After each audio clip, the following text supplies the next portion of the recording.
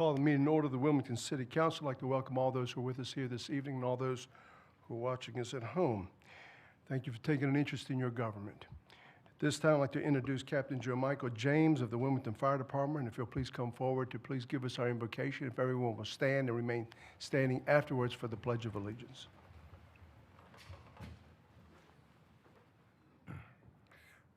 Let's bow our heads in reverence. Heavenly Father, we thank you for the gift of this city, for the people that serve it. Tonight, we ask for wisdom for our council members, wisdom to listen, decide fairly, and serve selflessly. Help our community preserve together, each doing their part for the greater good, working together to build something strong and everlasting. Bless every neighborhood, every public servant, and every resident. And let what we do here bring peace, justice, and unity, and guide us with truth and love. In Jesus' name, amen. Pledge allegiance To the flag of the United States of America and to the republic for which it stands, one nation, under God, indivisible, with liberty and justice for all.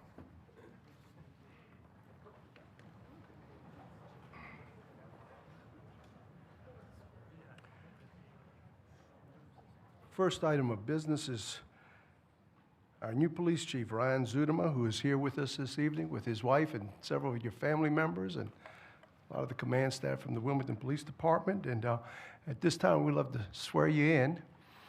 Not swear at you, but swear you in. And I would like to ask for the entire city council, this is a big moment for our community. If you all join me down here, and Penny Sidbury would administer the oath.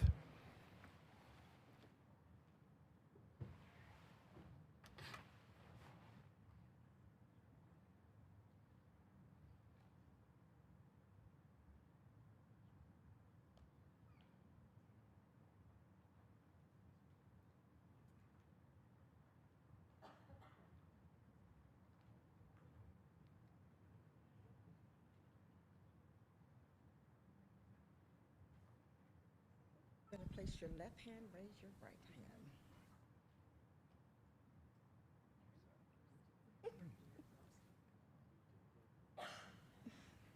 Okay, y'all good? Okay, appreciate it. I, Ryan M. Zudema, I, Ryan M. Zudema, do solemnly swear do solemnly swear that I will be alert that I will be alert and vigilant and vigilant to enforce to enforce the criminal laws the criminal laws of this state, of this state, that I will not that I will not be influenced be influenced in any matter in any manner on account on account of personal bias of personal bias or prejudice, or prejudice, that I will support that I will support and maintain maintain the Constitution the Constitution and laws of the United States the United States and the Constitution and laws and the Constitution and laws of the state of North Carolina, of the state of North Carolina, not inconsistent therewith, not inconsistent therewith, and that I will faithfully and that I will faithfully and impartially impartially discharge discharge and execute and execute the duties of my office the duties of my office as police chief as police chief for the city of Wilmington, for the city of Wilmington, according to the best of my skill, according to the best of my skill, abilities, abilities, and judgment, and judgment. so help me God. So help me God. Congratulations, sir. Thank you.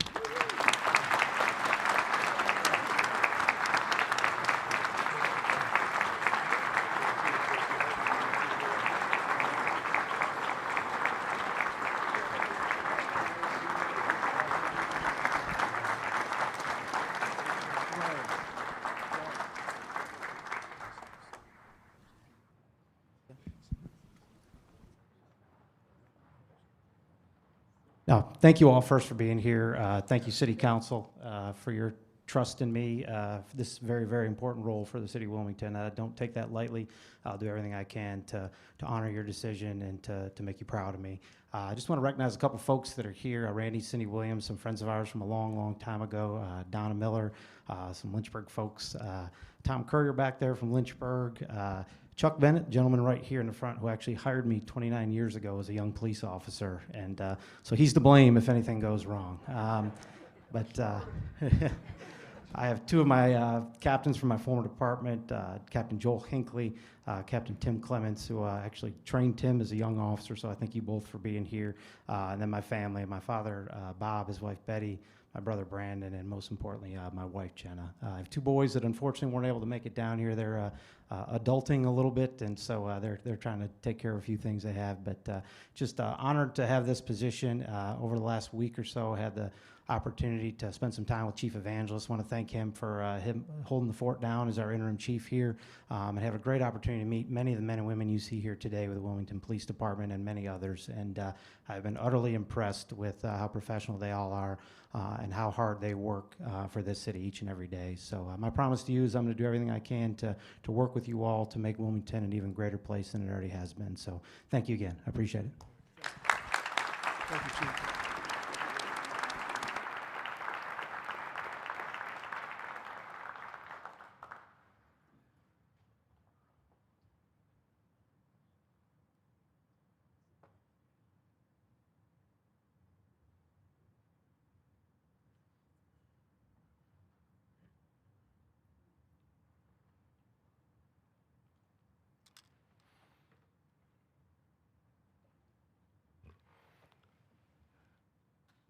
We have some elected leaders here, Tim Merrick with the Union County School Board that's with us here this evening.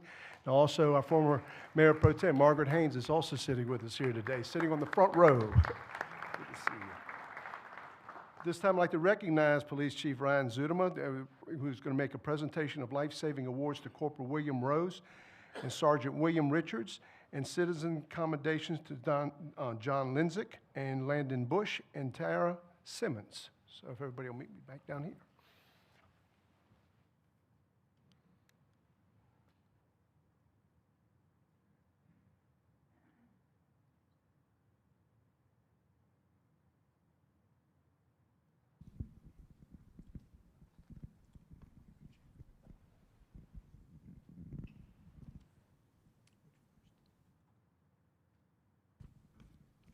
All right, it's always a great opportunity, even if it's your second day as a police chief, to recognize the incredible work that the men and women in public safety do. And what you're about to hear is a great example of the heroic work our men and women do every day.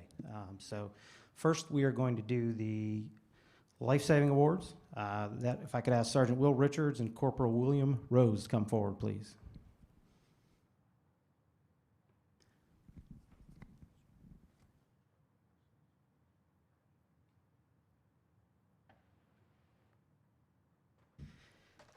On Saturday, May 31st, 2025, Sergeant Richards and Corporal Rose were both off duty in Biscoe, North Carolina.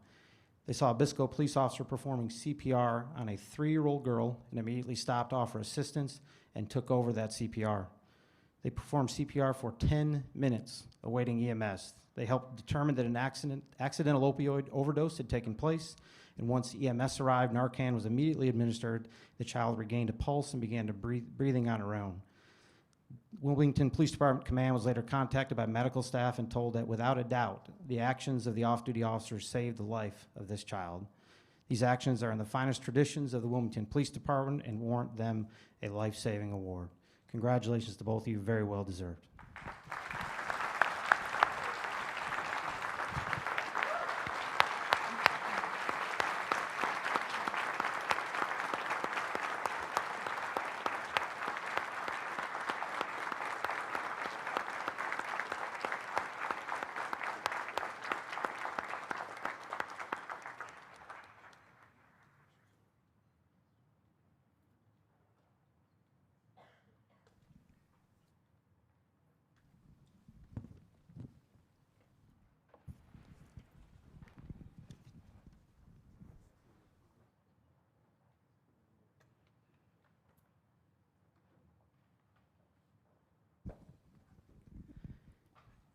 We talk about public safety. We can't do what we do as a police department without the support of our public safety partners in fire and EMS. And honored today to recognize 3 EMS staff. If I could ask John Lesnick, Landon Bush, and Tara Simmons to come forward if they are here.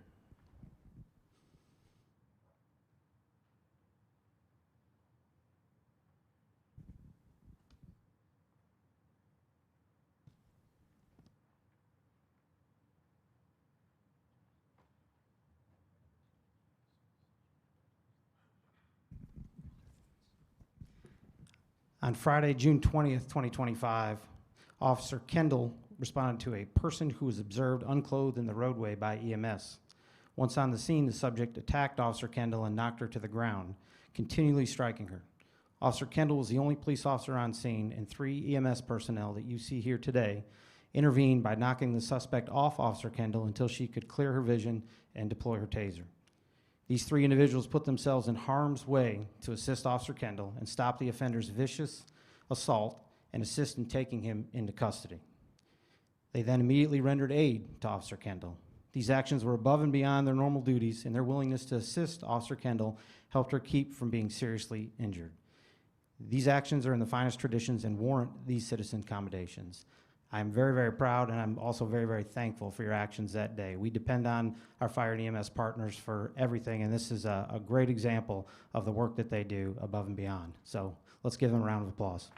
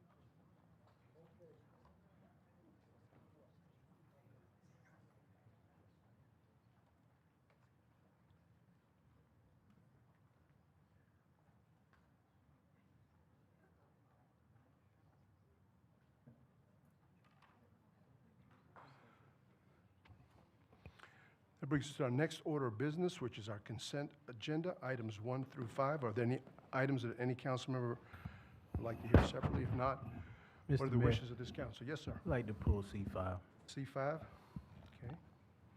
Any other items? Mr. Mayor, Mm-hmm. I would like to note that I had made some adjustments to the minutes that the clerk sent out today, and I don't know if I need to pull those or just note that they're being approved as amended. Have they been amended? Do we know? Madam Clerk? Mr. Mayor, if you look at your detailed agenda, it's noted that the revised minutes have been inserted and given to council, and those corrections that Councilman Select wanted have been included. Okay. So it's the revised minutes that you're considering. Okay, very good. So do we have a motion to approve items 1 through 4, excluding item C5? We have a motion to approve by Mayor Pro Tem Barnett, second by Councilmember Waddell. Any further discussion? All in favor of that motion, please indicate by saying aye. Aye. There we go. Item passes unanimously. At this time, I'd like to recognize Councilmember Spears. Ms. Spears? Ms. Hall, can I get the backstory to C5? Yes, sir. So that is a minor amendment to the interlocal agreement where the Transit Authority was simply looking to ensure that the members that are appointed and serve on the Transit Authority are in fact elected officials, so that they're able to have a more clear decision-making power and be speaking on direct behalf of the entity. And so a similar agreement or identical agreement is going to the county for their ratification. So it's just a mild change that whoever's serving on that board, they would like to be active council members. But they've been appointed by us, right? We've selected the person? Correct. Does that not mean that we trust the person that we've appointed to handle that business? That is the extent of my knowledge on this. I may defer to Council Member Andrews. I think some of this discussion was before I came to the city, so I'm not directly Okay, familiar that's with what all I'm the talking reasoning about, behind the it. backstory. Let me get the backstory to this. If it was before you came to the city, it was certainly before I came to the city, Uh-oh. but yeah, that was, my understanding was that was the intent of the agreement to begin with, and that they had never specified, and that the county had always been appointing an elected official, and that was the city's intent as well, and they just are memorializing it. Mr. Spears, it was, there's one specific member on the board from both the county and the city, from each of them, that are current serving elected officials, and the change is just to make it so that if those officials are no longer serving, if they roll off, if they lose the election, whatever, that they will not continue on the board. It'll be another elected official. And so that was the point, to ensure that it's a current city or council member for those two positions. The rest are filled by staff and city and county managers. So who currently serves in both appointed positions for the county and the city? Ms. Andrews is on for the city, and then, is it Mr. Scalise or Scalise, Mr. Rivenbart yes. now? It's Mr. Scalise. Mr. Scalise for the county. Okay, thank you. I'll make a motion to approve. We have a motion to approve by Councilmember Spears.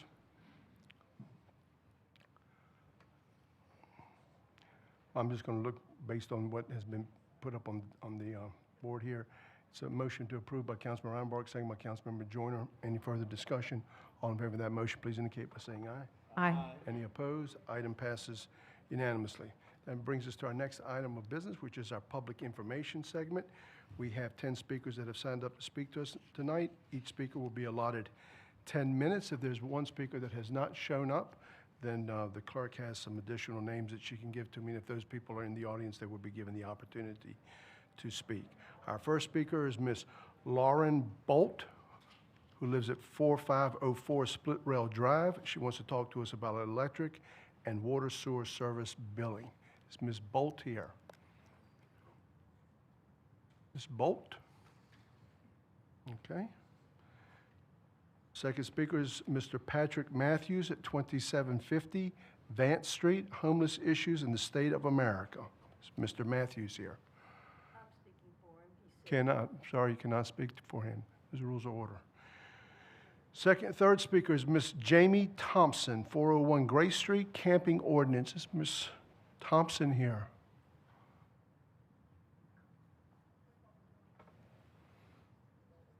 Fourth speaker, Mr. Robert Carpenter at 106 Castle Street, Ordinance, Section 6-10, certain actions prohibited on city property.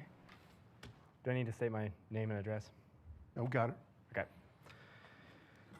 I'm here because Councilman Waddell has proposed criminalizing homelessness. Well, like Nixon's war on drugs, you can't make it illegal to be poor or homeless, but you can make it illegal to do the things that poor and homeless people do. When this was first introduced, the police sent a representative here to preach some outdated Rudy Giuliani-style policing. But even the fine folks at Four Seasons Landscaping know that the leading indicator of crime is poverty. This ordinance won't change what the police do. They said it themselves. But what it does do is send a message that the poor and needy are not welcome in Wilmington. I'm a resident, but I'm also the current co-chair of the Wilmington chapter of the Democratic Socialist of America. We founded our chapter in 2020, and since then have removed trash from local encampments every single month. We learned that if a spot wasn't an eyesore, then it was less likely to be disturbed by the city or the county, so the residents could enjoy some degree of stability. By interacting with these people directly, we came to learn about their daily struggles. For example, imagine living without regular trash service and how quickly your home would become unlivable. We assisted with the semi-organized state of the former encampment on MLK and Carr, and then saw it decimated by the County Board of Commissioners. We watched as the people who live there were forced to relocate, and then were demonized for doing so. There seems to be some confusion last meeting regarding the nature of our opposition, with the implication being that we don't think the city does anything to help unhoused and low-income people. Nobody behind me is saying this. What we're saying is that rising housing costs are a systemic problem that will continue to create homelessness, and that this problem is not being addressed. It's clearly not enough to hope and pray that private developers might take advantage of tax credits to provide a few units of low-income housing.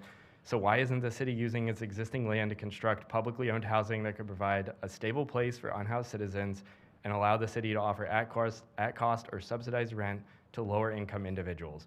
The endowment can fund this, or we could follow the lead of municipalities that have levied additional taxes on million-dollar homes and vacation homes. Listing off a handful of programs that aren't adding up to a solution and then throwing up your hands and saying the only fix is to write citations to people who already don't have any money comes off as cruel and incompetent. That is, if your goal is to actually end homelessness.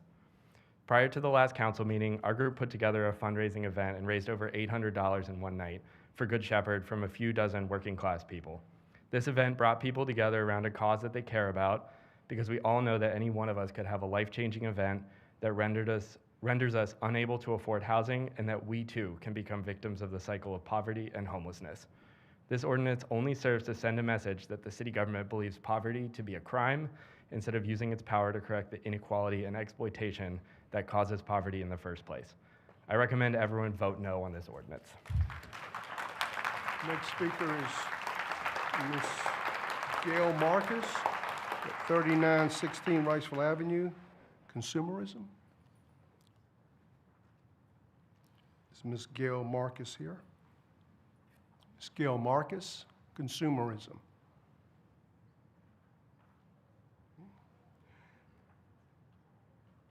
Ms. Ellen Harrigan, confirmed, 1934 Hillsborough Road, our unhoused population. Hillsborough. Thank you, Mr. Mayor, City Council members. I'm here to speak against this ordinance. You know, not having a home does not really make you a criminal.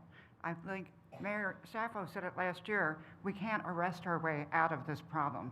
So as realtors, shouldn't you all be good at finding people homes? I don't understand what the problem is. So, plus, you know, the language in the ordinance is very vague. It's talk about occupying. What does that really even mean? If somebody's standing there, they're going to get a citation. This is not America.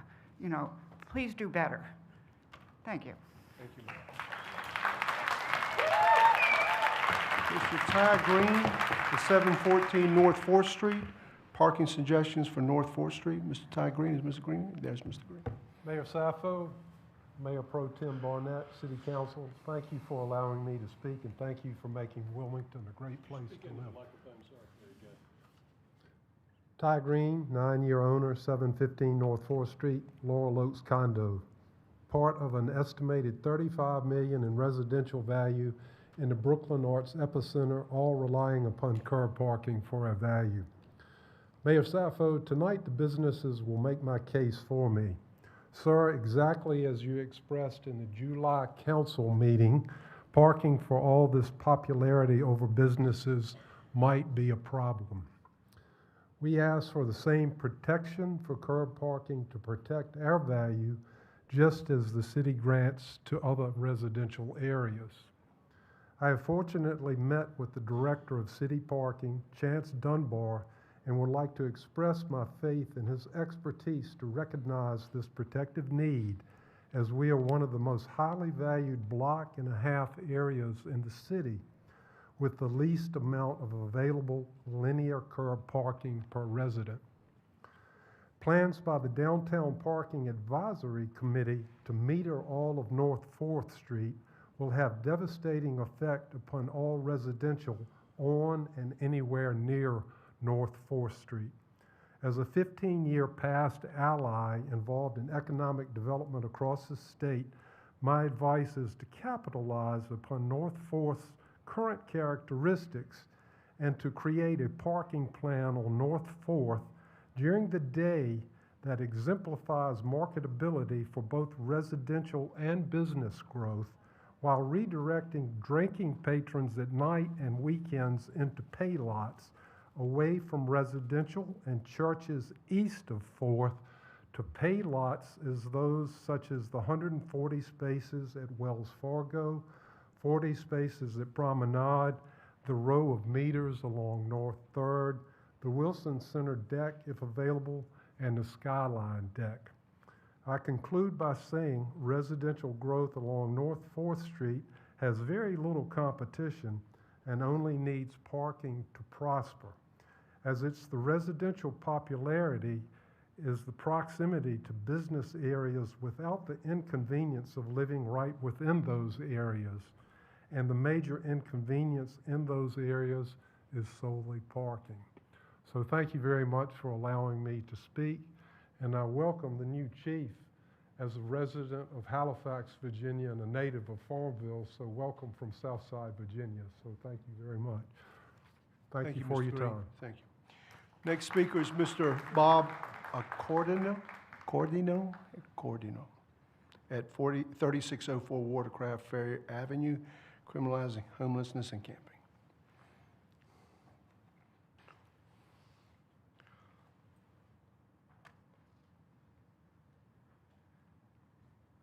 Mayor Saffo and council members, thank you for the opportunity to speak tonight.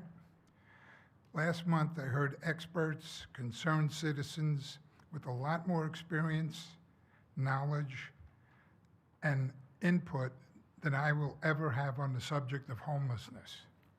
Mayor Saffo, you spoke passionately about the things the city has done in the past and the money spent trying to make a difference.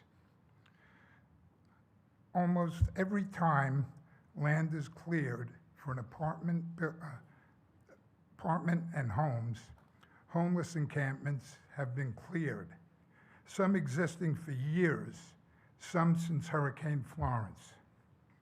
I do understand the frustration of business owners and residents, especially downtown, with the ongoing problems that they face. I myself have never been accosted or threatened by a panhandler, whether I was downtown or driving by numerous corners, intersections where they accumulate, usually near where they're camping. We already have laws prohibiting public intoxication, urination, and disorderly conduct. With this ordinance, the only thing that I see happening is making misfortune a crime and trying to find a place to sleep a crime.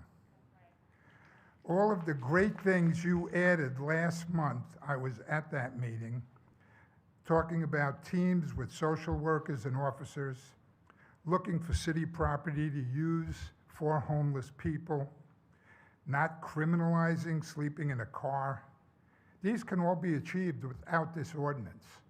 You can just do it, as you brought up last week, find the money for the social workers so they can work with the officers. You don't need an ordinance to get this accomplished. I also find it very interesting that this ongoing problem has taken center stage in an election year, something that nobody has seemed to notice or cares to talk about. In the name of dignity and human kindness, please reconsider passing this ordinance. Thank you. Thank you.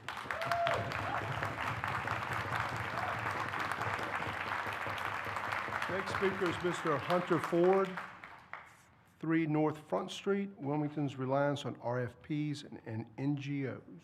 Mr. Ford.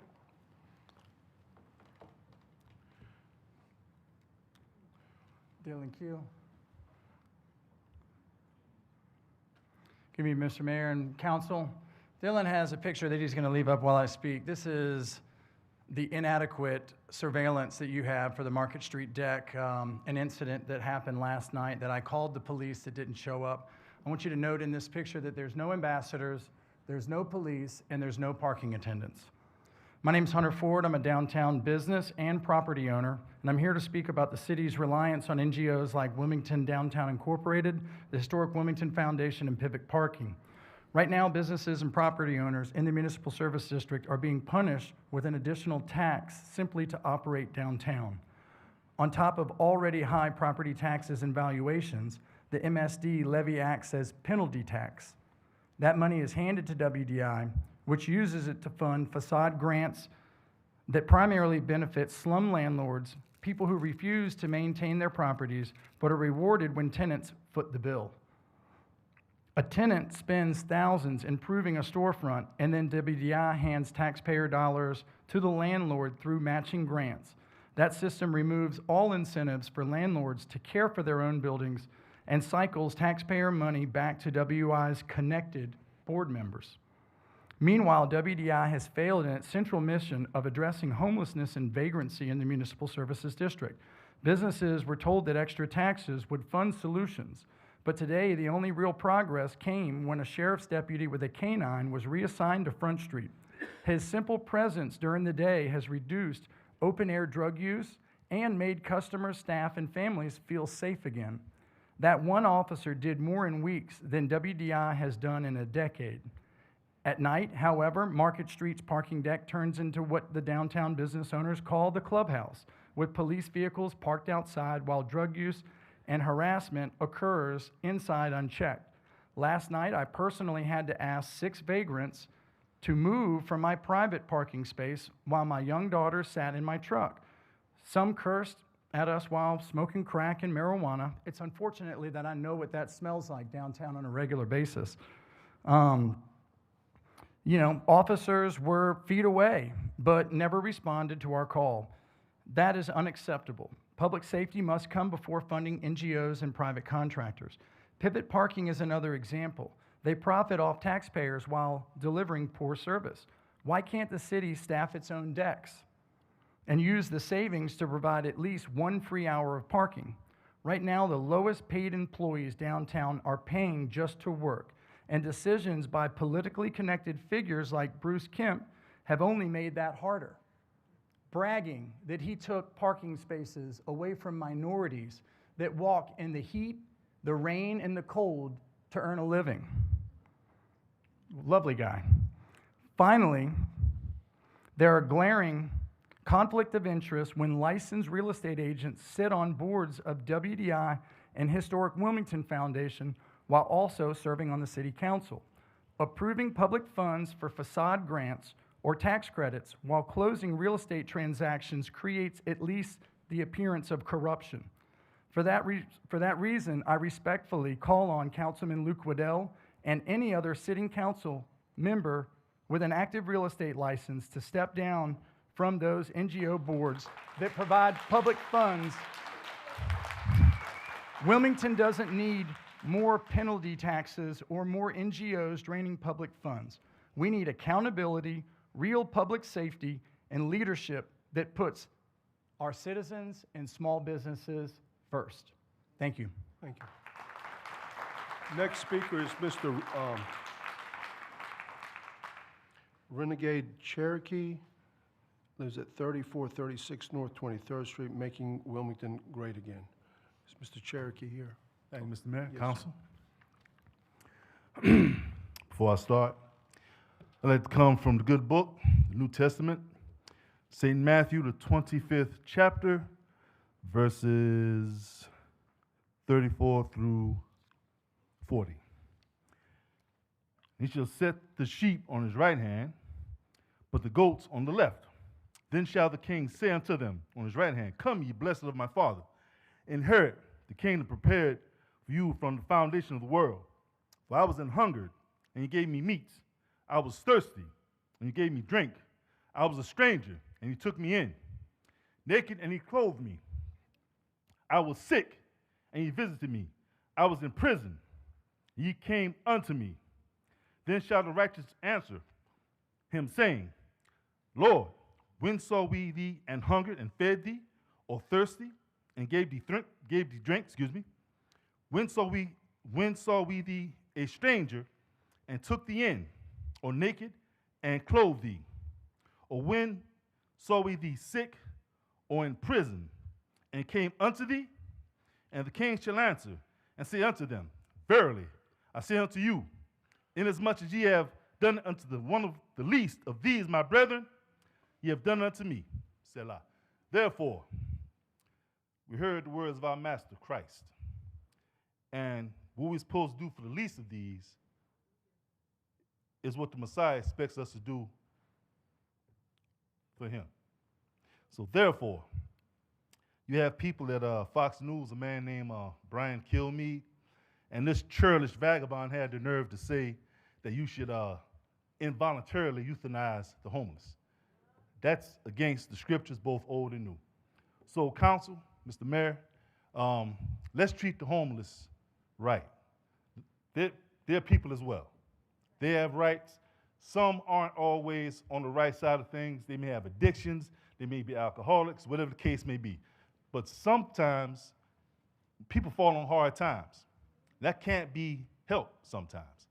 So when people come on hard times, it's up to our neighbor to help them, lift them up from the lower state that they're in. So please remember, we are thankful we have jobs, homes, automobiles, etc. Let's, for one moment, just think about those who are less fortunate than us. Let's be more humane. I'm not talking about coddling criminals. Criminals need to be put in prison. But how about get to the root of the problem? Why is this man homeless? Why is he behaving in this fashion? Let's try to help these people instead of imprison them. Because if we call ourselves Christians, believers in one God, then we would do what the scriptures tell us to do. Thank you very much. Thank you, sir.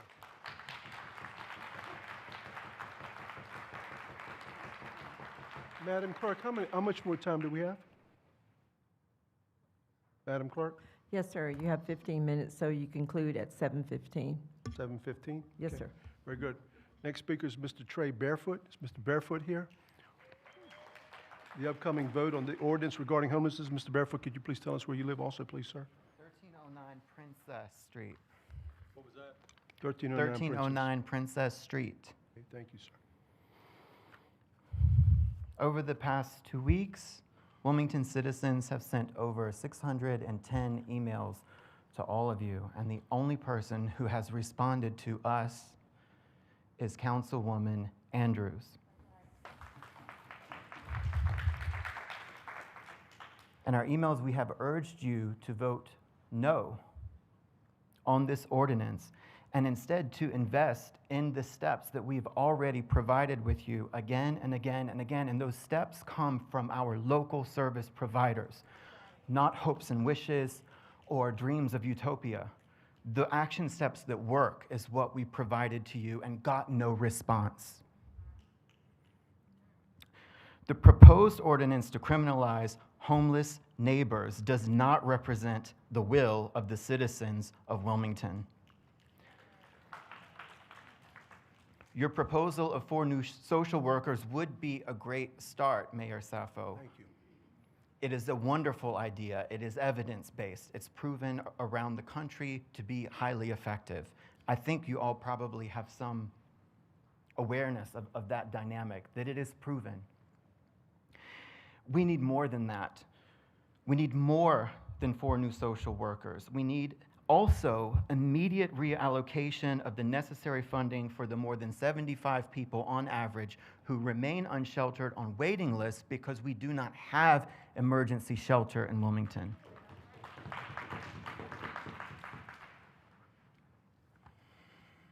We as citizens and taxpayers of Wilmington demand that the council members here use their power and authority, your power and authority, to fund justice, education, healing, and the future, rather than criminalizing humans. We demand that instead of demonizing humans or playing into fear-mongering or power grabs that mimic the larger authoritarian and fascist regimes taking over this country, instead of that, we ask for help through allocation of sufficient, adequate funding to treat this issue on a long-term basis. We do not want any more empty promises of all of the funding that was inadvertently funneled into housing projects that are not affordable. If these housing projects, if you need to be a teacher or a nurse to afford what is considered affordable in that neighborhood, which is sometimes $70,000 a year, that is not a solution for unhoused people right now. If you pass Waddell's proposal, the council members here will collectively agree to criminalize homelessness, but that choice will be an active abuse of power. It is a betrayal of our citizens and a gross failure to protect and serve our community.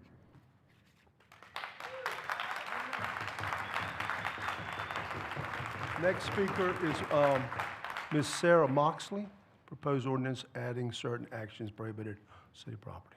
Ms. Moxley, could you also give us your address, please, ma'am? I am not comfortable stating my address for safety reasons. It's on the form that I submitted online, though, so you have it for reference. Thank you. All right, good evening. I was a service provider focused on homelessness here in Wilmington from 2019 to 2021. I had the immense privilege of becoming friends with many of our unhoused neighbors, and it taught me how difficult it is to guess someone's needs from the outside looking in. Fortunately, our current local service providers have created a list of recommended steps that the city could take to most effectively address this crisis in our community. Over the past 2 weeks, as Trey just said, you've received 610 emails from Wilmington citizens asking you to vote no on this ordinance and instead invest in the recommended steps from our local service providers. Here are some of the steps. Number 1, consult with the people who have lost their homes and ask for their advice on how to be solution-focused. They know better than anyone where the gaps and challenges lie. Be sure to ask people in a variety of situations, living outdoors, in a shelter, in cars, couch hopping, living doubled up with another household. Remember, homelessness is an iceberg. You only publicly see a very small percentage of the people affected. Number 2, redistribute the mobile shower trailer and laundry trailer currently in WPD's possession to local organizations who can mobilize them immediately. Number 3, focus on enforcing existing laws against harmful illegal acts, not adding more ordinances that center a demographic that doesn't seem to be the central issue. Everyone, including those who have lost homes, prefer a safer community where people who act destructively are held accountable. Please do not blame people who sleep outside for behaviors unrelated to them. These behaviors are often by people who are intoxicated downtown, but they are being blamed on the people who don't have homes. Number 4, expand downtown social work support, especially during the most problematic hours. And I'm glad that Mayor Sappho has talked about allocating those resources and definitely want to see that happen. Number 5, most importantly, prioritize increasing access to rentals and homes affordable to lower income neighbors. Prevention is building a healthy housing ecosystem. If we do not address our 7,000 plus unit housing stock gap, things are guaranteed to get worse. Support housing policies and incentives that make it easier for working class residents and people who are unhoused currently to rent locally. Consult with local pros like Cape Fear Collective, Cape Fear Housing Coalition, Cape Fear Homeless Continuum of Care for more tools to execute. We have local experts. Let's listen to them.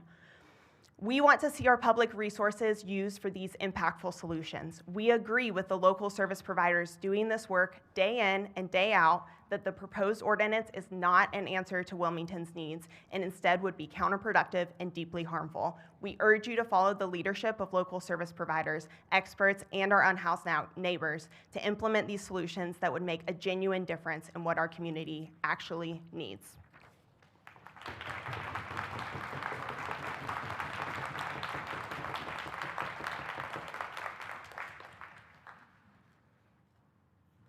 Okay, that's the last speaker for this evening. That brings us to our next item. Mr. Mayor. of business. Yes, sir. I believe I saw on the list that former Mayor Pro Tem Margaret Haynes had signed up to speak, and this may require the rules of order to be adjusted. But I'd like to give her the opportunity. I think she's spent 13 years on this council to speak, if appropriate, and if I need to, Meredith or Madam Attorney, if I need to make a motion to amend the rules to do that, I'm happy to do so. If you could give me some guidance, thank you. Yes, sir. It'd be a motion to waive the rules and allow Ms. Haynes to speak. So moved.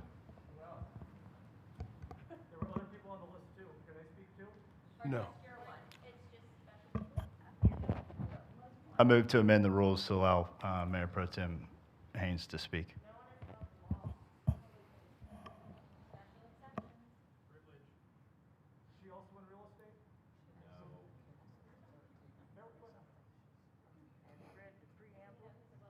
We have a motion by Mr. Waddell to amend the rules. So, Mr. Mayor, my motion You have a second? has been seconded by Councilmember Rivenbark, so. And respectfully, I'd like to ask if we could get some order in here as well. Thank you. Okay. All in favor of that motion, please indicate by saying aye. Okay, fails 4-3. That brings us to our next item of business.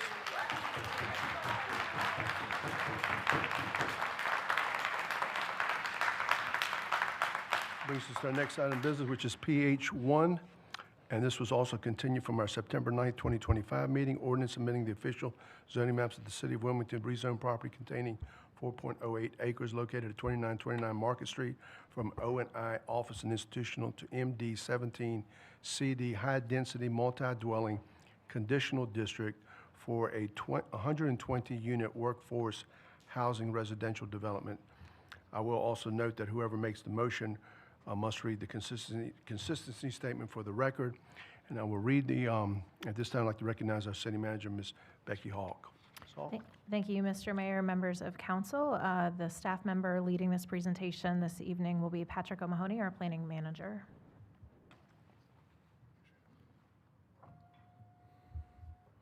Good evening, Mayor, Mayor Pro Tem, members of council. As mentioned, this site is located at 2929 Market Street. It is located at the northwest corner of Market Street and North 30th Street. It's approximately 4.08 acres in size and is currently occupied by a 48-room hotel. This map shows the general vicinity surrounding the request, as well as the existing site conditions. These are photos of the site from the surrounding roadway network along Market Street and North 30th Street. And these are some photos of adjacent land uses, which consist of some vacant lots, commercial uses, and residential uses to the north and west. As mentioned, this site is located in an area that's currently zoned O&I, Office and Institutional. This portion of Market Street contains both O&I zoning and CB Community Business zoning to the east across North 30th Street. There's R10 residential zoning located directly to the north as well. The applicant's proposing to rezone the site from the existing O&I district to an MD 17 CD conditional district for a 120-unit residential development. The current proposal consists of 2 multi-dwelling buildings containing a total of 120 units. This is for a density of 29.4 units an acre. There are proposed to be 48 one-bedroom units, 42 bedroom units, and 32 three-bedroom units. The proposed MD 17 zoning district allows for 17 units an acre. However, if a workforce housing component consisting of at least 10% of the total site units is provided at 80% of the area median income, the density may be increased to 36 units an acre. As mentioned, they're at about 29 units an acre with this proposal. All of the units within the proposed development are provided as workforce housing units ranging from 30 to 80% of the area median income. And this income limit will apply for a minimum of 30 years. There are 2 driveway access points, one on Market Street and one on North 30th Street, and there are 156 parking spaces proposed for the 120 units. These are the elevations provided by the applicant, showing the street-facing facades. The Crate Wilmington Comprehensive Plan designates this area as a suburban commercial retrofit designated area of opportunity. On the growth strategies map, it's also located within an urban mixed-use center and along a major corridor and community connector road, as well as along a high-capacity transit route. Areas well suited for infill development should be redeveloped in a way that maintains or enhances the desired character, increases housing options, and improves the overall quality of life in the vicinity. New development and density increases are encouraged by the Crate Wilmington Comprehensive Plan for sites that are within close proximity to commercial service, employment centers, and transit routes. The proposed development is compatible with the surrounding area, takes advantage of those existing utilities located along Market Street, and increases affordable housing options along the central corridor near transit services. Therefore, staff believes the request is consistent with the Crate Wilmington Comprehensive Plan, and that's reasonable in the public interest and recommends conditional approval. Planning Commission also recommended approval at their August meeting as well. That concludes my presentation. I'm happy to answer any questions that you may have, and the applicant's here as well with the presentation. Any questions of the staff? Okay. All right, thank you. This time, I'd like to recognize the applicant. Yep. Thank you. I apologize. It's my first meeting at this new facility, so thank you for bearing with me as we go through this. My name is Amy Schaefer. I'm here on behalf of the applicant tonight, Blue Ridge Atlantic. And as Mr. O'Mahony said, this is a 100% affordable project for 30 years, 30 to 80% AMI. There we go. I did want to point out that there is a wave transit stop directly across 30th Street from our project. And in addition, the new Michael Jordan Novant Health facility is right down 30th Street on Princess Place from this project. In addition, there's a CVS, the YMCA is right across the street, and there's a Food Lion nearby as well. Again, Mr. O'Mahony went through all of this, so I will not. I did want to point out right now, the site is not in compliance with city code regulations for setbacks, street yard requirements, stormwater. It was developed much before any of those regulations, so any redevelopment would bring that into compliance. As you can see here along 30th Street, there are no sidewalks and the buildings pulled up to the street. Our plan would pull the building back a little bit from the street to allow for sidewalks and street trees and all those things that you typically see with new developments. As you can see, there is a large buffer to the top of the plan, as well as between our property and the residences on Chestnut, and I'll get to that, but those are planned to be tree save areas where trees are not taken down. And so the bottom right helps you to kind of see the buffer behind the property as you're going down 30th Street. Again, just some of the surrounding properties.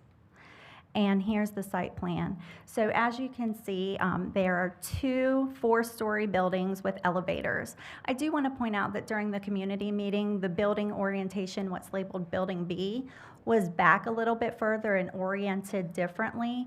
After the community meeting and talking with staff, the building was turned so that it was moved further away. It's almost 100 feet from our property line now. In addition, the amenities are in that courtyard area. They were back behind the building so that will help buffer any noise, sound, things like that on the project. There, as Mr. O'Mahony said, 48 one-bedroom, 42 bedroom, and 32 3-bedrooms that will be a mix of affordability. The project will have infiltration stormwater, so that's why you don't see a stormwater pond here, and that's been tested for the soils already.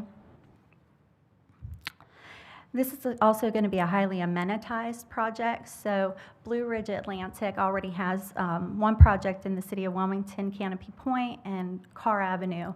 They do really nice developments. So the kids who live here are going to have a playground. They're going to have a pool. There's a fitness room. There's secured building access, tenant storage areas, so you can pick up your parcels. There's going to be a computer center with Wi-Fi access. So if you don't have internet in your home, in your apartment, you will be able to have it at the computer center to go down and do your homework or work. Again, the elevations were shown. A concern that came up from the neighbors was the distance. It's a 4-story building. But again, there is 80 feet to the buffer. There's a 20-foot tree buffer, which is going to remain and be supplemented. And then it's approximately another 60 feet to the nearest residence. The tree save area, I think that the developer and the land planners did a really good job of this. They're only taking down right now around a dozen trees, and some of them are in the middle. But as you can see, some of them are being saved in the courtyard. So the dark green are the trees that's being saved. All around the perimeter is a tree save buffer. In addition to that, the project is going to be planting 85 new trees. And again, just to kind of help you see the tree conservation areas that will be preserved as part of this project. Okay, the rent ranges. Rent ranges are going to range from anywhere $520 to $1,700 for the apartments, and then there will also be a utility allowance with that. Trash is included, the water and sewer, electricity, utility allowance, and as I mentioned, Wi-Fi will be available. Traffic is always a concern, but this project generates far less traffic than a lot of the by right uses that could be put on the site. I do have my traffic engineer here if there are any specific projects or questions that you might have. I did want to point out that we will have an access on Market Street as well as 30th. So the envisionment is that Market Street will be a right-in, right-out. Eventually, there'll be a median once the Market Street project gets finished.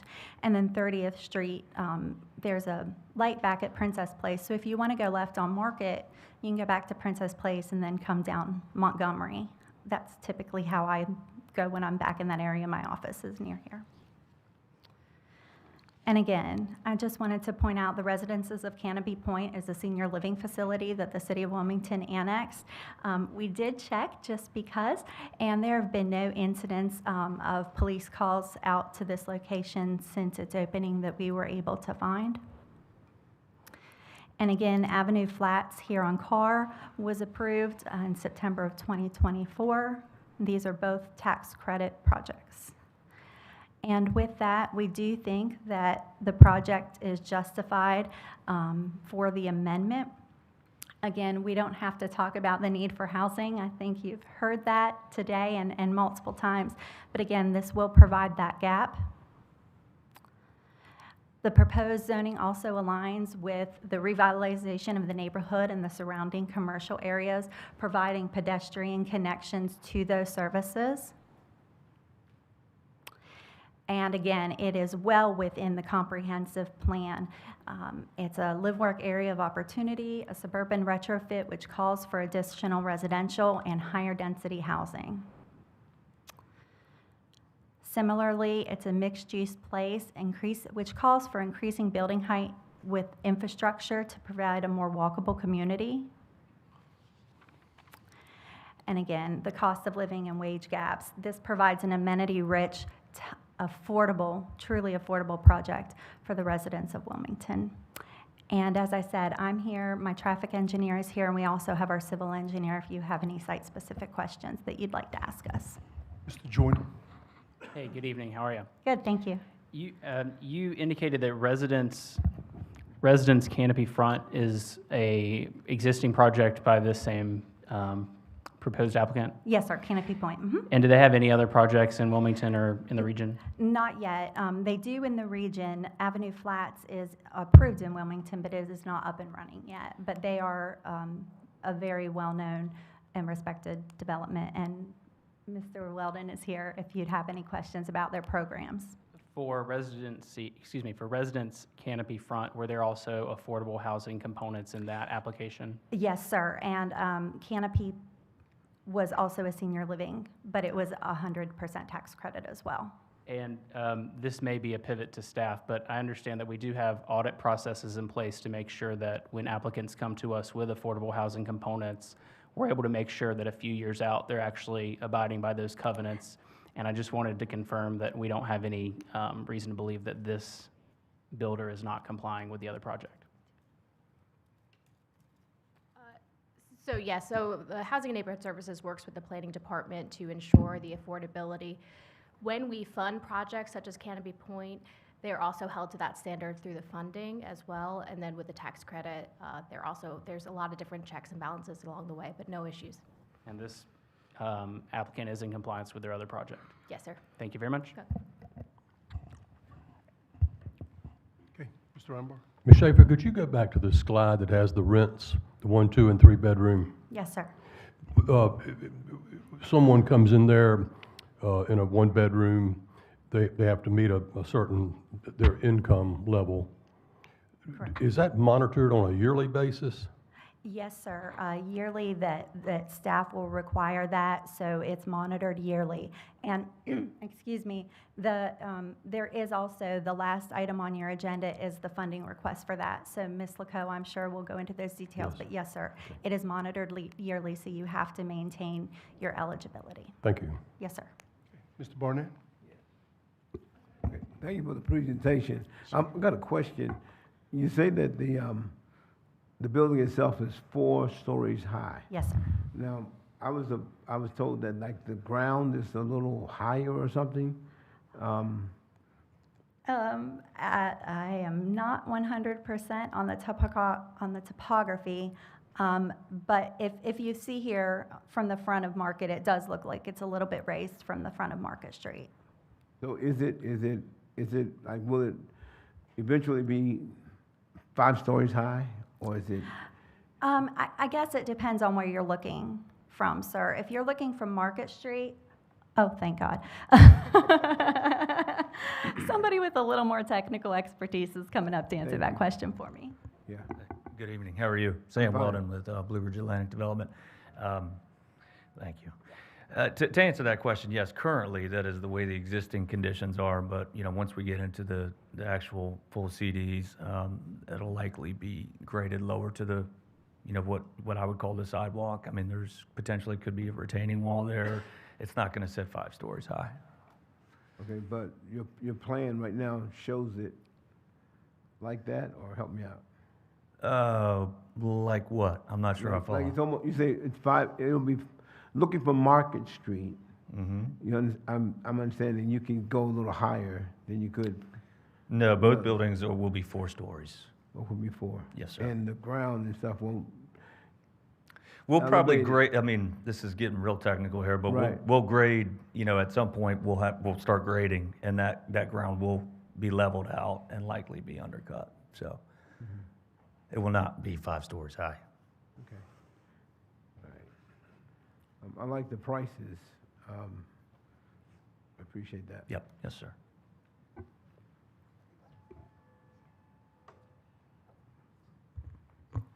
Mr. Spears? I guess I hate to be the bearer of bad news, Amy. Uh-oh. You all are saying all of the good things. Affordable housing, 30 to 80% AMI, fills the housing gap, workforce housing, all of the things. But this drastically changes the dynamics of this community. I live here. I don't live at the hotel, but I live in the neighborhood. I see some of my neighbors, and I was wondering why I saw so many familiar faces. But the biggest concern here is traffic. You bring in, how many units? 120, sir. 120 units to 30th and Market. Where right now, what time? And I always say 5 o'clock, but almost at any time of the day, even at night, trying to cross Market from 30th is an issue. So you bring in 120 units, you bring in at least 100 cars. I don't know how many trips it is. You have it. We have it at 60 at peak total. 60 more cars? 60 trips. 60 trips. Yes, sir. Okay. And you mentioned the light at Prince's Place and going to Montgomery to cross Market to take Koval. Yes, sir. Or left it onto Market. Yes, Yeah, sir. or left or right onto Market. Still, that infrastructure is not made for that. That community is not made for that. And also, earlier this year, we approved the development to go where on Koval, pretty much across from Gervais, or what the old state facility, mental health, whatever it was there. So I begged and pleaded with my counterparts to make that a right in and right out, and they chose not to. And we understand what traffic is at Market and Koval right there. So I'm gonna use the word gridlock from Montgomery to 30th. And even on the other side, let's factor in the Indochin's traffic. And so, again, I think you're saying all of the good things, but this is a huge issue for people in this community, and this is going to be a huge discomfort for people in this community. And also, let's just mention what you're going to attract with the pool. With a pool there and a brand new playground, you're gonna attract some things that you may not be even fathoming at this point, but it may have a negative impact, and I just have to look out for and speak for, and I'm certain the neighbors are going to speak. I hope you all speak very adamantly about how you feel this will impact you. But me sitting here, I just have to voice my concerns from my perspective. And again, I'm not too far. I probably travel up and down this road every day at some point. So that's all I have for now. If I may. Sure. So the pool and the playground, again, I think it's really important for a 2 and 3 bedroom that are going to have families to have those amenities. And we can definitely speak to the property management side of things, and how the residents have to comply with all the property management rules. And I do want to say that it's really important to put these projects where they're called for in the comprehensive plan. And again, this is an urban mixed-use growth node on a major corridor, suburban retrofit. So this is exactly what's called for in the city's comprehensive plan and the location, understanding that right now there might be some growing pains. I understand that, but the people that make that plan don't live there. Yes, sir.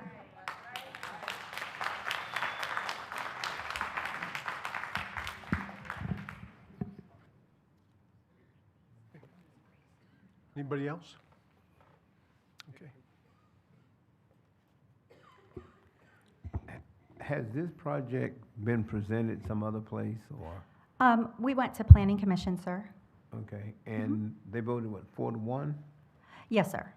Do you know what the one objection was? I'm just curious. Yes, sir. There was some question about, I don't know if you remember, sir, the Carolinian Inn across the street came through.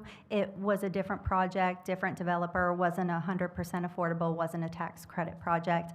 I think there was some concern about that and the influence it had on this. Also, there were some concerns about traffic. I don't know if that was the major impact reason for the vote against, but that's my recollection of Planning Board. Okay, and so this project is not the same as the one that was? Oh, no, sir. Not No, the sir. same developer or anything? Not same developer, not same project. That was market rate with some some workforce. This is a completely different project, different developer. Okay, thank you. Mr. Waddell? Amy, I wonder if you or Mr. Weldon could just take some time to just, from a macro level, explain the LIHTC program for my edification to anybody else who may not understand it. I hear a lot of people talking about how we need affordable housing and how important that is and the reverberations that it has through our community. So I wonder if you may just take a moment and explain to me what the LIHTC program is, how you've been successful with it in the past. Thank you. Yeah, absolutely. So on a macro level, the LIHTC stands for Low Income Housing Tax Credit. It's administered through this state agency, North Carolina Housing Finance Agency. This particular project is you submit an application to them, they approve the application, you have your financing, and then after you close, you have your construction, you have your, your lease up with all of the compliance pieces that the federal government and the state agency administers, which is obviously we're committing and have a land use restriction covenant that supersedes the property for 30 years. So when we commit to these AMI levels, that's what we're in for 30 years. So, you have annual inspections, you have, as it was mentioned earlier with Councilmember Joyner, you have other financing pieces from the city, from the county, where there's also more compliance pieces to it. But generally, getting real into the weeds, there's equity that is sold to institutional investors where there's tax credits for them on the back end, and we use that equity to fund these projects. Thank you. That is helpful, even to me. But so that tax credit that you or your investors are receiving is predicated on 100% affordability component, the low income affordability component integrated in that project and deed restricted for 30 years. That's correct. That's fair. That's fair assessment. 100% accurate. Yes, sir. Thank you. I appreciate that. I'd just like to ask a question of staff. Currently, we have an O&I office and institutional, and they're asking for the MD 17 to get this affordable housing project done. On the current O&I office and institution, since it is currently a motel, can another hotel motel be built there? Yes, it could. Excuse me. Yes, it could. It's an allowable use within the district.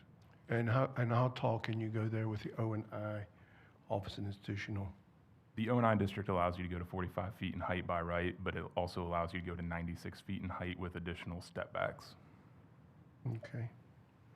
So it's about the same in regards to the height, but you can go with setbacks. You can go up to nine stories. 96 feet. Well, that's 9 stories, eight to 9 stories. Yeah. Okay. Correct. And currently, I know that this is was one of the hotel. I know that this was one of the motels that we had a lot of calls there. I don't know if we have anybody in the police department that can share any of that information with us, but I'd like to see what the call, if we could get some information about that, because I know that we've had a lot of calls for service to that particular hotel, just like we did at the Carolinian. I'd like to know how many calls and what those calls existed, just on a yearly basis, because I know there's been a lot of calls for service. I've heard it from the neighborhood there. So I'd just like to know what that number is, too. Mr. Mayor, if I could speak to that. We did have some issues with this motel back when we were doing nuisance abatement items or actions against several other hotels against Market Street. We eventually did not take or wind up with a consent judgment against this particular hotel, but it was investigated at that time. I have asked the police department recently to look at the numbers. They have dropped significantly, or they have dropped some in the last few years, but we are still having regular calls for service out there. And so they have not dropped a significant amount since we were doing those actions, and since 2020, they've been at least continuous or ticking up. Okay, thank you. Mrs. Spears. Now, Mr. Mayor, I wouldn't typically do this, but I can't agree with your strategy here, where you're trying to use the crime in that community and at that intersection, at that hotel has dropped significantly. Now, we do see homelessness. We see homeless people at the corner, either side of the corner, walking through the community. We've talked about this, and we'll talk about this as we go further along with this homeless ordinance. But I don't want you to use fear-mongering to try to promote this project. Again, it checks the boxes, but there's going to be a severe discomfort, and Amy calls it growing pains. Fine, whatever. But I want to hear from the people of this community other than myself, and I know how I'll be impacted. And I don't believe that they're on board with this. And I don't believe that we should use crime or the nuisance abatements that have taken place. And how long ago was that? The latest was 2020, but that was like an extremely long time. Yes, sir. It's been a while since those, and we have not done any additional ones since 2020. And this one was not one of the ones we ultimately took action on. It was just one of the ones we investigated at the time. All right. So I'll speak for my neighbors. We're pretty safe right there. So I mean, if you're for this project, be for it. But don't try to use crime or fear mongering as a tactic to get this as an approval. I can't be on board with that. Ms. Andrews. Yeah, how many units are in this hotel, the Azalea Inn, and how many, first of all, is it currently operational? Yes, ma'am. Okay, and so how many units do they have right now? Pat, did you double check that? It's 40. I believe it's 48 units or 48 rooms. Okay. So when you, and it's 120 units that you're putting in? Yes, ma'am. So when you say that it's going to be a net increase at peak of 60, it takes into account the traffic that's already there, or no? So we were not required to run a traffic impact analysis for this project. It didn't hit the threshold. But because we knew traffic was going to be an issue, the developer did hire Davenport Engineering to take a look at the traffic. And so that's where these numbers come from, Councilwoman Councilwoman Andrews. And so the peak PM is 60 trips. The peak AM is 60 trips. So that is what this will do, not any increase or decrease over what is there right now, because it's so hard to tell. You don't know, are they all full, or are they not full? Right. Okay. You know, so trip generation is just based on the proposed land use. And then, some of the what could be done by right land uses we provided as well. Thank you. Yes, ma'am. Anybody else? Thank you. Thank you. We'll now open up the public hearing and ask if anybody in the public would like to speak. This public hearing will be set at 30 minutes, and each speaker will be allotted 3 minutes. Just state your name for the record and where you live.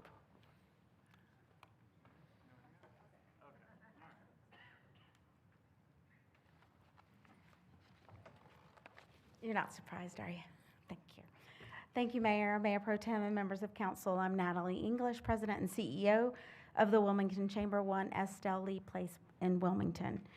I know you know, there's no secret that we don't have enough housing in Wilmington. You've heard a lot of people last time you met and tonight talk about that. And as the business advocate in our region, I'm here to echo that sentiment and to support it. And especially this project because it is workforce housing. Workforce means teachers, it means our protectors, fire, police. It means administrative personnel. It means our students who are coming out of our university and even our high school. They can't afford to live here in their first jobs. We have members who tell us that they have employees who are having to travel entirely too far anymore, and some of them are deciding to find jobs closer to the homes that they're having to live in, and so they're losing good employees. I believe, and the Chamber believes, that the Market Street corridor is the right kind of a place for this type of multifamily development. It's close to what limited public transportation that we have. There's a stop nearby. It is consistent with the comprehensive plan because our comprehensive plan does encourage density in the right places in our community. And it frustrates me that in our community, not just ours, but that we on the one hand want to fight for more housing, we want to fight to provide places for people who are unhoused, and then we say, but not in my backyard. So I have committed myself to say, yes, in my backyard.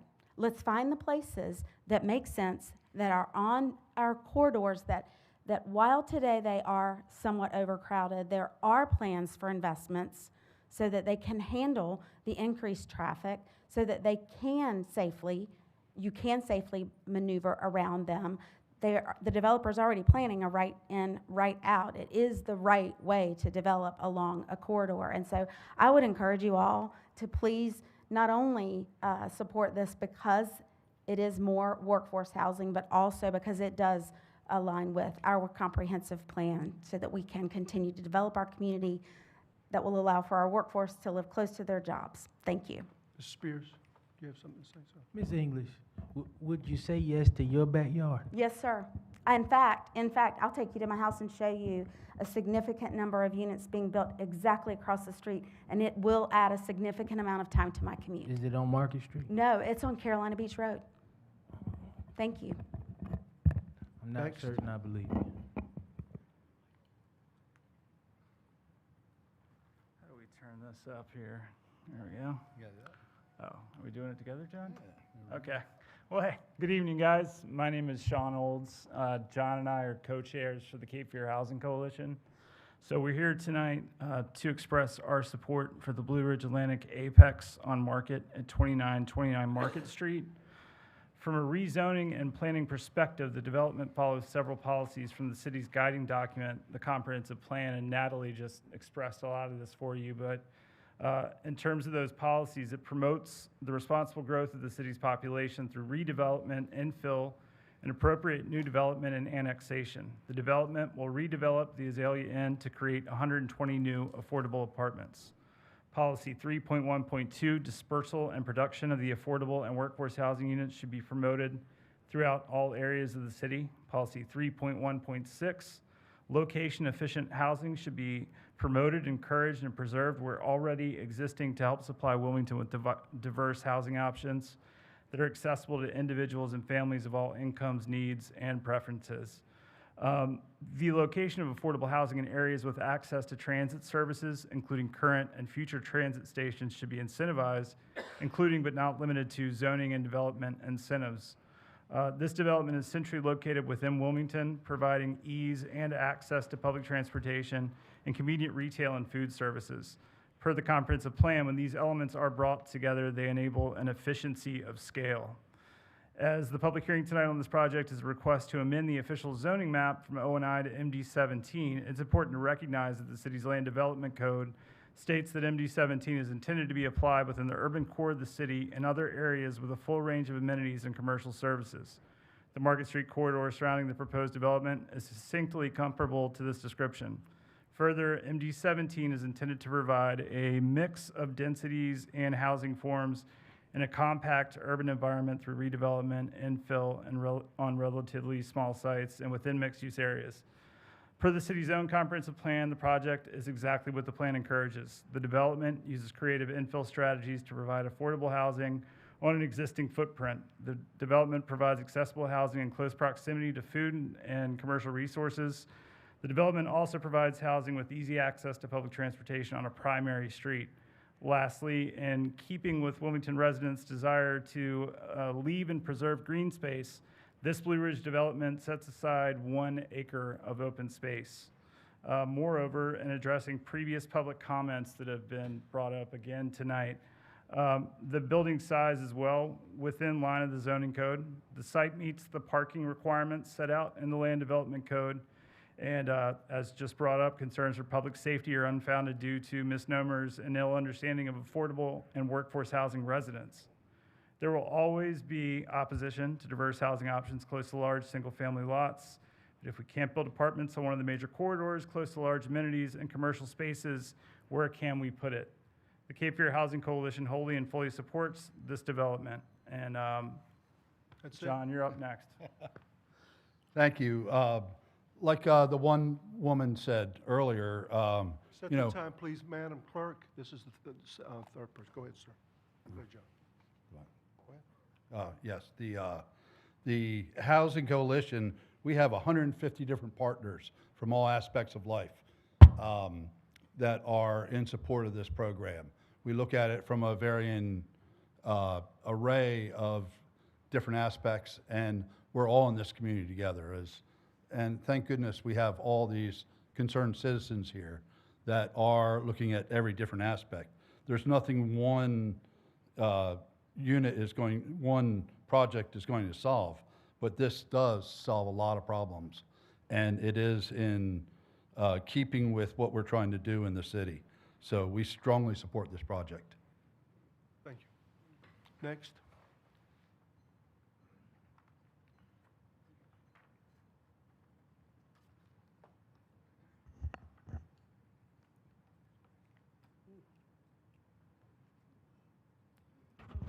I'm sorry. Which? Right there. There you go. And just push it down. Oh, I can see everybody now. Thank you. Thank you. Hello, my name is Sonia Bennington Patrick. I'm here to talk about the homeless crisis. And I have to, Wilmington City Council, y'all have made some efforts, but we know the solution has not been fully resolved. And when I look at this building as a taxpayer, I wonder, could have we held back on this building? I didn't mind going to Thereon Hall. We've been there 100 years. 5 more years wouldn't matter, and making the homeless a priority. And it's hard to get excited about this building when I think about the homeless crisis. When a person is homeless, all they have is their constitutional right. And I ask you not to hinder that constitutional right by voting on this ordinance. Let them have some dignity. Sonia, excuse me, but we're talking about this particular item, which is the housing item. Okay, so I can't talk now? Not about the homeless. You can talk about the project. Okay. Well, I think this. Okay, thank you so much for that. I think we need to look into this housing, this project a little deeper. I think it requires further research and make sure that it will help our city and not hinder it in different ways. Thank you for listening. Thank you, ma'am. Next. My name is Ryan Beecham. I have a lot of questions about this. You talked about grading the land. How are you then keeping the trees? That doesn't really make any sense. You can't grade land all the way down to a whole level and still keep trees. That makes no sense. Talking about access to resources around, there are no sidewalks that make Food Lion accessible there. There are not sidewalks to CVS. I mean, there are no sidewalks available in that neighborhood, which is a huge issue already. So that doesn't really make any sense to me. Selling land to developers does not help housing become affordable in a Wilmington. These are people who already have resources, which then takes away from the available resources for people who don't have as much income. So this seems like a scam. It said after 30 years, this is affordable up to 30 years. What happens then? I don't really understand that.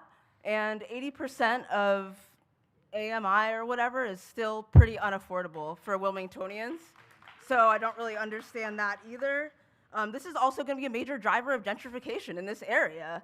The black neighborhood is right behind here, and if we're going to talk about bringing in a bunch of people that are going to then see their neighbors not necessarily as their neighbors, that's a huge issue. That's a huge issue for our community. Also, as Spears already talked about, this is an incredibly difficult intersection already. I highly doubt that some 100 apartment complexes is only going to have a little bit of impact. That makes no sense, especially when this is also a location that does require having a car, as I just talked about. This is not accessible. This is not affordable. This does not make housing more affordable in our town.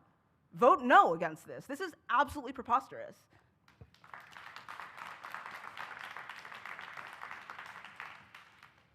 Hi, my name is Teresa Shively, and I am homeless. I have 60 signatures of homeless people who are out on the street right now who have families, children, who are living in tents. We need this project. We need more low-income housing, especially for the disabled. Me, my sister are disabled. That's what we need to look at right now. Disability, especially for the ones that are homeless and have children. Right now, I know somebody who did sign this, whose child was taken away from them because they were living on the street. That is not right. That is not justice. And I also want to let you know that you said this is Constitution Week. Have you read the preamble? I had to memorize it when I was in school. We, the people of the United States, in order to form a more perfect union. We, the people, are the ones that need to say, hey, we need this low-income housing. Thank you. Thank you, ma'am.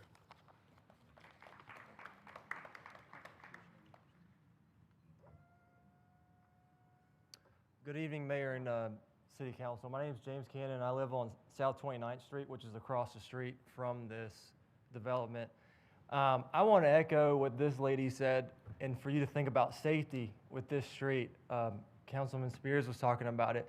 This street is a heavy, big artery for travel, and they're asking to add more congestion to it.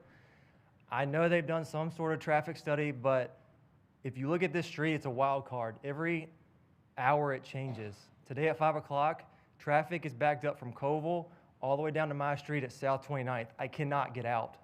You're asking to add more. You come to the YMCA on any kind of afternoon or even Saturday morning, I beg you, go to the YMCA. Cars are backed up trying to get out because little kids' soccer practices and games. They come down South 29th because they think it's an easy out.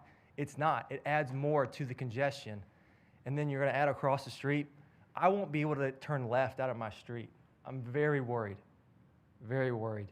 And then again, with the YMCA, I know this is looking to add easy access with walking.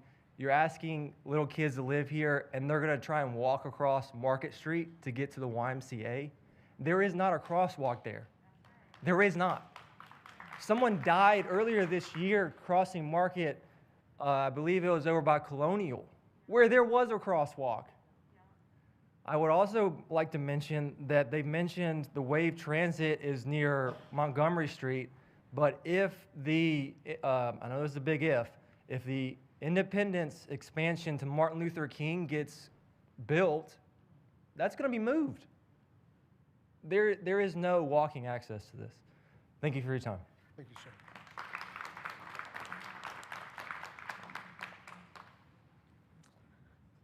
My name's Sarah Moxley. I absolutely support affordable housing, but I think we need to be really careful about what we're calling affordable housing. This is not affordable housing. If you want to, whoever has the presentation can pull up the numbers of how many units are going to be per different income percentages. We have 23 units that are at the 30% area median income. That's only 23% or 23 units at that 30%. 30% is what our country's standards of poverty guidelines say is the absolute maximum that someone should be spending on their income on housing each month to not be cost burdened by their housing. And then we're looking at the rest of the units being 50% of the average median income or 80% of the average median income. In what world is that affordable? You talk about this being affordable to teachers. I've worked in the school system. I can tell you right now, when we are 48th in teacher funding out of all the states, what teacher is going to be able to afford $1,700 a month?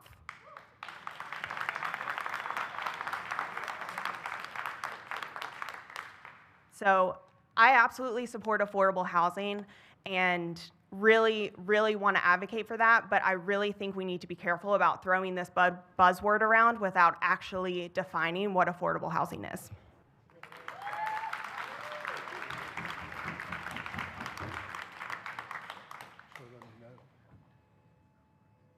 Good evening. My name is Lisa James, and my property butts up to this proposed project. There are a couple of things that you guys received in your email, but I just want to bring this to everyone's attention. The scale and the compatibility of 4-story buildings surrounding 3 sides of single-family homes is simply too tall and too dense. This development doesn't fit the character of our neighborhood. We can't keep putting enormous 4-story buildings in people's backyards. The impact on schools, nobody's thinking about the schools, nobody's mentioning the schools. Rachel Freeman Elementary is disproportionately served by low-income students. Adding this large development will overwhelm the school. The Freeman District already includes at least 5 workforce, low-income housing complexes. This site will concentrate even more on straining the school system. The traffic and the safety, like most of areas on Market Street, this section is already overwhelmed with cars. Adding this level of density will worsen congestion and increase the risk of accidents for drivers and pedestrians. You know, there was a recommendation that we go to Princess Place Drive, turn right, go to Montgomery, turn right, to get to Market Street to turn left. Or there was also a recommendation in the zoning meeting that we go through 30th Street to Creekwood to MLK to come back around and get to Market Street. That's ridiculous. It's not safe, and it's only going to make it worse. And then the developers, you know, the transparency of some of the issues, we're concerned about the flooding. My backyard has flooded from that lot that they're proposing to put this project on. We're asking what's the stormwater plan to, if you're going to put the buildings on the property as it is, but then there was a question from Clifford Barnett that says, well, what about, is it going to be 5 stories? Well, we could probably grade it. We could probably, do we know that for sure? What exactly you're going to do? Make your plan be specific and have all the facts in it before you ask for approval for it. And then on top of that, you've got, okay, there are at least 2 affordable apartment complexes within 4 minutes, 0.9 miles from the Azalea Inn location. You got Cypress Cove, that's only a couple of years old, that's located at 331 South Turner's Run It offers 1, 2, and 3 bedroom apartments.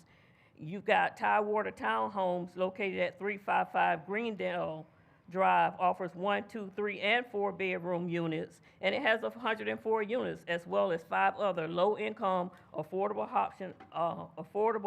housing options, all located within 2 miles of this proposed location. Sun Air Apartments, Pauline's Place, Creekwood, Willow Ponds, Market North, yes, those are low income, not, I guess they wouldn't be considered in the same category as just affordable, but we're saturated by low income and affordable housing.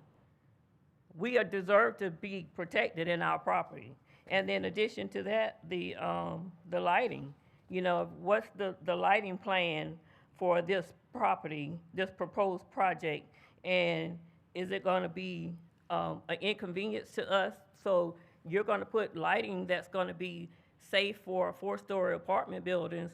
It's not gonna shine in our backyard. The trees only go so tall, and the buffer that they're proposing to leave, all the trees aren't the same height. Ma'am, I know, because I'm Yeah. trying to get as That's many it. people as all. That's it. Okay. Yeah. Lighting and stormwater, yes, ma'am. Thank you. Thank you.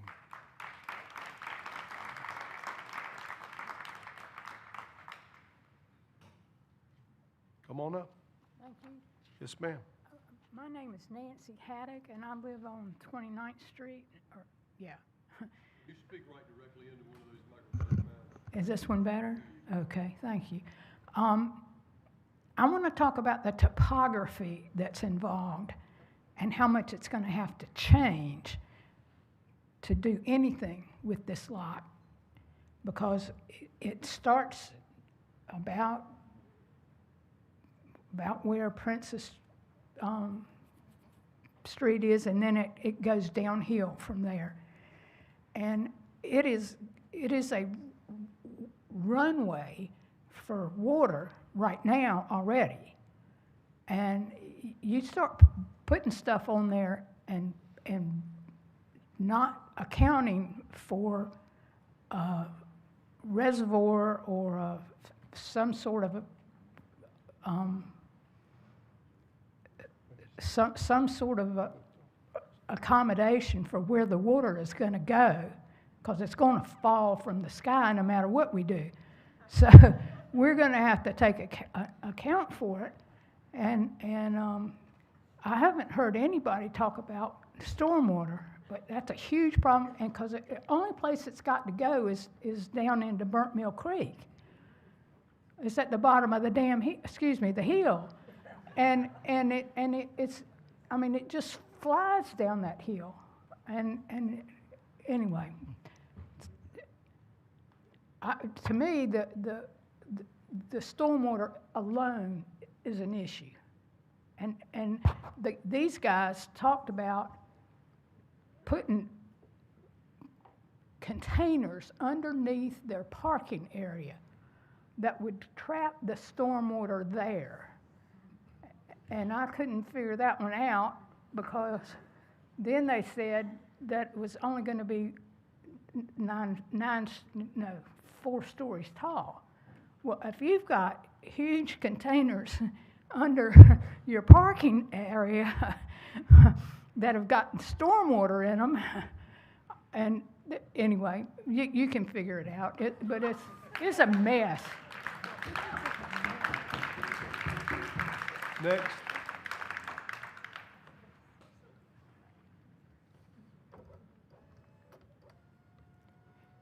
Good evening. Good evening. Mayor, nice to see you. Mr. Barnett, the rest of the council, thank you for having me. I didn't expect to speak tonight. I want to talk about the fact that so many people have come here tonight. First, concerned about folks that don't have homes. It's an incredibly important issue. And then we talk about this issue, which is maybe going to ameliorate a little bit of that. And every little thing that we can do matters. And with all great respect for the neighborhood, I don't know that anyone wants to have a development in their neighborhood. And yet, then what do? If we have people that need homes, and we have no one that wants to put it in their neighborhood, what do? And I still wasn't going to say anything until I heard schools brought into this. And as a member of the school board, I have to tell you, we have about 1,700 teachers that can't afford to live in New Hanover County. And we need places for them to live. We cannot be sending them over to Leland because once they're over there, well, heck, they're just going to go work at Brunswick's the schools. We need to retain our teachers. And I heard concerns about our downtown schools. And right now, our downtown schools are all under capacity.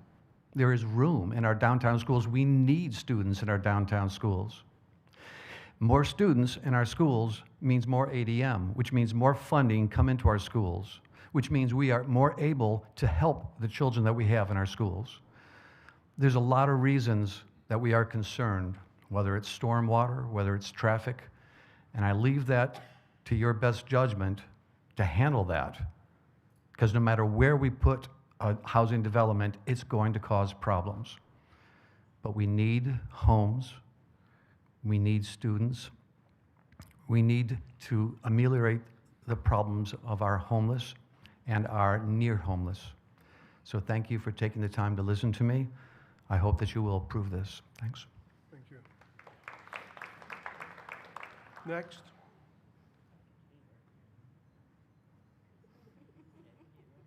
Hello, Mayor and Council.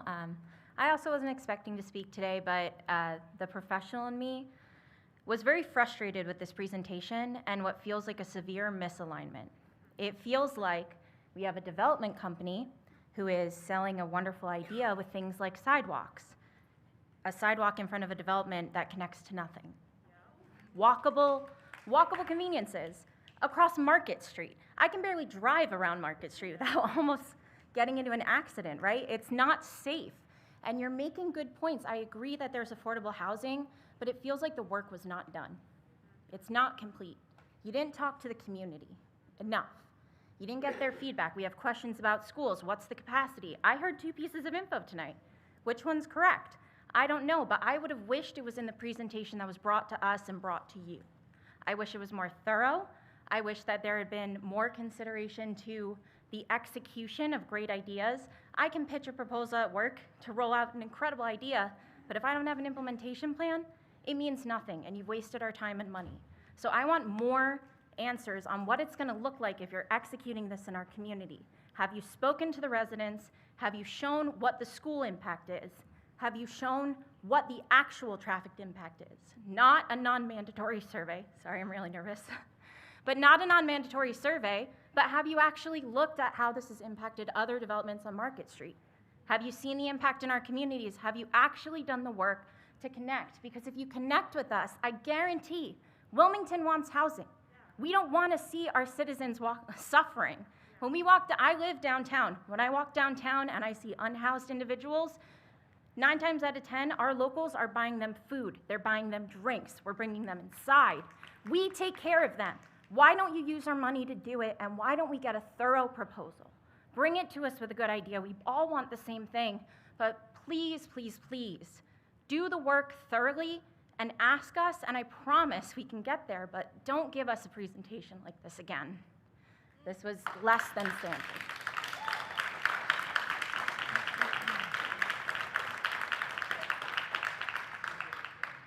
Sit for public hearing, public hearing. I'll let you speak, go ahead. I promise I'll be brief. I also live on property that butts up to this proposed project. And I don't know about you guys, but this affordable housing is more than my mortgage. And so therefore, I don't know how that really works. I also think that the traffic situation is already bad enough. And then we're gonna add little kids in the mix that do wanna go swimming and they do wanna go to the Y, but yet I feel like we just, once again, haven't put enough research in to really be able to say yay or nay on this. I feel like all of the residents here that spoke, we all own our homes there.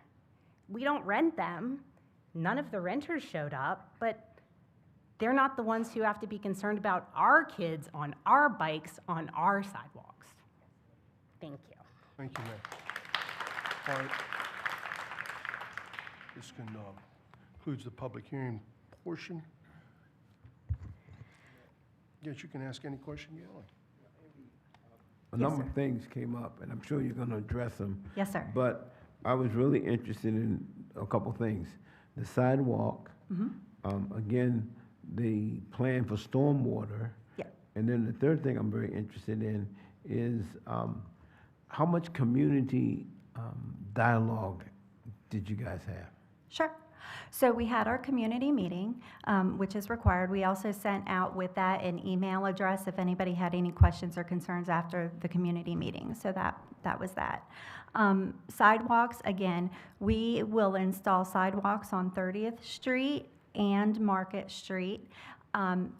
There is not a connection right now. I was actually out there taking site pictures, and there was a couple walking down the middle of 30th Street. There are some sidewalks further back when you get more to Princess Place, near, oh, sorry. It's not, when you get further back to Princess Place, but there is a gap.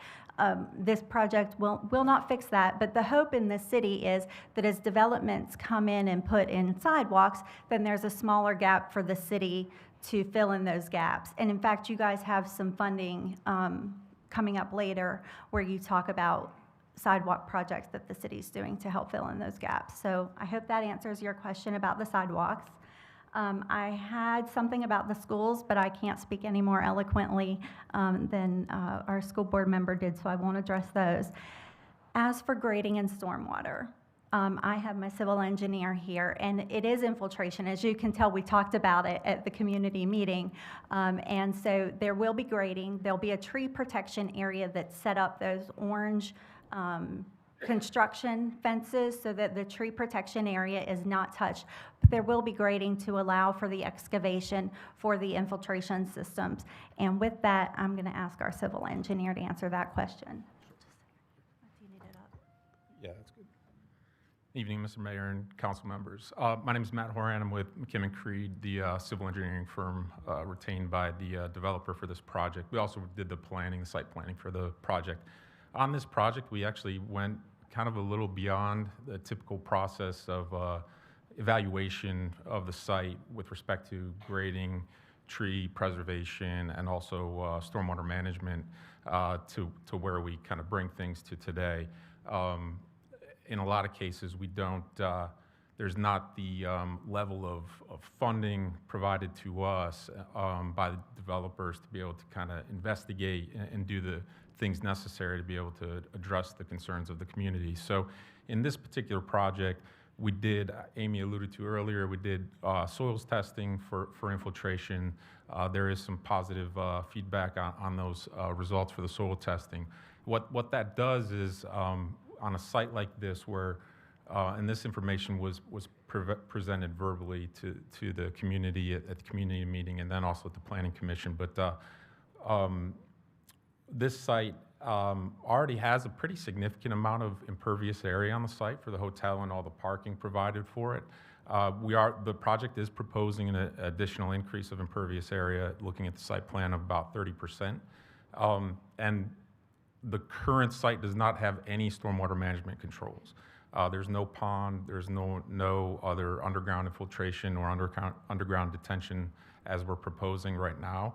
And with all of the parking space that we are showing, we're showing underground detention and infiltration in the northwest corner underneath the parking area. But that as we dive into the calculations under the city stormwater ordinance to meet the ordinance, will certainly meet. We're not allowed to allow any additional runoff from the site pre-development to post-development. And with the volume that we have underneath the parking area, we can actually probably reduce runoff post-development from the pre-development condition. And to kind of address the grading issue with respect to stormwater, the underground detention is truly underground underneath the surface of the parking lot. So essentially, that has no bearing on the height of the building. Excavation can happen as deep as we need to get the volume that we need to retain the runoff. And to the grading along Market Street and the height of the buildings, and to the point of trees and retention of trees, and when you grade and try to retain trees. For the majority of the site, there are some trees that we will be saving, but there aren't a lot of significant trees within that area to the point of the existing impervious area. And we are able to cut the front of the site to lower that grade adjacent to Market Street while leveling and filling towards the back that gives us the depth that we need for the underground infiltration. To Sam's point earlier, we have the ability to utilize retaining walls in the tree save area in the back, and then also potentially retaining walls and to preserve critical root zones on the significant trees on the site. So I hope that answers some of the concerns and questions, and certainly would be able to expand further if needed. Ms. Spears. Yeah, there've been some great points brought up tonight, and I appreciate all of your sentiments. We do need affordable housing, but at whose expense? And so when you do talk about walkability, someone mentioned it. Where are you walking to? I mean, Amy, you're good at this. You mentioned Food Line, but Food Line is at least a mile and a half, 2 miles away. So, yes, sir. As you'll see when the funding comes through, the grocery stores are supposed to be within a certain, and I think it's a mile and a half for that. No, you're not going to walk everywhere. No, sir, that's not what I'm saying. But you can walk. You can. You Some can. people believe they can fly. Sir, and again, I did see people walking down 30th Street, and the hope is that we are providing sidewalks that then can be connected to. No, it's not 100% walkable. And, you know, I have a daughter. I wouldn't let her cross Market Street by herself. I don't know if I'd let her cross, you know, with me in certain places. But those are all, you know, if not here, where? Where is it? It's not a green space. We're not going to somewhere that is full of trees and a mature tree canopy that you're taking down for affordable housing. This is a place that was called for in the comprehensive plan that is close to services. Oh, that reminds me, somebody mentioned the Wave Transit stop on 30th. We have been in talks with Wave to hopefully move that onto our site because it is important to our residents if this project gets approved. And so that is in talks. So if it, you know, we would not let it go away if that is the case. So when you mention that opportunity zone, Mm-hmm. it just barely, that circle just barely clips the opportunity zone. Yes, sir, and the comprehensive plan isn't site-specific, and so the area of opportunity, the node, barely clips. The infill development site is, there we go. So the growth node barely clips, yes, sir, the urban mixed-use growth node. And then the suburban retrofit is that dark gray that comes through our property and then down onto the other side of Market Street. Yes, Right. sir. So right there, but the star is the property. Yes, right? sir. Mm-hmm. And the dark gray, that's Indochine. And there's a park back there, and across the street from this property is the alteration place. The Mm-hmm. lady. Yes, sir. She alters my clothes sometimes. Yep. But who's the opportunity for? Is the opportunity for the community, or is the opportunity for the developer? Mr. Spears, the opportunity is for the community. And what I heard tonight was I heard people say in the public comment, trust the experts when they're asking you about the ordinance for the homeless and the camping. Well, Cape Fear Housing Coalition came and spoke, and they voted on this, and their members thought, one of the named experts, that this was a positive for the community of Wilmington as a whole. No, the neighbors might not want this right next to them, but that's why the city of Wilmington created a comprehensive plan that says for the whole city where things should be. I don't want to get argumentative. I don't live on Market Street. I just know that every home, every residence that is even slightly affordable. I'm not sure when that the neighbor who bought her home says it's less than her mortgage. I can guarantee you can't buy a house right now where $1,700 a month, including utilities, is less than your mortgage. So this project, these kinds of projects are what's called for in the city comprehensive plan. It's what's called for through all of the expert organizations that look to these things. So, Mr. Spears, I respect you and your opinion, and I it's not respect you as personal. I just think that overall for the community, it's needed. And as for people who said this is not ready, the rezoning is just step one. Then it goes through the N.C.G.S driveway permit review. Then it goes through the city and state stormwater review and regulations. But even above and beyond all of that, this developer took the time to hire a traffic engineer, to hire a civil engineer, to look at those things to make sure it would work, because it is an important project. That's all I wanted to say. Thank you. One thing I just wanted to hit on for the affordable comment, by the lay of the land and the law of the low-income housing tax credit program that is administered by the state of North Carolina, this is affordable housing. It fits within the AMI ranges of the rent levels of 30%, 80% AMI. It is not homeless housing or supportive housing. That is below 30% AMI, and I promise you this is not a scam. Thank you. Mr. Barnett? I'm always in favor of affordable housing. Always, always, always. Let's see, my question was, how many community meetings did you guys hold? How many people were in attendance? And would you consider holding more? We had the community meeting at the Hotel Layla. I have my numbers back there. I don't remember. It was pretty full. There were quite a few people.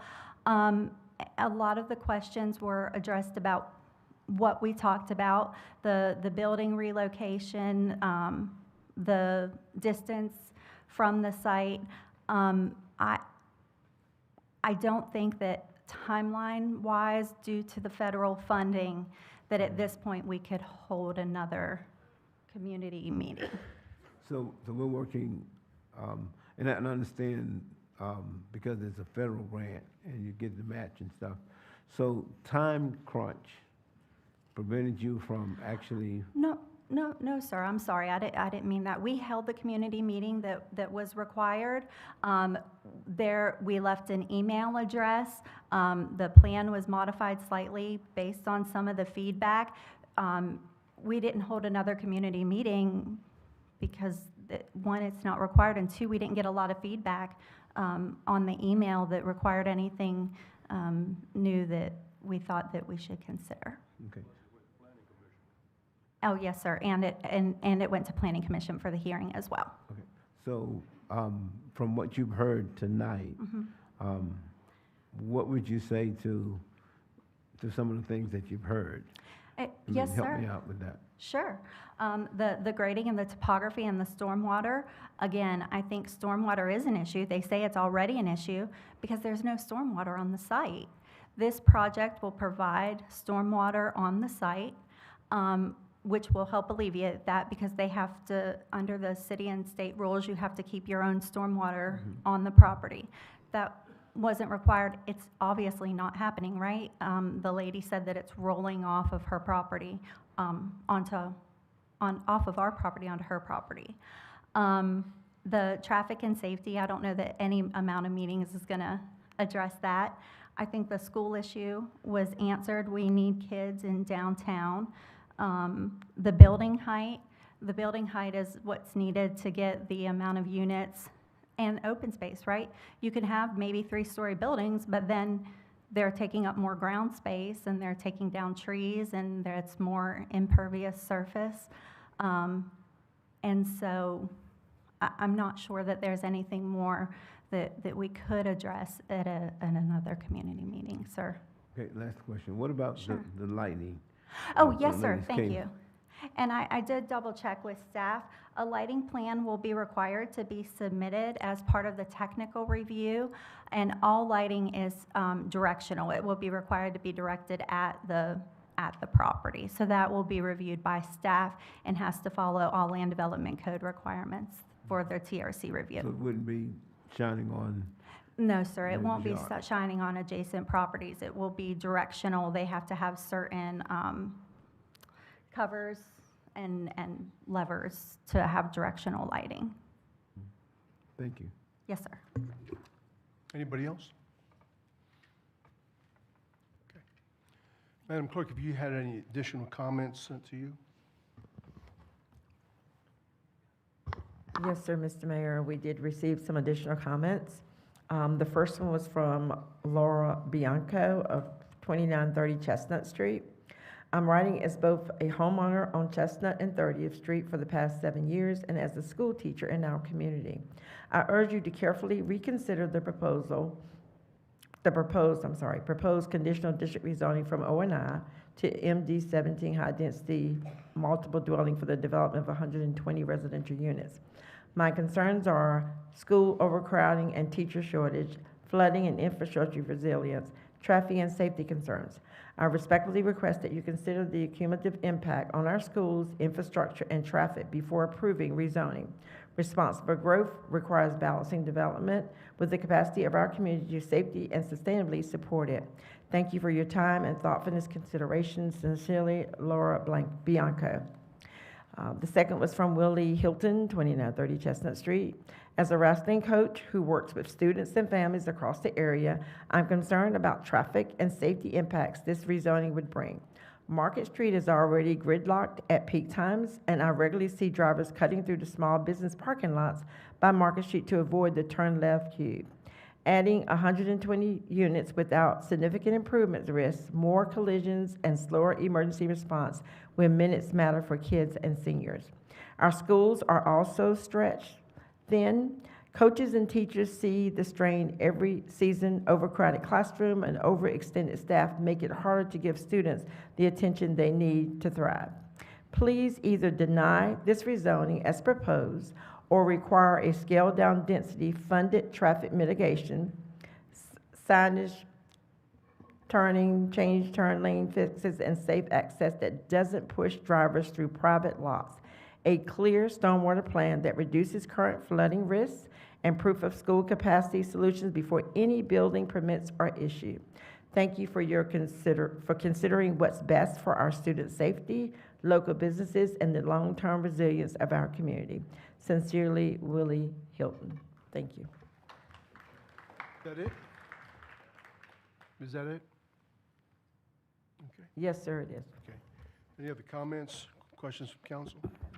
I just want to say one more thing, Mr. Mayor, and I'm going to leave it alone. I'll just vote. I appreciate School Board Member Merritt giving his comments about schools, downtown schools. And these schools used to be magnet schools. And for a long period of time, we said that the magnet wasn't working. So there's also another issue of retaining teachers at these schools. So teachers come in for a period of time, maybe they live in these developments, they live in the community, they don't stay long, they leave. So I hear you, but I know better. You know, when you know what you know, you know what you know. So I hear you, but I know what I'm talking about as it relates to this community and what takes place in this community. I appreciate you. Mr. Barnett? Amy, you mentioned time crunch. Can you tell me a little more about that? And So I'm going to ask if it's all right, Mr. Weldon, to explain to you the financing and the timelines required. Right, okay, thanks. Hey. Sure, yeah. I don't know if time crunch is the right word, but, as far as the process goes, there's applications that we have to submit for funding. Those applications cannot be approved without zoning in place. So we are under now, with those applications becoming due, at the end of October, you know, they are, it is coming to a point where we need to have the zoning in place to continue to move forward. I think that's generally where we are. Thank you. Ms. Andrews? Yeah, I really appreciate what everybody in the audience has come here to say. I really do. I am really concerned about the number of affordable housing units that we are short in this city, that we have no way out of this housing crisis without building more housing. And we get so many developments that come before us that have 0 elements of affordable housing. We have so many units that have 10% so that they can get their density lifted. And when we get these that have 100% affordable housing, it's so rare and such a wonderful opportunity that it becomes really hard to pass up. I do believe that this is intimately related to our homelessness problem, that homelessness is a housing problem, and we need the units to put people in. And I just really quickly wanted to say I've been to a couple of seminars about LIHTC financing because I really wanted to understand it. It is very difficult. It's very demanding. It's very hard to meet the requirements. There are so few developers who understand how to do it, and they do a lot of it because they do get it. And I don't think it's a scam at all, and I think that a lot of people that are in this this realm are doing it because they have a mission, and it's not that they're not making any money, but they have a mission to do this, to build this housing. And I appreciate what they're doing. Ms. Reinbarth? It was explained very clearly by the engineer about stormwater, but I'm going to put it in layman's terms where you can really understand it. Any stormwater that's going off of that property now, the stormwater after this project is built cannot exceed that. In other words, this hotel was built in the late 50s. If it had ever been redeveloped more than, say, 50% of what's there now, the rules would have triggered it put in stormwater. It never happened. This has been a hotel all these years. It's been an eyesore. It's been a problem for the neighborhood. And along comes a typical developer would go in and buy that property at market value. He couldn't do this kind of property, this kind of project with 30, 50, 80% AMI. He would have to get market by using tax credits. And I know that can be complicated sometimes, but using tax credits, he's able to do this. They sell the tax credits, and that makes it affordable. We've done them on Carolina Beach Road. We've done them up in Ogden, in a place that we satellite annexed. We've done them in other places. This is not breaking new ground. This is not a scam. This is a benefit. We should be out in the street cheering these people. With regard to schools, we had a member of our school board. I mean, you can't get any higher than that. He said they got capacity. We got a teacher that lives on Chestnut Street. She's affording it.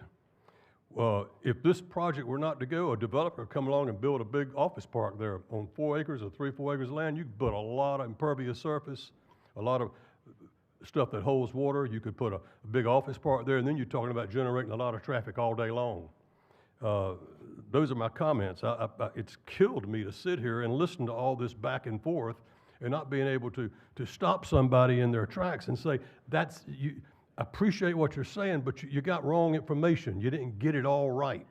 So hopefully that clears up something. Okay.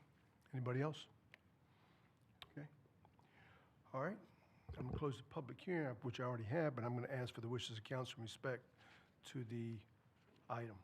We have a motion approved by Councilman Rivenbark, second by Councilmember Waddell. Any further discussion? All in favor of that motion, please indicate by saying. Okay, and I'm sorry, Mr. Rivenbark, you have to read the consensus statement for the record. I'm sorry, sir. I move to approve the proposed amendment to rezone property located at 2929 Market Street from O&I Office and Institutional District to MD-17 Conditional District. That's High Density Multiple Dwelling Conditional District for 120-unit residential workforce housing development, and find it to be consistent with the relevant policies in the comprehensive plan, based on the application materials and the information provided at the public hearing and in the staff report, and to find approval of the rezoning request is reasonable and in the public interest for the following reason. The proposed rezoning would provide affordable housing options along a major road corridor near commercial services and along an existing transit route. All right. All in favor of that motion, please indicate by saying aye. Aye. Item passes 6-1. Is there a motion to waive second reading? Motion made by Councilman Waddell, second by Councilman Ravenbach. Further discussion? All in favor of that motion, please indicate by saying aye. Aye. Any opposed? Item passes unanimously on second reading. That brings us to our next item of business, which is item PH2, which is an ordinance amending the official zoning maps of the City of Wilmington rezone property containing 0.77 acres located at 5320 and 5322 Wrightsville Avenue from R15 moderate density single dwelling district to R5 CD medium density mixed residential conditional district for residential development. This time I'd like to recognize City Manager Ms. Becky Hawk. Ms. Hawk. Thank you, Mr. Mayor, members of council, and this item will be handled by Planner Zach Smith.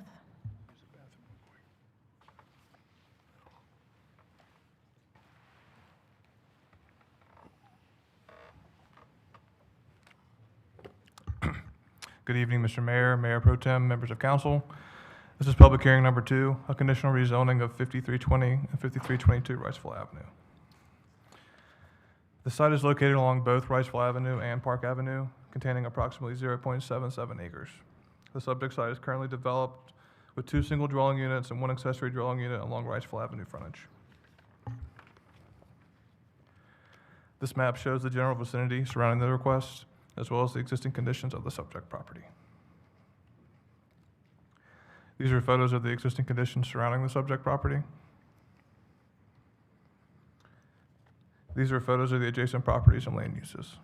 Commercial uses are located to the north and west of the site, including a medical center to the northwest. Residential and commercial areas lie to the south, with residential areas located to the east. The site is currently zoned R15, moderate density, single dwelling district. The site is bordered by O&I to the north, CB and O&I to the south, R15 to the east, and O&I and R15 to the west. The applicant proposes to rezone the subject property to R5 CD, medium density mixed residential conditional district, for a residential development. This project consists of 2 duplexes, with each of the 4 units featuring 4 bedrooms, for a total of 16 bedrooms. In the R5 zoning district, a minimum lot size of 7,000 square feet is required to develop a duplex. The 2 newly created lots measure 7,780 square feet and 7,011 square feet, respectively. In front of you are conceptual elevations of the proposed development. The subject property is located in a neighborhood scale infill development designated area of opportunity on the growth strategies map. The comprehensive plan supports small infill development and a mix of housing types. The proposed rezoning request provides compatible infill density near employment centers and is consistent with other developments along the Park Avenue and Wrightsville Avenue corridors. Staff believes the proposed zoning amendment is consistent with the recommendations of the Create Wilmington Comprehensive Plan and that the request is reasonable and in the public's interest. Staff recommends conditional approval. This item was also unanimously approved at the August Planning Commission meeting. This concludes staff's presentation. I'm happy to answer any questions you may have, and the applicant is here as well. Councilman Waddell? Basically, the existing lot has a house on each lot, right? And then, just because it's 2 lots, and it stretches from Wrightsville Avenue to Park Avenue, and what they're basically wanting to do is bifurcate that and have 2 Park Ave lots and then the existing 2 Wrightsville Ave lots. That's correct. Okay, thank you. Okay. Any other questions from council? All right. I'd like to recognize the applicant, please.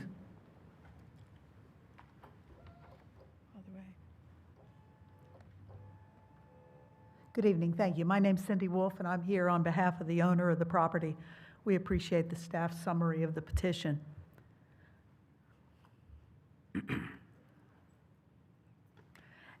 As he pointed out, yes, these lots are through lots between Wrightsville Avenue and Park Avenue.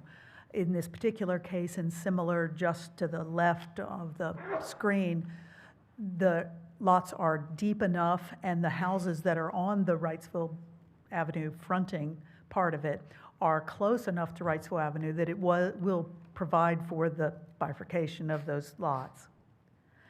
As he also pointed out, there is a variety, along with the hospital, of some businesses and other higher density properties along Wrightsville Avenue. We worked around some of the existing trees that are here. Certainly, we worked around the existing houses, and we were able to provide 2 new duplexes along the Park Avenue frontage. One of the things that we did certainly was combine the access and hide the parking around the back of them so that these buildings address Park Avenue. A 2-story elevation. The project's certainly within close proximity to the college, and it's along the River to the Sea bike route. It's fronting future multi-use pathways on both of the adjacent streets. So basically, we believe that this petition is consistent, reasonable, and in the public interest because infill development and location-efficient housing are strategies for the sustainability of our community. We seek your approval in agreement with the positive recommendations of both the staff and the Planning Commission, and I'd be happy to answer any questions you have. Yes, sir. I know you hate I do. when I ask you this. That's all right. For sale, for rent, do they know yet? These will be for rent. For rent? Okay, Yes, thanks. sir. And of course, I always ask you, is it affordable or market rate? These rents aren't specific, but the probability is these will be for college students. Okay. So it would be market rent for that. Okay. All right. Is there anyone Thank in you. the public? Anyone in the public wish to speak in favor or in opposition? Please come forward.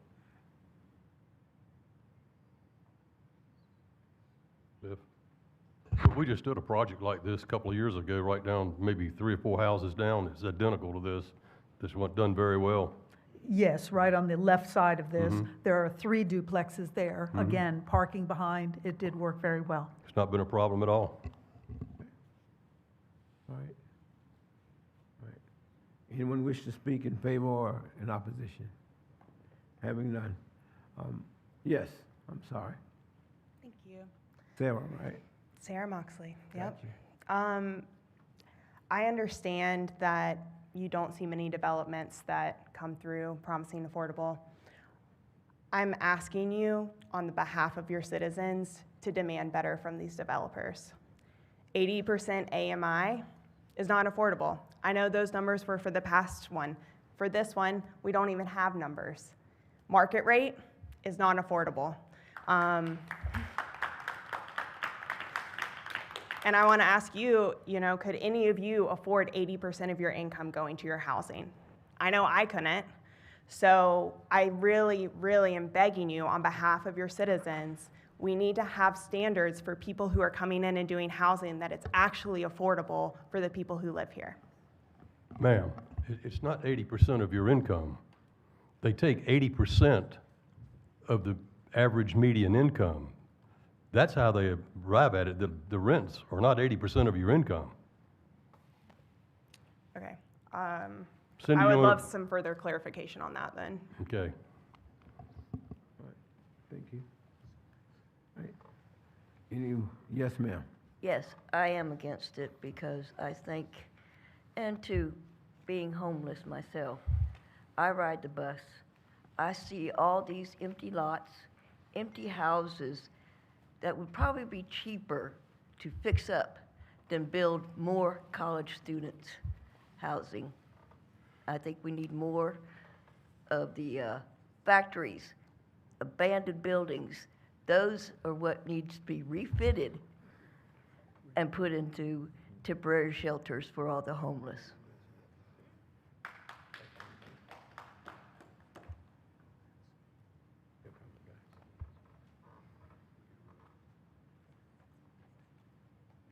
Hello. My name's Joel. To provide clarity for the AMI question, average median income, that is certain people's income though, correct? Even if it is a median, it still includes like certain incomes. It's not like a gotcha, but it is clarifying. I know it's not everyone's income, but I mean, yeah. If Yeah, we could exactly. ask Ms. Schuler to address an explanation, I'd appreciate it. Sorry, yes. So area median income, so basically it's taking everyone's income in this area and taking the median. And that's where, when we're looking at affordable housing, housing that is affordable should be no more than 30% of anyone's monthly income. When we talk about 80%, that means people who are earning 80% of what the area median income is. So for example, for a family of 4, that would be $86,000. Again, it could be 2 income earners in that family of 4, it could be a single person, but it really depends. For a person of 1, that may be $60,000. When we talk about what that means on the monthly, that's where that 30% comes in. So for those affordable housing projects, those are going to be limited to folks that are under 80%. There may be some at 50% and some at 30%. These are all dictated by HUD and not by our local government. And so that's where those monthly are coming. Any other questions? You may just want to stick around because we may have a couple more. Okay, thank you. Just sit right over there. Okay. Rachel, you're the expert here. Thank you. Next. Anybody else? I worked for the city of Wilmington in the stormwater department. I didn't make the average median income doing that. Who's affording this? Ma'am, the Housing and Urban Development in Washington dictates that particular policy. That's how you come. I'm still asking. Working for this city, I still wouldn't be able to afford this affordable housing. So I'm asking you, if you as the city, whether it's dictated by whoever, can't get the people who you employ to actually be able to afford the housing that you're saying is affordable housing here, what are you talking about?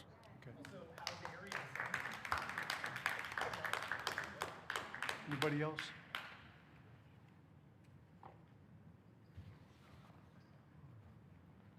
What we are saying is that the 23 units that are allotted for the 30% mark is not enough.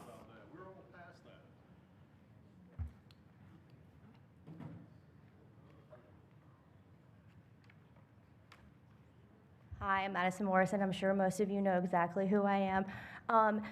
When we talk about median income, I don't believe the people who are sitting right in front of me have any idea what it's like to live below, let's say, about $63,000 a year, right? I can say pretty comfortably with everybody sitting right in front of me, the last time that you had to choose either if you're going to use your tampons or either if you were going to put gas in your car. I don't think any of you sitting in front of me right now know what that decision is or know what it means to be a barely surviving person in this county who can do more than work 60, 70, 80 hours a week.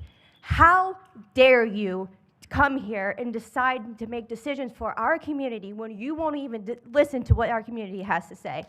Shame on you. Excuse me.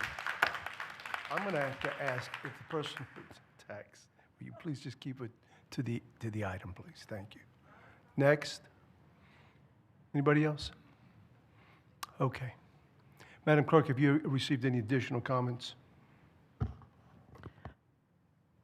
No, sir, I have not. Okay.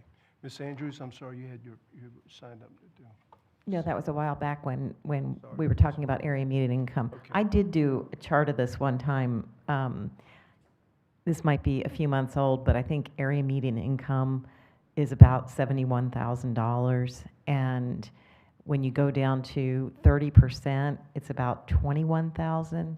So when you're talking about somebody who's making 30% of AMI, and that's what that last project was, they had some units for 30% AMI. They're talking about somebody being able to afford it, somebody who's only making $21,000 a year, being able to pay 30% of that income for their housing and utilities. So that's just to put some numbers on it and put some, income levels on it. Thank you. Ms. Spears, did you have anything? I'm sorry, sir. Yeah, Sarah, you had it right. 80% AMI is the area median income, 30% AMI is 30% of the, and it's not for, it's specific, it is the area. But we can speak to the point of there are a lot of people that don't make 30% of the AMI. There are a lot of people that don't make 40, 50, 60, or 70, or 80%. The young lady who said that she worked for the city in the stormwater department, that is true. So we may, well, not we, some people just may be a little bit out of touch of what the definition is, and they can't hear you, but you're being heard. Anybody else? All right. I'm going to close the public hearing and ask for the wishes of council, and I will also note that whoever makes the motion must read a consistency statement for the record. We have a motion, Councilmember Waddell, second by Councilmember Andrews. Mr. Waddell, will you please read the consistency statement to the record, please, sir? Of course. I move to approve the proposed amendment to rezone property located at 5320 and 5322 Wrightsville Avenue from R15 moderate density single dwelling district to R5 CD medium density mixed residential conditional district for a residential infill development, and find it to be consistent with the relevant policies in the comprehensive plan based on the application materials and the information provided at a public hearing and in the staff report, and to find approval of the rezoning request is reasonable and in the public interest for the following reasons. The proposed rezoning is consistent with surrounding neighborhood and increases housing options in the area. Okay. All ready to vote? All in favor of that motion, please indicate by saying aye. Aye. Any opposed? Item passes unanimously on first reading. Is there a motion to waive second reading? Motion made by Mayor Pro Tem Barnett, second by Councilmember Waddell. Further discussion? All in favor of that motion, please indicate by saying aye. Aye. Any opposed? Item passes unanimously on first as well as second reading. That brings us to our next item of business, which is our ordinances. We have one more public hearing, two more public hearing items. Item PH3 is an ordinance directing the housing inspector to vacate, close, and repair or demolish a dwelling in 115 Giles Avenue is unfit for human habitation pursuant to Article 5, Chapter 16 of the City Code, and directing that a notice be placed thereon prohibiting its use or occupancy.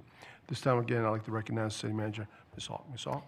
Thank you, Mr. Mayor, members of council. At this time, this item will be handled by Chief Code Enforcement Officer Brian Renner.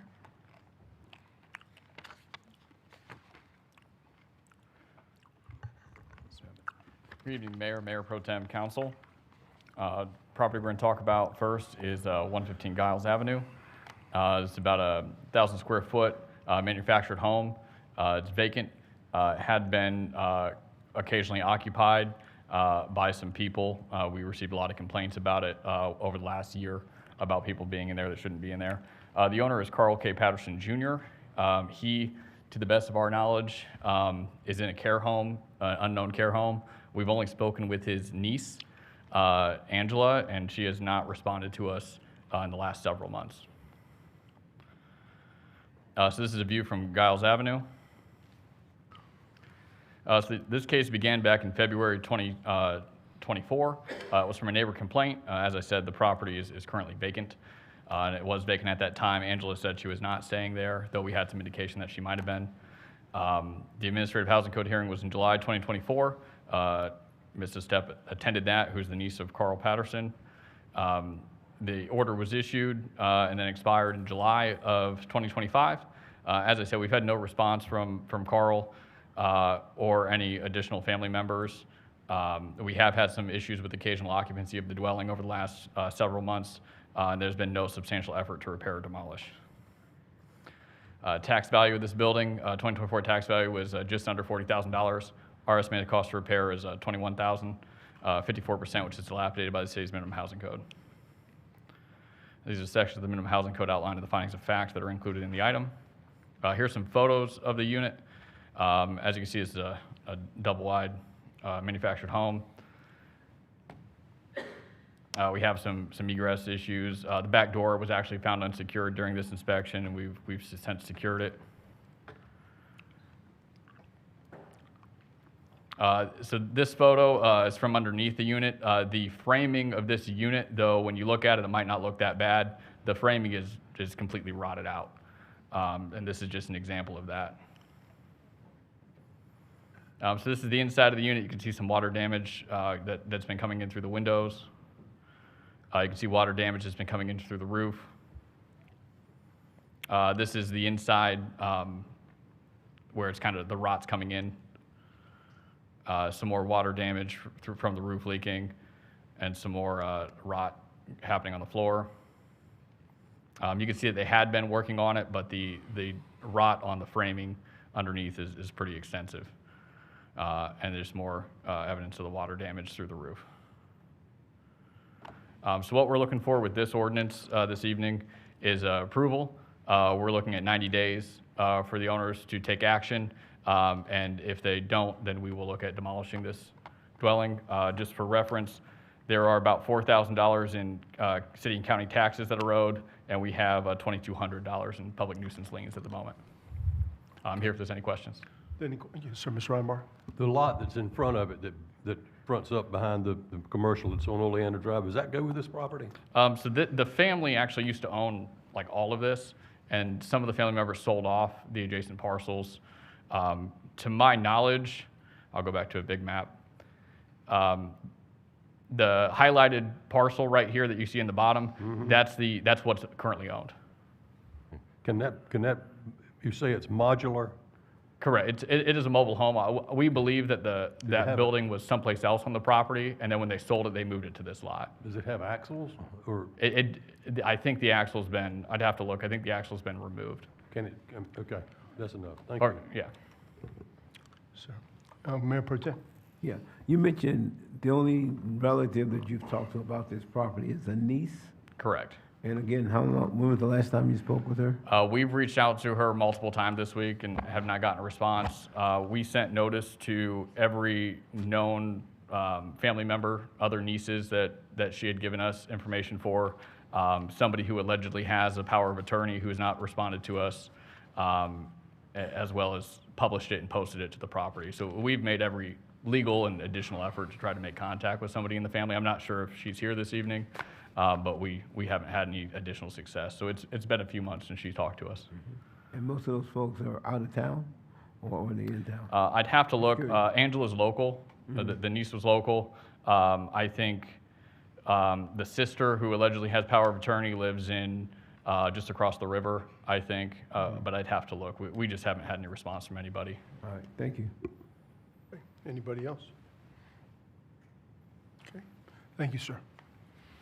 At this time, I'd like to recognize the property owner, if the property owner is in the audience. Okay, property owner. Okay. I'm going to open up the public hearing and ask if anybody wants to speak on item PH3.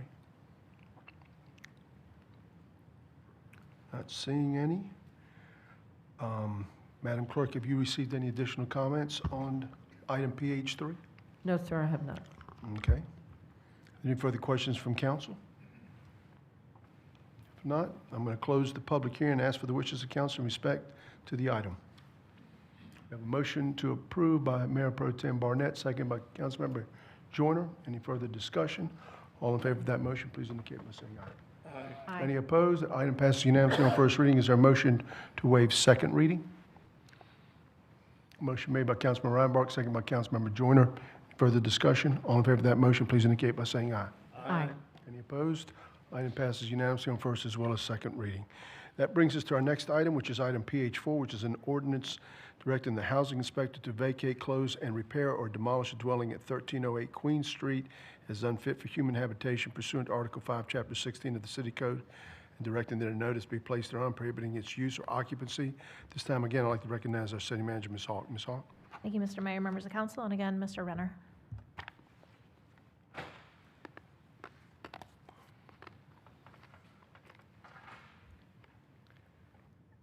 Good evening again. The second property we're going to talk about is 1308 Queen Street. This is another about 1,000 square foot single-family house. It was built in the 1950s.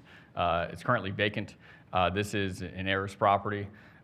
We have been in contact, our staff has, with a few of the heirs about this property. It's my understanding that they haven't decided exactly what they're going to do with it. Some of them may be here tonight, and they can speak more on what their intentions are.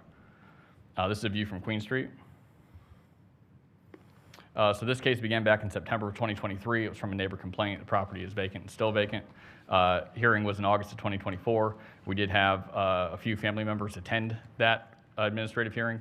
The order to repair expired in August of this year, 2025. We have had, as I've said, conversations with family members, and there's been no action to repair or demolish this dwelling over the last year. Tax value, 2024 tax value was $87,800. Our estimated cost to repair at that time was $46,000, which is 53%, so it's dilapidated, which is a repair or demolish order. This is the sections of the minimum housing code that are outlining the findings of fact included in the item.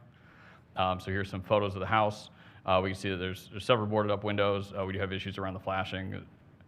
A lot of rotten windowsills, again, more boards. On the inside, there's definitely water intrusion issues. The floor in several parts is unstable.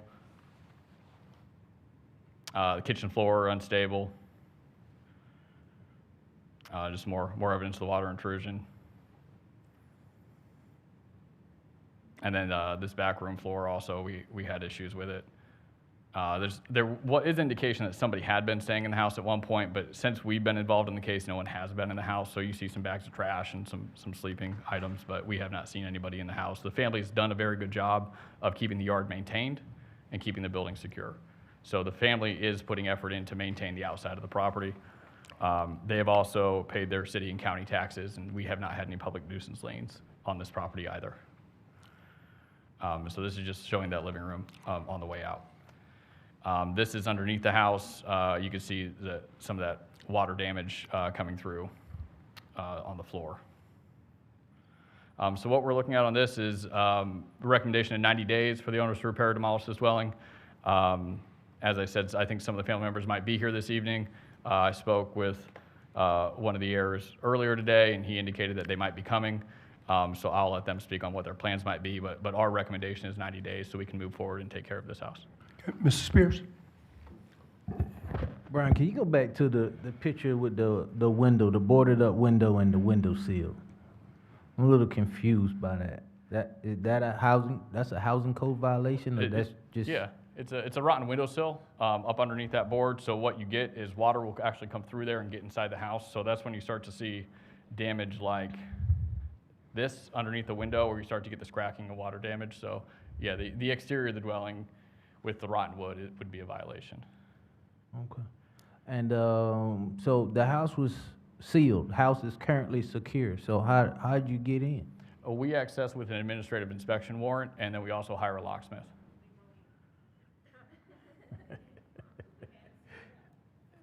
Excuse me, Ms. ma'am. Bryant, Excuse me. wait. Got order, Calm down.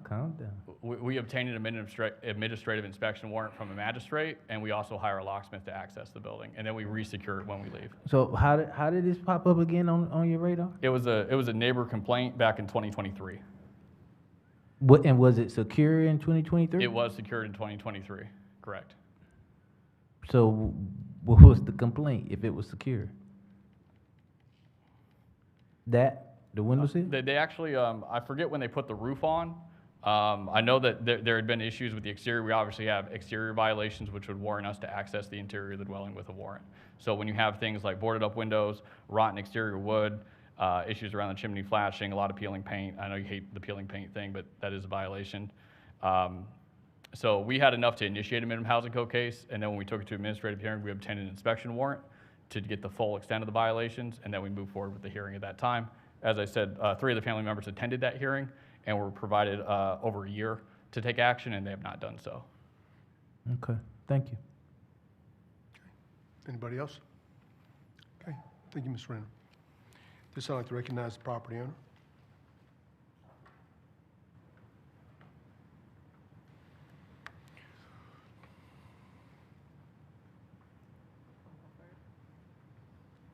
And I won't pretend like I don't know y'all. Yeah, my name is Darius Bryant. This is my sister, Maya Bryant. This is my cousin, Vi Saxon. We're here on behalf of our grandfather that served for this country, I want to say first off. We've lost several matriarchs in this family. Oh, first question, when you say, is it dilapidated point to where you can't remodel, or, I mean, what do you? Our orders are to repair or demolish. So repair is an option. We Okay. don't take that off the table. But what would happen is if nothing's done with the property following this, it would put the city in position to demolish the dwelling if needed. Okay, so, okay. The damage that is done to this house was due to a storm in 2018. I've put the roof on the best of my ability with the funds I had. That was all we had to do. 2 times. So, anyway, we're doing the best we can in spite of the loss. We 2 matriarchs, our cousin, 2 cousins, and a grandchild. Which are heirs Yes. of the home. So they we've pass, been, So it keep passing down to us, to different people. so we've Within just the last been. 2 years. Yeah, it's just been a whirlwind. We've been doing our best. You can see cutting mowing the grass and doing everything. This complaint is coming from a guy who wants to buy this place, and we're being bullied, and it's unfair. But I understand we need to work on this house. We know this, but we just need more time. Yeah. 90 days is just not enough. It's not enough. A lot of the families live out of town. Yeah. It's hard for them to come in. One of the ones that we recently lost is his wife, which she's new to the family. She has 2 little kids. Her brother just died last year. My aunt, her heir, just died last year. So we haven't had time to get to the house. You know, we just been bullied. Get to the house, do this, do that. We have to get together. We work, you know what I'm saying? Sure. We all work. We work hard. We don't have $60,000. We don't have $60,000 hanging around just to go to this house and fix it up. Sure. We have our own homes. But if you give us time, we can do something. And- the taxes are current on the house. Yeah, we pay, we clean the yard, we block out people from getting into the house. Nobody has come in the house. Only people that's come in the house is the ones that broke in the house. Took all the boards off around the house to go into the house. The house was fine, very safe. Nobody has been in there, no drugs, nothing. But them that went in there and opened up the house. We don't, that's beside the point. No, it's not beside the point. They Okay, shouldn't have excuse went me. in the house. Mr. Barnett, sorry, do you have questions? No, we're not trying to take the house, okay? I've had an opportunity to do some air property workshops at my church, where we try to get families to get together and do that. So first of all, we're glad that you're here. That's number one. And then all you need to do is tell us, I need, 100 days, 101, to fix it now. But now also, we're not gonna buy, everybody's out of town, grandmama's here, that kind of stuff. Okay, that's why you gotta pull it together as a family and say, okay, here's the deadline. We're not trying to take this from you. My goal is always to keep family homes in the family, okay? So, make me an offer. Offer meaning, how much time do we need? Yes. Well, it's still up in there. We're trying to find somebody that's not gonna rip us off. And that's hard. And with that being said, I don't know how much time it's gonna take. We're gonna work on it. We have to, we're gonna work on it. But 90 days isn't enough. I don't know what could we do and show a good faith within this 90 days to show you that we're doing. I don't know, maybe I have to get with the inspectors or Right. Brian. Have you been communicating with him at all? Well, Yeah, we went to the meeting last year. We went to a meeting last year with them. Last And we year? told them what was going on in the family, that we was expecting. Right, we Some understand. things that happened, I and they understand. knew that. Yeah, I understand, trauma and stuff happening. Yeah. But one of the things that we're asking you to do is to communicate with his department, so that, show us some progress. Show us that you're taking care of it. Clean it out. Okay. Do whatever you need to do. But and he could give you some specific instructions on what needs to be done. But we need to know that you're going to do that. That's all. I was gonna start doing it, but reading something saying being in violation of you couldn't go in the dwelling and everything. So that's the only reason why I hadn't been in there recently. Okay. I didn't want to, we got enough on a plate as it is. So now that I know that we can go in and start the process, Yeah. that will happen. Okay. It's still your property. Mhm. It's still your property. Well, I mean, So, can I jump to Chase and offer? And just a FYI, Okay. Yes, ma'am. we initially last year when we met, we asked for 2 years, but we were only given 1. Yeah, 2 years that's a long time. Well, it's only because of the circumstances, what we're facing. Well, I understand that. Yeah. I understand. I'm done. Mr. Spears? Ask for 180 days, and just start doing the minimal amount of things that you can do that would show good faith effort to satisfy the housing code, and I'm certain Mr. Renner will work with you. He just needs to see you all showing progress and now, after the 180 days, well, you have to convince 4 of the 7 members to go along with the motion that can be made for you for 180 days. And then you have to find the time to start showing progress and, check in with Mr. Renner as much as needed, to show the good faith effort. And then, if you're in compliance, you're in compliance. And I would say, to piggyback off of what Mayor Pro Tem said, we can't take your property. Now, we can knock it down.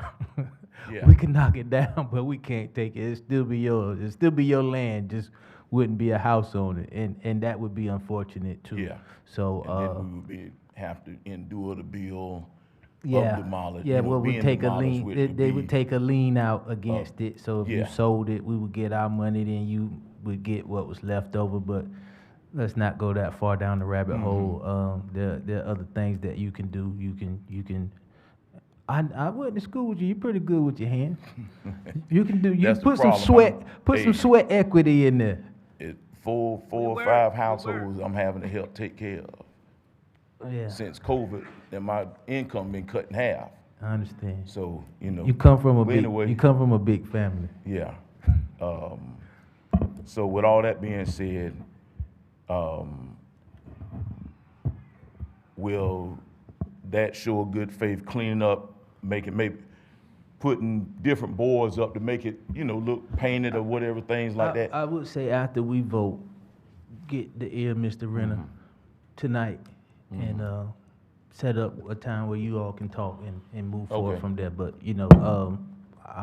I'll make a motion for 180 days when it comes time to give you that extension.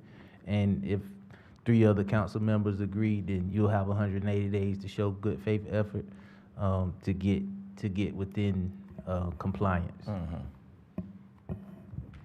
Mr. Rumbar, is the roof leaking? Is water coming in still? I hadn't been over there, but last I checked, no. But maybe the window seals and everything, yeah. In this back corner here on the right-hand side, it's always been an issue since we were little. We had slope down in granddaddy's room. So I'm not sure if that was a foundation issue or from rot, or, The reason I ask, if you could stop that, that would stop Yeah. further deterioration of the house. Further, yeah. You get a tarp. A tarp would certainly work, wouldn't it, Brian?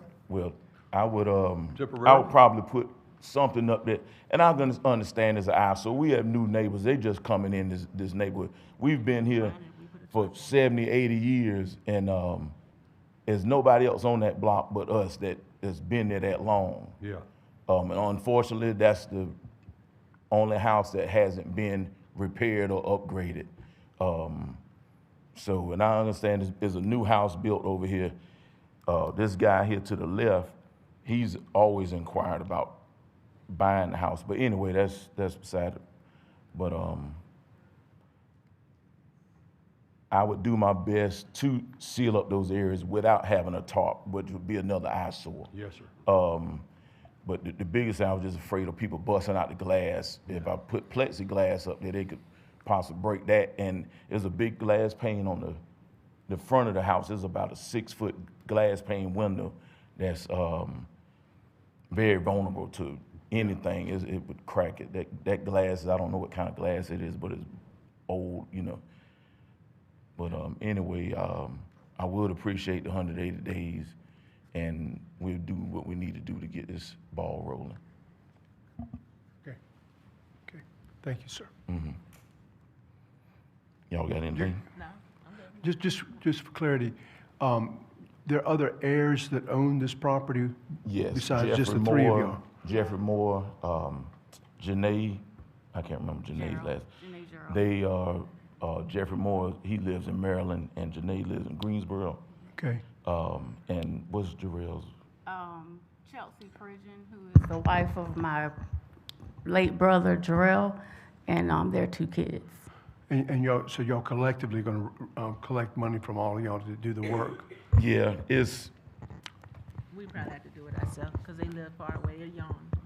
well, mostly it would probably be myself, my sister, and Mr. Moore, which he wants to take over the property, which I'm fine with that, but that's an issue, that's another issue. His wife is, but anyway. You don't have to get into the Yeah. family dynamics. So- I'm just wondering how many people, because this is air property, as Yes. Mr. Barnett said, Uh-huh. and if you're doing the work and they're not contributing, I don't know how y'all makes I y'all don't- feel. that But doesn't that's bother fine. me, Okay, because that's I've been fine. doing that for That's fine. years. Okay, Yeah. okay.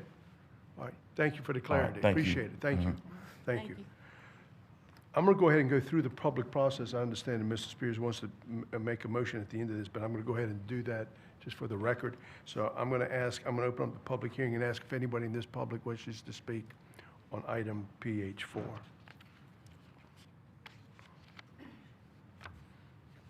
I think everything that you've just heard is a really good example of how even people who have property have a hard time affording housing here. I mean, it's all connected. I don't understand what you all seem to not understand. People who have property are having a hard time keeping their property, maintaining their property. They said for generations. How does any of what you've proposed solve that or even help address that? I don't understand.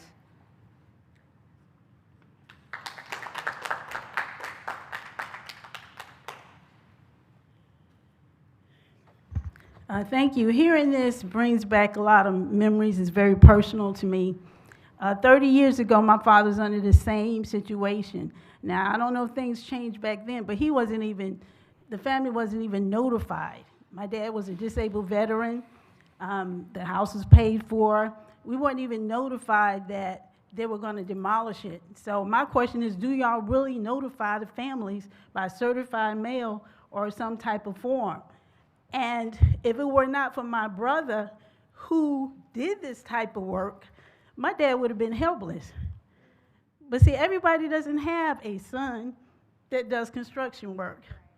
And as long as this family is paying the taxes, they should be given as much time as needed.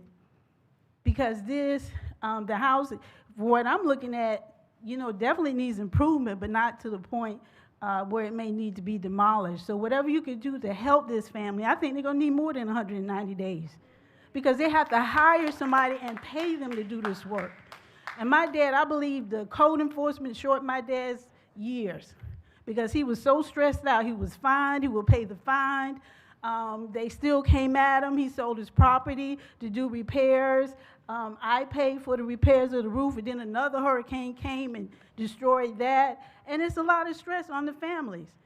And we need to come together as a community and protect these homeowners. Now, I don't know how it is back then, but they would actually go around, look for houses that were not coded, so the city can come in and then other people can purchase them. And I think that has to stop. That's been going on for 30 years. Thank you for listening. Anybody else? Hi, I'm Brandon Friesia. I live at 709 North 4th Street. Wasn't planning on speaking tonight at all, but this one kind of moved me just for a second. I hope they're still here. I wanted to first say I appreciate their family service. My mother and father are both retired Marines, so I understand the sacrifices that generations have to take to fight for our freedoms. And I wanted to, I'm not a construction person, but I am an able person, so I wanted to offer my assistance, to help them, and to ask council to give them that time frame. I know it is tough for people nowadays, and I hope that instead of so much division, we can actually come together, because this is a perfect time for us to come together and say, hey, instead of clapping, we need to stop clapping, and we need to stand up, and we need to go out into our community, and we need to pick up stuff, And it's not about yelling, it's not about clapping, it's not about holding signs, it's about going out to the community and doing stuff.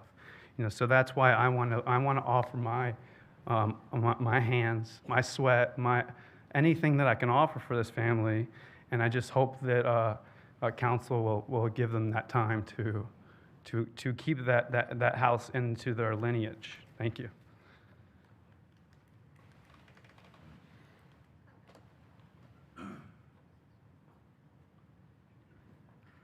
Mr. Mayor, Council, basically, the problem is runaway gentrification by these carpetbaggers from up north. That's the issue. So these scoundrels, they see a house in disarray, and these good folks are like the last of the Mohicans, so to speak. Everybody else is probably from another city, another state, and they see a house in this state of disrepair through no fault of their own, and they want to take this property, level it, raise it to the ground, and build something else up. And I find that criminal, extremely criminal, and it just shouldn't be. And like the gentleman was saying, we need to stop, I agree, stop clapping and get our hands out there and put our hands to the plow, so to speak. And, okay. Let's do something for our neighbors who are in need. How about that? Let's as a community help out the Bryant family and give them what they need. I don't organize a bake sale, whatever needs to be done. Let us do it for this family and other families as well who have this issue. No one should lose their home, especially people who've had this home in the family for many years, 80 years or so. So it shouldn't be that they should lose their property that's in the family, and owning property is one of the fundamentals of being a citizen. So why should they be deprived of owning property because they came on hard times? A lot of us have suffered because of Hurricane Florence, and some people are still suffering. I know a gentleman who's been living in a hotel for 4 years, and it's just now started working on his house. They had to break it down to the bare frame and rebuild it back up. So we got to do more for our citizens. So the first thing, stop this runaway gentrification. Please, please. So many families have lost their homes because either they couldn't pay the taxes, or it's dilapidated or in disrepair like this home is. We got to stop it. We got to maintain the community as it is. People who are from this community, born and raised here, let's focus on them. Let's stop focusing on the rich carpetbaggers coming from up in New York, where you go through some parts of town, they say from Connecticut, Providence, Rhode Island, the Baxter family. The house ain't even built yet, and they already got the doggone name of the family right there. So that's got to be put to a cease. It really does. It's got to be put to a cease, because if not, more people than the Bryant family are going to lose their property. So And to the Bryant family, gold and silver, I have not. But what I do have is God Almighty. And I believe in the power of prayer. So after this meeting is over or whenever, I'd like to pray for you as a family, and hopefully the good Lord will hear the prayers and give you what you need. Thank you for your time. Okay. City Clerk, have you received any additional commentary? No, sir, I have not. Okay, are there any further questions from council? Okay, and we'll close the public hearing and ask for the wishes of council. Councilmember Spears has made the motion, second by Councilmember Andrews. Councilmember Spears, you want to read into the record the time and everything that you want to give the family? Yeah, I would like to make a motion to give the Bryant family, the heirs for this property, 180 days to get in compliance and to show substantial progress as it relates to the minimum housing code. Okay, very good. Did you get that, Ms. Penny? Okay, very good. All right, all in favor of that motion, please indicate by saying aye. Aye. Any opposed? That item passes unanimously on first reading. Is there a motion to waive second reading? Motion made by Councilmember Idenbark, second by Councilmember Spears. Any further discussion? All in favor of that motion, please indicate by saying aye. Aye. Any opposed? Okay, that item passes unanimously on first as well as second reading. That brings us to item PH5, which is a public hearing required by the U.S. Housing and Urban Development on the City of Wilmington's 2025 Consolidated Annual Performance and Evaluation Report, better known as CAPER. At this time, I'd like to recognize our city manager, Ms. Hawk. Ms. Hawk? Thank you, Mr. Mayor, members of council, and this item will be handled by Gilbert Combs, our Community Development and Housing and Neighborhood Services Manager.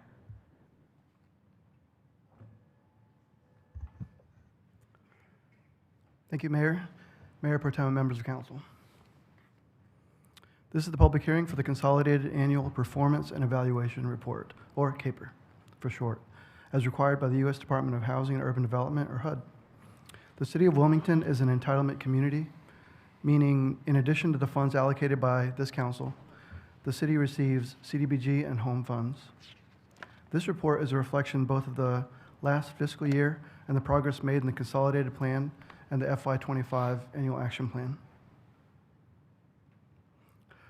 Ahead, just recapping the FY25 budget, some highlights coming out of the Housing and Neighborhood Services Department, some figures from the CAPER, and a brief update on goal progress.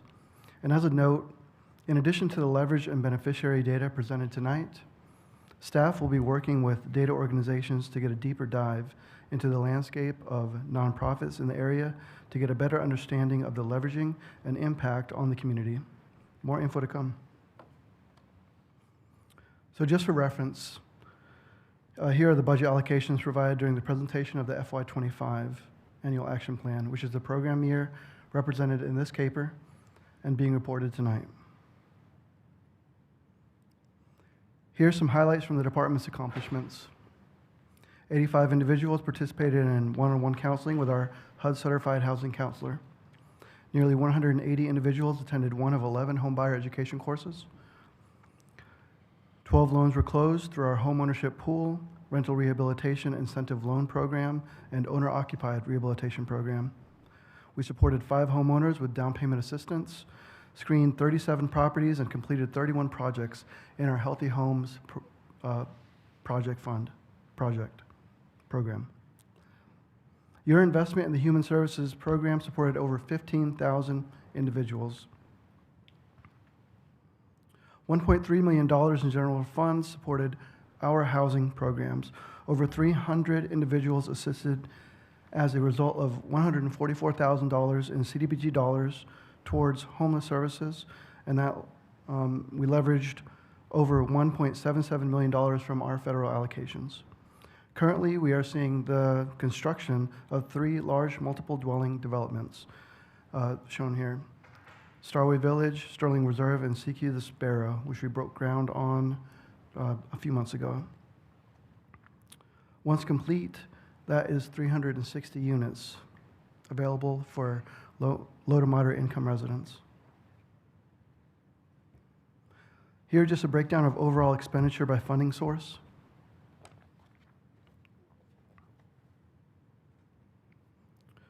Federal funding spent in fiscal year 25 leveraged about 50 cents per federal dollar spent.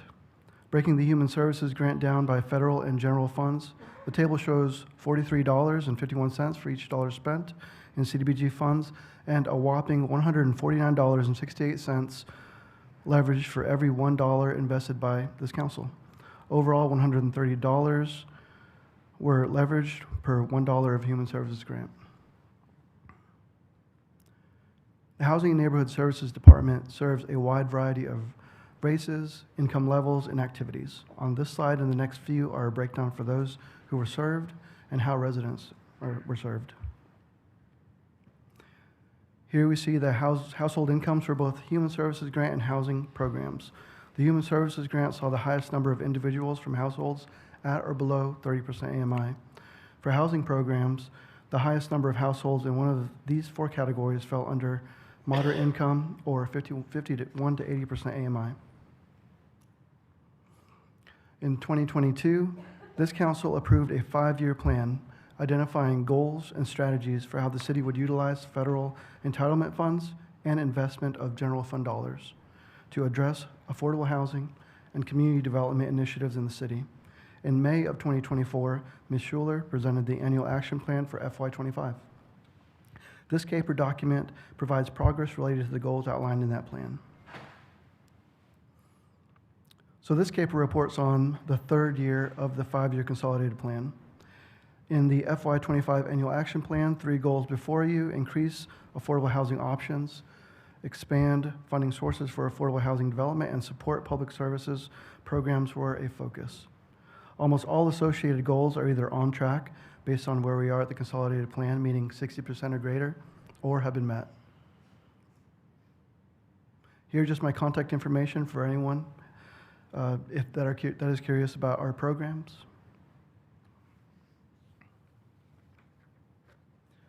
So the most important part of what we do is who benefits. Well, we all do. Here's some pictures of Human Services programs at work and the support that we are able to provide some of our most vulnerable citizens, our future thinkers, our neighbors. Staff are thankful for the continued support from this city council and the federal government. We would not have been able to support so many homeowners, children, humans, without the consideration and reinforcement of this council. In the years to come, we hope to continue building off the successes with your investments in building a better city every day. Again, this is the public hearing for the Consolidated Annual Performance and Evaluation Report, and no action is necessary. Any comments received this evening will be included in the report. On behalf of the Community Development and Housing Division, we thank you for your support. Okay. I'm going to open up the public hearing and ask if anybody wishes to speak on this item.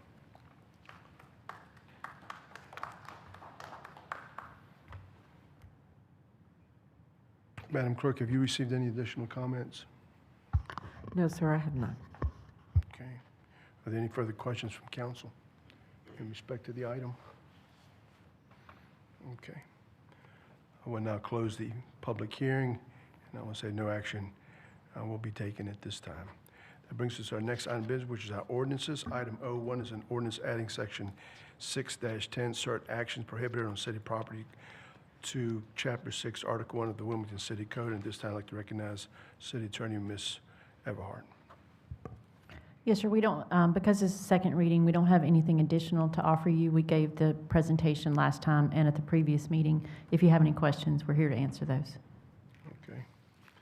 All right, I'll ask the council if you have any additional questions, comments. Okay. Ms. Andrews? Mr. Mayor, I would like to make a motion to amend the ordinance to remove the word occupy.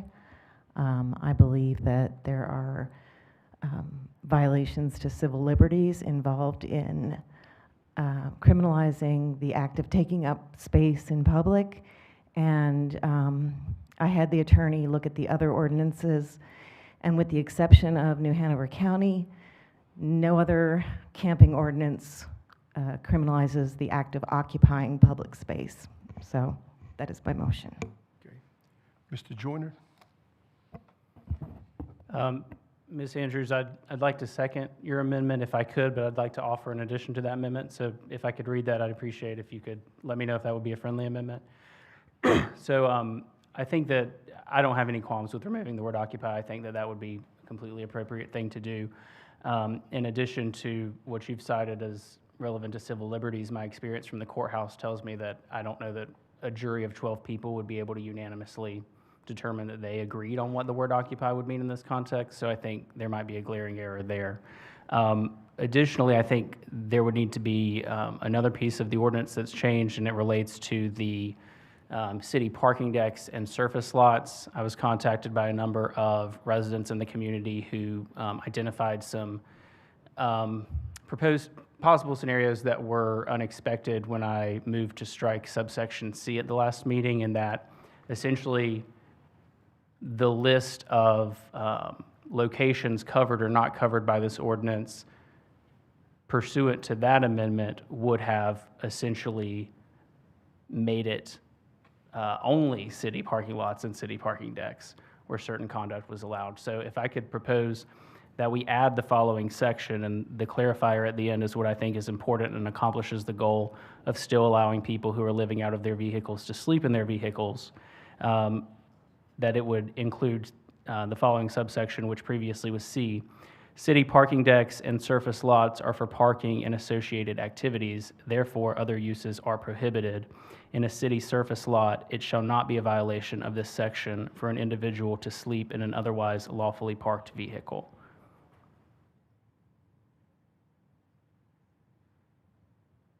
I'll accept that as a friendly amendment to my amendment.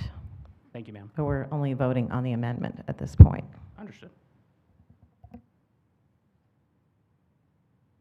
Okay. Yes, sir, Mr. Waddell? Just some clarification. We're moving the word occupy and adding the verbiage Councilmember Joyner just said into the ordinance. But the vote that we're about to take is not to approve the ordinance. It's to make amend this it. amendment, and then we Yes. will have a subsequent vote to approve the ordinance. Yes. 2 subsequent votes, actually. 2 subsequent votes. All right. Thank you. So this amendment is basically to open up discussion. Bottom line. Right, right. I mean, pass the ordinance.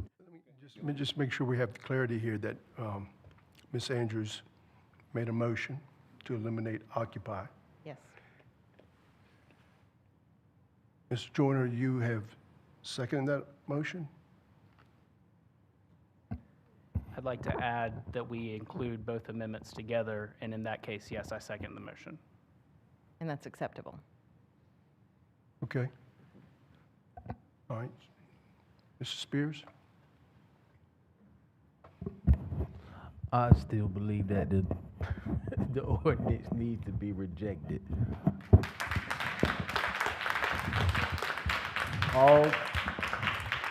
All together, go back to the way it was, make the necessary adjustments to secure not only downtown, but to benefit homeless individuals throughout our entire community, and we can do that. So we don't need this new ordinance to do the work. We can just do the work. So I understand the city attorney said that there are two what we need to do. If the amendment with the friendly amendment, if you vote to allow that, then there would need to be another first and second reading of that. Oh, okay. All right. This is the last time before I stall it again. Ms. Andrews, are you going to go ahead and make that motion? Yeah, but it says motion to adopt on there. I just want to say it's a motion to amend. Motion to amend, please. Motion to amend, Councilmember Andrews, second by Councilmember Joyner. Please read it again into the record, please, so we can make sure that we all understand it again, please. Madam Clerk? Mr. Mayor, are you asking me to reread? Or just, Madam Clerk, could you please repeat Mrs. Andrews and then the second by Mr. Joyner? Okay, because it might be better for Councilman Joyner since I didn't get all that word for word, but I do know who made the motion. So we're striking the word occupy from the first section of the ordinance, and we're adding the section that reads, city parking decks and surface lots are for parking and associated activities. Therefore, other uses are prohibited. In a city surface lot, it shall not be a violation of this section for an individual to sleep in an otherwise lawfully parked vehicle. And I can provide a copy of that written to the attorney. And that will now be section C, and then the remaining 3 sections will be each moved down, so they'll be D, E, and F instead of C, D, and E. All right, any further discussion? So my question for David is, are you saying that sleeping in cars in city-owned parking decks will be prohibited with the amendment that you made, or it won't be? I need clarification. So the language that I included is for surface lots, that somebody who is lawfully parked in a surface lot would not be in violation if they were sleeping in their vehicle. Right. So if they were in a parking deck, then they would be in violation. Correct. I did not include the term parking deck. And the primary reason for that is that there's at least one parking deck that has residences above it, and those individuals had noted that it was concerning to them that this was now a designated area outside of the scope of the ordinance. Okay. All right. Everybody ready to vote? Okay. All in favor of that motion, please indicate by saying aye. Aye. Passes 6-1. Is there a motion to waive second reading? Actually, Mr. Mayor, I'm sorry. That This was will be, just an- this I'm will be sorry. first That's correct. reading. I'm sorry. Okay. Now we're hearing the ordinance and voting on the ordinance as amended. As amended. Yes. Okay. Okay. Very good. Okay. Motion to adopt by Councilmember Waddell. Second by Councilmember Rivenbark. Discussion. All in favor of that motion, please indicate by saying aye. Aye. Passes 4-3. Okay. All right. Do we have to make a motion to waive second reading? A motion to waive second reading by Councilmember Waddell, second by Councilmember Rivenbark. Any further discussion? All in favor of that motion, please indicate by saying aye. Aye. Fails for lack of a unanimous, so we'll hear it at our next city council meeting. Okay. That brings us to our next item of business, which is item 02, which is an ordinance amending the 2026 adopted authorized strength in the general fund to support a social worker co-responder model. At this time, I'd like to recognize City Manager Ms. Hawk. Ms. Hawk. Thank you, Mr. Mayor, members of council. This item has been talked about broadly. It came up at your last meeting, but we did hear a suggestion and potential support for a co-responder model that would involve the hiring of 4 social service workers who would become city employees. They would be embedded with the police department and assigned to our patrol shifts, so they would be working the same 12-hour shifts as our police officers. This is a model that other communities have seen success with, where these social service workers would be able to provide the social service support, intervention-related services, including crisis response, mental health support, homelessness assistance, substance abuse intervention, short-term counseling, advocacy, and referrals within assigned program areas. As we all know, there is a lot of stress that is put on police officers to wear multiple hats, and one of them is that they end up, in many ways, operating as social workers because they are on the front lines in interacting with members of our community, often in the time of most need. And so this is a way to pair trained providers who would be able to respond to these calls and step in with the support of law enforcement, so it remains a safe environment for everybody. But they are able to engage with our members of the community, hopefully establish a rapport, and then be able to connect them with the appropriate service provider to meet their needs. If we move forward with this at this time, we are comfortable that we would be able to provide the funding for these 4 positions in our current budget using lapsed salaries, and then we would be looking to add it to the FY27 budget as a part of that normal process coming up next year. The total overall cost, when you include salary, benefits, related equipment, we do anticipate that we'd be looking at about $500,000 a year, which would cover the 4 positions. Happy to answer any questions. Are there any questions of Ms. Hawk? Okay. With the wishes of council in respect to the ordinance. I have a motion to approve by Councilmember Andrews, second by Councilmember Spears. Any further discussion? All in favor of that motion, please indicate by saying aye. Aye. Any opposed? Item passes unanimously on first reading. Is there a motion to waive second reading? Motion made by Mayor Pro Tem Barnett, second by Councilmember Waddell. Any further discussion? All in favor of that motion, please indicate by saying aye. Aye. Any opposed? Item passes unanimously on first as well as second reading. I'd like to take a 5-minute break, if you don't mind, before we get to this next item, which is our last item, which is item, no, I'm sorry. We have several other items after that. But item 03, I'm going to go 5-minute recess.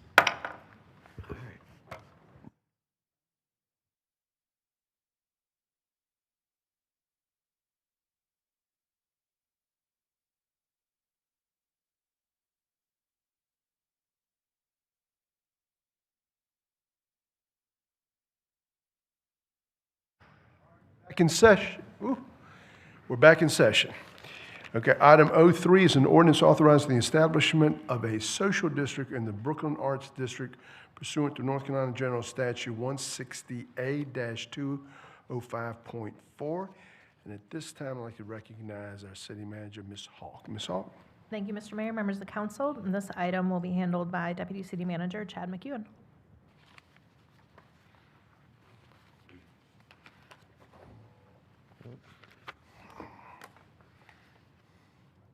There we go.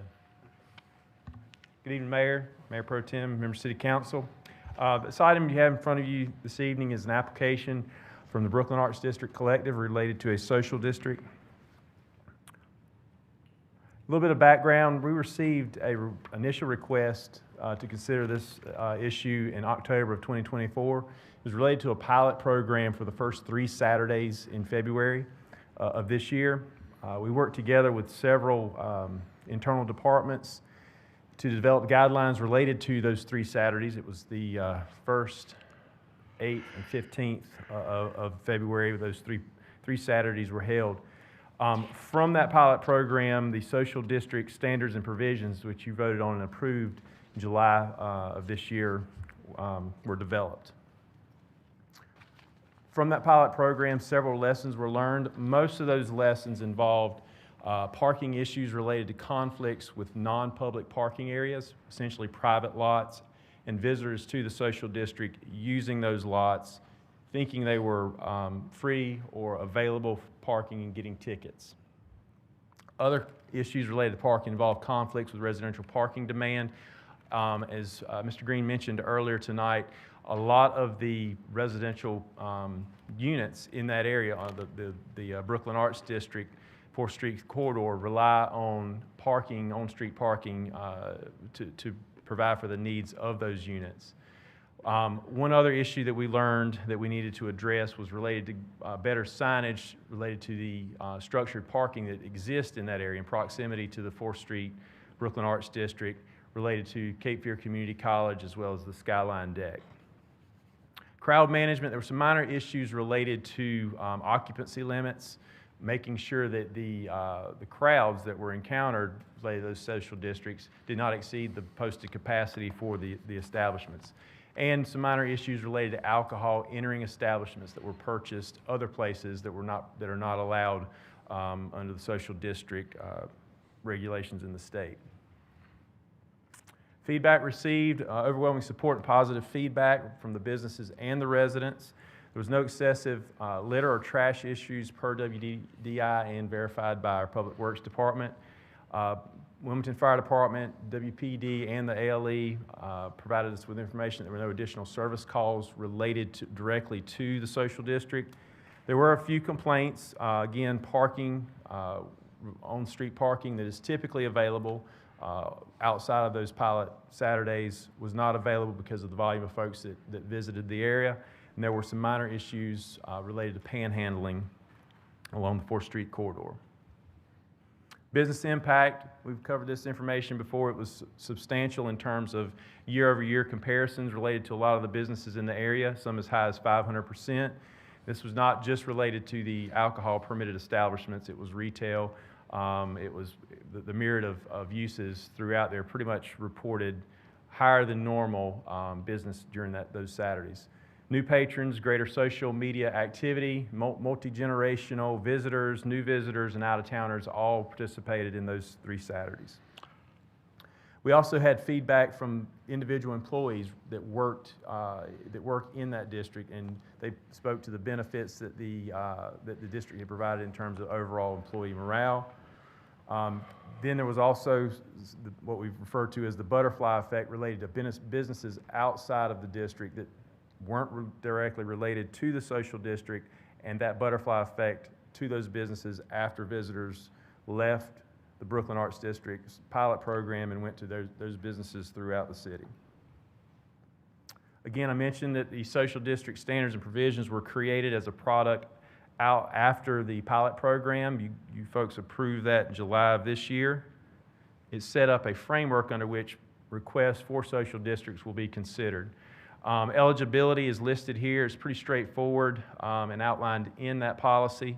Obviously within the city limits, must be contiguous and contain 60% participation from businesses within the footprint, 3 brick and mortar businesses with ABC permits, and also include a food establishment component. Just for clarification, the Brooklyn Arts District collective request meets all of these standards. One of the big components of the standards and provisions that was created was an advisory committee to City Council that has voting members as well as advisory members based on their individual expertise in the area. This group met 2 different times, and I'll go over not only their meeting but their findings in just a second. The specifics about the Brooklyn Arts District request. Again, Saturdays, this request initially came in as every Saturday from noon to 5, consistent with the pilot program, which was those 3 Saturdays, noon to 5. Again, there's no expectation for additional services above the standard level of service provided by the city already. No street or sidewalk closures are requested. The footprint is essentially the same as the pilot program, and it's represented here. Northern limit is North Front Street. Southern limit is Walnut Street, as well as a small leg off of 4th Street down Red Cross Street to reach Eagles Dare. Operational plan's pretty straightforward and consistent with what it was during the pilot program. The collective will handle all operational obligations, including trash collection beyond the level of service that's required. They've also provided all public and neighborhood notification that's required by the policy, and they'll provide all signage, cups, and stickers that are required consistent with state law. Again, it's important to point out that we don't anticipate any additional city cost above the normal level of service provided. Public notification, one of the big components of the standards and provisions involved a pretty robust public notification program and engagement. The policy requires 1 public engagement meeting. The collective actually offered and held 2 engagement meetings to make sure they were as comprehensive as they could be in reaching out to the community and neighborhood to address their concerns. Both of those meetings were held at the Brooklyn Arts Center. One was held on the 12th and one was held on the 19th. Again, another requirement related to public notification is mail notifications to all property owners within 500 feet. And I'll show you the buffer area in just a second of how wide that area was. District signage related to meetings and social district info was posted, and there's photos in here that also show that. Also, there was an extensive print, TV, and social media campaign to get the word out related to the request. Per the guidelines, all property owners within 500 feet were notified. That came to 420 unique property owners. Numerous emails, calls, and I mentioned the 2 meetings were held to receive feedback from the public and anyone interested and concerned or supportive of the idea of the requested social district. Photo on the map on the right shows you how large that footprint of those 575 property owners was. Petition you have in front of you, you have essentially 4 different petitions. It's only 2 reflected here because 2 of those came in within the last 24 hours. Essentially, there's two petitions in favor and 2 petitions in opposition to the social district, and their specifics related to those positions are listed there. I will give you the updated numbers related to the opposition. There's not 84 signatures. When that second petition came in, it raised that number to 254 in opposition. There was a second petition that came in support of the social district, and with the online change.org petition that came in, the new number is 1,296 in support of the establishment of the social district as requested. The advisory committee met, had extensive conversations with the applicant, with the community, with internal staff related to this request. It's important to point out that the initial request was for every Saturday. At the, I guess in the vein of compromise and getting a consistent recommendation, the collective was willing to change their request to the first and third Saturday, not every Saturday, for the period of 6 months to have a trial period to see how it was going to work on a more permanent basis. After that 6-month trial period, the collective has requested that the committee reconsider their position and see if they could recommend a recommendation to City Council for their original request, which was every Saturday. The same footprint as the pilot program. Again, as pointed out, no additional services are requested of the city. More specific details related to the recommendation. Again, I covered the first portion of it related to the 6-month trial period, first and third Saturday. After that period, there'll be a kind of a debrief with the committee to find out what worked, what didn't work, what changes could be made, and for the committee to assess and determine if they can make a recommendation to City Council to amend the ordinance and expand it to every Saturday as requested. One thing out of the meetings that we had at Brooklyn Arts Center, as well as the committee meetings, we learned several specific things that we could do, the city could do, to help mitigate some of the issues and concerns.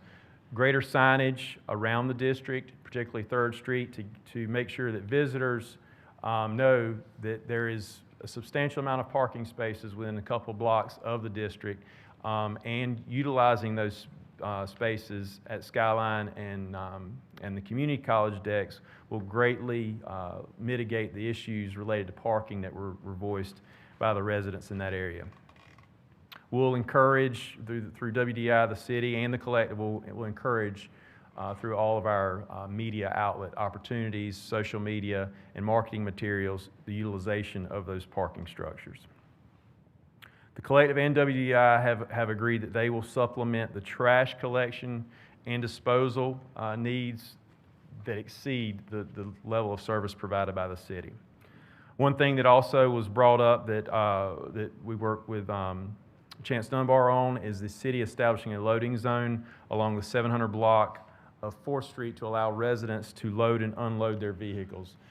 This will allow, obviously, the residents in that area to have parking that's not available on the street to park permanently, to allow them to address the issue that was voiced in the pilot program, where I left my house, went to the grocery store, came back with 20 bags of groceries and had to park 4 blocks away. This loading zone will help mitigate that issue. And with that, I'll take any questions that you might have. I will remind Mr. Mayor, we do have to take public comment. I understand that, and I'll be making a comment to the record. Are there any questions for Chad? Yes, sir. Yeah, one quick question. I noticed you said that at the end of the 6 months, they'll come and make a recommendation to continue for every week. Of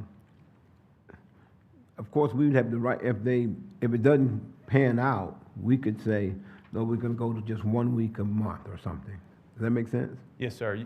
Meaning you could amend it the other way. Right, I just wanted, and that's not in the writing, so I didn't know if that should be there or not. Yes, sir. That's understood, that at any point in time, City Council could amend that, that ordinance to change it in either direction. Right, and I noticed, it seems like you've taken the opportunity to reach out to a lot of the neighbors, a lot of people in the community. Okay. All right, thank you. Yes, sir. Anybody else? Okay, thank you, Chad.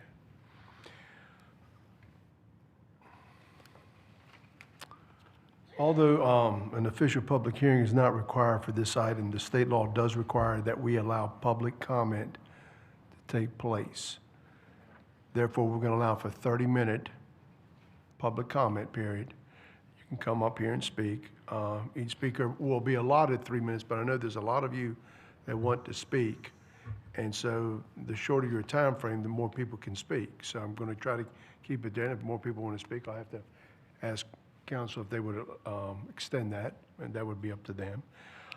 So when you come up, state your name and where you live for the record before you speak. So if you can come up here and form a line, and let's start. I'm going to start the public hearing now, or the public comment period now. 30 minutes. Please come forward, state your name for the record. Find the old up arrow on this because I am here to raise the spirits here today. As we're going to finish strong, we're going to finish positive. So I had no idea that all this other stuff was going on today. So and it's amazing how everything is connected. And I want to employ people to think a little bit on your guys' perspective. So I own a business. I live in Brooklyn Arts District. I own multiple businesses actually. And some of my best decisions in business and in life have been when I've removed personal bias and emotion. And the ultimate challenge is when it's these guys' position. So they're having to balance our amazing community of Wilmington, which I'm blown away by people's courage to come speak in front of you about a lot of challenging issues. So it's really tough when you try to work with that. So their job is to find that balance between emotion, community issues, and the reality, business, which is what a city is. So we've been blown away with the opportunity of really a low-hanging fruit of a financial opportunity to solve a lot of the issues that were discussed today. Obviously, homeless issues, and we have many opportunities that have been done. Correct me if I'm wrong, I'm sure we'll get some information here from local businesses here, but they're employing people that are in financial hardship, and the area has been suffering, and through the pilot program with the social district here provides more jobs for those people struggling financially. So approving the social district will really bring a lot of opportunity to help solve a lot of the issues that we're having in the city today. And personally, I can speak to living right smack in the middle of it. I decided and knew by choosing to live there that, hey, this is a busy spot. There's going to be concerts going on. There's stuff. My parking is limited. I don't even have a driveway. It's parallel parking. So I know the parking thing has been an issue. So I just would like to clear that as someone that lives right smack in the middle of it. And the other issue is the party goer kind of concept kind of thing. This isn't just a big party. This is a professionally organized, basically an art and food crawl. Then you can carry a glass of wine down and stop at every shop and restaurant, and there are pop-up vendors and artists. And it's really family friendly, and it's an amazing time. If you came to the pilot program, you know it was awesome. But really, I kind of just wanted to say that this is a very positive thing, and it's amazing how our city is so connected with our issues and opportunities, and money is a big thing that can solve a lot of things that were discussed earlier, and this is a really easy layup opportunity to address that. So we have a lot of business owners here and a lot of people to speak. I'm just going to hand it off to them. Thank you, guys. Thank you. Yep. Again, Ty Green, I live at 715 North 4th Street, somewhat in the epicenter of the social districting. I'm not opposed to it at all, but all we need from a residential aspect is parking for our success. And we have approximately 100 units in that one confined area, and all of those units rely on at least one, if not two, parking spaces along the curb to maintain our value. And that value is at about 35 million is what I estimated. So I'd just like you all to take that in consideration. We have something up here that says they have almost 1,200 supporters of this. That's a lot of people coming into our neighborhood to park. And if the Downtown Parking Advisory Committee turns around and meters North 4th Street, that's going to be one heck of an impact to the neighborhood as far as parking is concerned. So that's why I've been working with Chance Dunbar and expressing my interest to Chad to try to get something worked out, not on a volunteer basis, but something along the lines of parking signage that forces the patrons to pay parking. And I'd like to say we have a lot of opportunities along 4th Street with the Wells Fargo, 140 units, the Promenade, the Skyline Center. And if you set it up 7 days a week on Saturdays where you force the patrons into those parking areas, you do not affect your areas east of 4th Street where there's a lot of residential objection to this going on as far as the initial part about where they compromise their livelihoods in that neighborhood. So thank you very much. Not opposed to the plan at all. Just want to say that all we need is parking for our maintained success. We've been pretty successful for 20 years with residential, so thank you. Thank you, sir.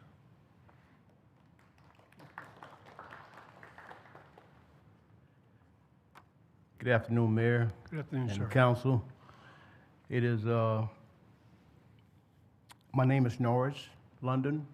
I live in Leland, North Carolina, but I am a member of Bethesda Christian Life Church, which is right there on 4th Street. I do not have anything against drinking, and I pray that every owner or bar owner or whatever in that whole vicinity, I pray that they are prosperous.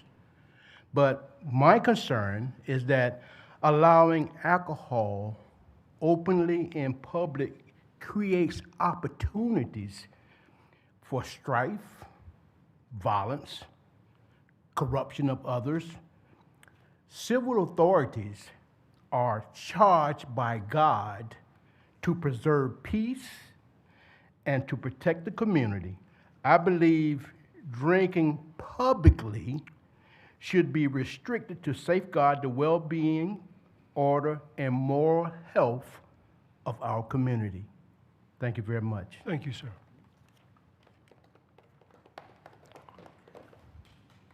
Good evening. My name is Vera Shavers, and I am the administrator at 506 North 4th Street, which is Bethesda Christian Life Church. And our church has been there for 40 years. We actually own multiple properties within the block. So we were a little gobsmacked when we found out about this in mid-August because we didn't know, and I'm sure they did a lot of due diligence, and I understand from, I think, Tara, that she walked up and down the street and passed out things. We didn't get it until mid-August. So by that time, the pilot program had already been completed. So I'm here today to express my strong opposition to the creation of a social district in my community, particularly in the area where our church is located and where we conduct our business and our work. While I understand that businesses within the Brooklyn Arts Collective experienced increased foot traffic and a significant increase in sales during their trial run, and I acknowledge that businesses are established to generate revenue, I believe we must consider the broader long-term community impact. My primary concern is the potential cost to lives, particularly the impact on young adults. You cannot put a price tag on them. The social cost far outweighs the benefits of increased sales and business growth, which is why I must oppose the creation of such a district. As a native Wilmingtonian, I do not wish that our city becomes synonymous with public carousing and revelry. While other North Carolina cities like Charlotte and Raleigh may be changing their liquor laws, I do not believe this is the right direction for my native city. Governing laws that maintain self-control and decorum must be have been established to create a foundation of safety, peace, and harmony for all. Bending the law to create a social district is incongruent and incompatible with what law is all about. I wish the businesses in our area much success and prosperity. However, when it comes to relaxing laws that overturn moderation and sobriety, I'm compelled to voice my strong opposition.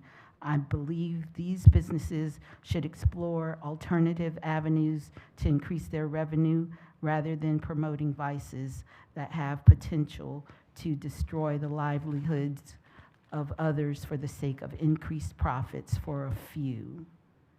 So this, the one gentleman came up and said that he was trying to kind of disseminate between personal and you know, give clarity to as concerning what you all do. But this is personal to me because I come from multi-generational alcoholics. My dad was an alcoholic, a weekend alcoholic. He was in the military, but he was a weekend alcoholic. That's my I'll time. just let you finish it up.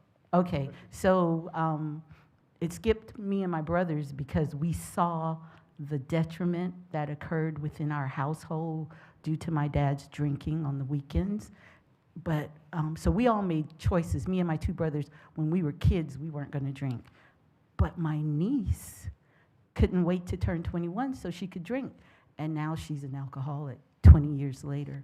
And so I really am concerned about the impact of that 21-year-old that can't wait to go have fun in the social district, and it just gets out of control.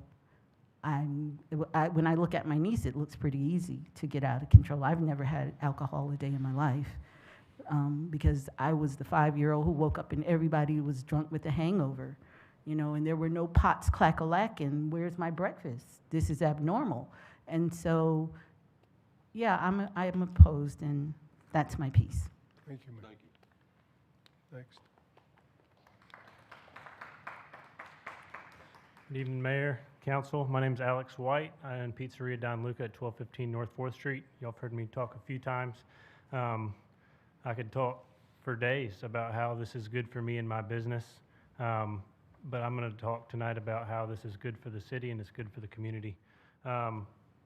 Lots of increased tax revenue for the city, parking revenue from us pushing folks to park over in the decks, increased sales tax revenue, increased property tax revenue from everybody who's going to be wanting to move to the Brooklyn Arts District, enhanced tourism appeal. We're losing people to Savannah and places that have these districts. We're behind. There's something close to 70 of these in North Carolina, and it blows my mind that the biggest tourist city in North Carolina is behind the 8 ball in this one. It's going to catalyze investment. There's several vacant lots over there on 4th Street that are waiting and primed for the picking that somebody is gonna jump on as soon as this thing passes. And it's gonna be wonderful for downtown and for the community. It's not just our businesses that participate in these events. We have artists and vendors come in who are local and in the neighborhood that benefit from this. We're all on a tight margin, and when we get a couple big days, I wish it was all 4, but it's 2. That's beside the point. When we get those couple big days, we have money to now do a mural, to improve our building, to make the Brooklyn Arts District better. Camaraderie and human connection. I've met some wonderful people at those 3 Saturdays in February and had a wonderful time getting to know them and watch them become regulars. This is not about partying, it's about progress. I have wonderful news for y'all. This, to my knowledge, you can take this away at a moment's notice. If there's a bad day and there's a fight and there's a police call and this and that, it's gone. We all care about this neighborhood. We don't want trouble. We don't want problems. We are all in our businesses fighting to make a living, and we're going to do what we need to do. We're not asking y'all for cups, for this, for police, for that. We're going to handle it. We just need y'all to give us a yes and a good luck. Thank y'all so much. Cheers. Sure.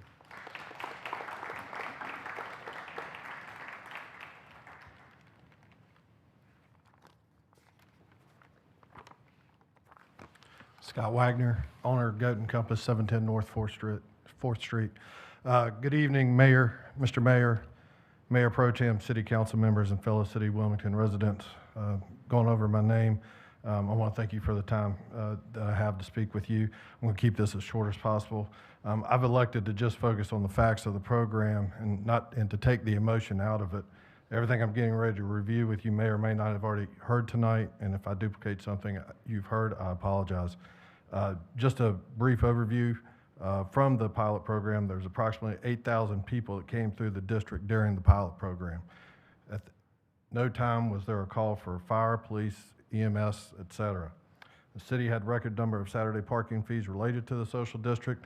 The only issues were related to parking, and we'll go over that, and it's already been gone over. No issues with trash, recycling, and actually had comments from residents that the neighborhood was cleaner after the social district than it was before. I would like to publicly thank WDI and the ambassadors for their assistance during the pilot program, and to thank Trash Services for the blue barrels during the pilot program. Personal experiences, I worked at the door at the Goat and Compass from 11:30 to 5:30 on those 3 Saturdays.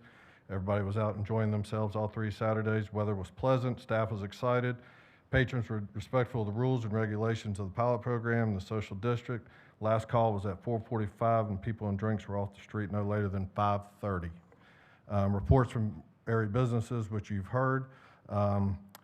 Me personally, Goat and Compass experienced great sales during those 3 days, but nowhere close to exceeding our sales goals, or our sales records, I should say. Not even close. And all I do is sell alcohol. Number one comment that I heard on social district Saturdays was, it's a little too early for me, but we'll be back, or some version of that. The community meeting that we had on, the first community meeting that we had on 8/12, attended by roughly 50 residents. Overwhelming theme of the meeting was related to parking. Residents supported the businesses and the ideas of the social district. Community meeting 2, attended by roughly 50 members of the Bethesda Christian Life Church, and adamantly they're against alcohol, which they have said today, and they have their own issues with parking. The advisory committee, we've gone over those. Want to make sure that the Trash Services does not want to offer any more services other than what's current standard levels of service being offered in the Brooklyn Arts District. That has to do with cost and man hours and whatnot. It was during that meeting that the advisory committee asked if we would amend our application for 2 Saturdays a month, and I replied that I would have to discuss that with the business owners. During the advisory committee meeting 2, we were still asking for a social district every Saturday from 12 to 5. The one things that the city wanted me to bring up was related to trash. The city provides trash for 6 of the businesses within the district. Everybody else has private trash services. I got you. I'm going to wrap this up. I'm going to do a disservice if I don't. I'm a bar owner. I sell alcohol. I know every day when those doors unlock the responsibility I have to my community. My staff is trained to read people and ask questions when someone walks in the bar, especially if they believe them to be underage, under influence, or has consumed too much. They understand the repercussions should they serve someone underage or overserve someone. Goat and Compass has been in business since 2007, and I've owned it with my partner since 2011. 2 weeks ago, we celebrated our 18th birthday. I'd be willing to bet that WPD, ALE, ABC, and Downtown Task Force can count on one hand how many issues they've had with Goat and Compass in those 18 years. We are very much a part of this community. We've been the hub of the neighborhood for 18 years. It's an honor I take very seriously. We're not inventing the wheel here. There are 50 of these districts in North Carolina today, some in small towns smaller than Wilmington, some in towns larger than Wilmington. We're just asking you that you allow adults to act like adults, that should they choose to partake in an adult beverage while walking through the neighborhood on a selected day in a selected time frame, they'd be able to do that just at their pace. We do not want to be a burden or a distraction to the city. Every business owner has agreed to do this the right way, to not cut corners, and to be examples to other businesses, districts within the city, and continue to be supports in our community. And if the Brooklyn Arts District Social District becomes an issue for the city, per the provisions you agreed to 2 months ago, pull the plug on it with cause. I thank you for your time. Thank you. Good evening, Mr. Mayor, Mayor Pro Tem, and council members. My name is Brian Wesley. I'm the owner of Commodore Public House and Kitchen located at 620 North 4th Street. I want to thank you for the opportunity to be here tonight to speak on our experience with the Social District Pilot Program and how important it is not only for my business, but the the Brooklyn Arts District as a whole. I can confidently stand before you and share the opinion of not only myself, but the other business owners who could not be here tonight, and many customers who grace our business on a nightly basis. It was nothing more than a smashing success. Again, you've heard all the stats. No calls for service, no trash, and more than anything, I had a lot more to say, but I'm just going to cut to the chase here. This isn't about drinking. This is about making the Brooklyn Arts District more of an arts district. It's about community. Yeah, while we do sell liquor, we actually sold 75% of our sales were in food sales. We also had 3 vendors at every single event, plus musicians. So more money going into the community and not just alcohol sales. It is something we take very seriously as well. And just to prove that, we just underwent mandatory, I had my staff go through mandatory ABC training with the ALE in preparation for this social district. I'm also the owner of 2 other businesses downtown. Then there are downtown on Front Street and Princess Street.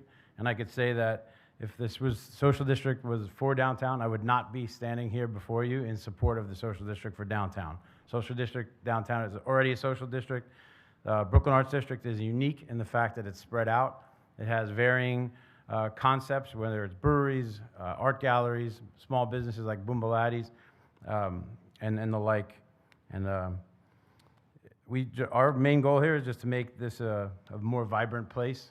And it is my hope that this passes, and it's also my promise to the council, the city of Wilmington, the residents of the Brooklyn Arts District, to run a safe and responsible establishment while ensuring North Forest is a destination for all the right reasons. Thank you again for your time. Thank you. Good evening, council members, mayor. My name is Ann Hogan. I live at 2015 Pender Avenue. I'm here to show support for the creation of a social district in the Brooklyn Arts District. I don't know if any of you participated in the pilot program. It was very well run, and I think what you saw was a real sense of community. As just a working professional here in Wilmington, anything that supports small business, especially with very little overhead, as they've proven, is something that we should support. Thank you. Thank you. Good morning, council. My name is James Stokes. I've been a resident here in Wilmington, North Carolina since 1970, and I've seen a lot of alcoholics. I've had it in my family, my uncles, my aunts, and all I've seen from alcohol is that it doesn't make anything better. It makes it worse. First of all, alcohol is a drug. just like cocaine, just like marijuana. All of this is a drug. And that drug makes you turn into something that's really on the deep inside of you. If you got anger, it's coming out whenever you drink alcohol.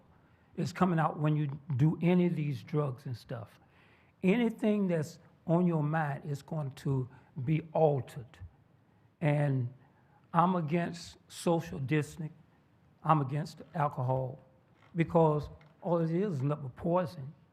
It's going to poison your body. It's going to poison your mind. It's going to poison everything about you. Even if you were a jolly person, it alters your brain and it slows down everything, makes you, out of sorts. And I've always thought that I've been in service. I put my life on the line. These gentlemen put their life on the line 24/7. They have to deal with that. That puts them in danger. And I don't believe that social distancing is going to help them, but create more problems. So I'm against it. I'm not against I'm against the alcohol. I'm against the drugs. I'm against all of that. But we've got to do better than that. We have the mind to do a lot of things, but it's not going to work by social distance. I believe it in my heart. And I believe in life. They believe in life. We put the police department, the rescue squad, the nurses, the doctors, we put all them, even soldiers, we put them in harm's way with this alcohol, with drugs, with all these things, because people lose their mind. So I'm against it, and this is my plea. Thank you, sir.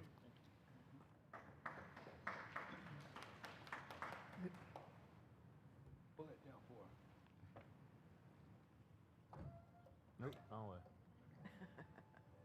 I'll figure it out eventually. That good? Short people. Thank you.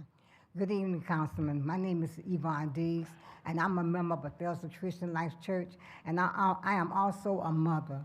And I would like to say, with social distance, how can I redirect my family into changing the ways that they're going to live? How can I redirect my family with this social distance as I bring them to church, knowing that they are secure and safe? But with social distancing, every Saturday when we have church events, how can I redirect my children to let them know that, hey, all things are all things? But when they come to church on the weekends and they have social distancing, then they have to separate themselves from different aspects of life. I have boys and I have girls, and I want to know that as a member of a church and a mother, that protect my children as safely as they go where they want to go. But far as social distancing, it's they know the size of alcohol and they know the size of non-alcohol. I want them to make their own decision as what they're supposed to do. But if they come to church, they feel like, I'm putting that right there in front of their face. So as a mother, how can I explain to my children the difference between social distancing and do what you want to do?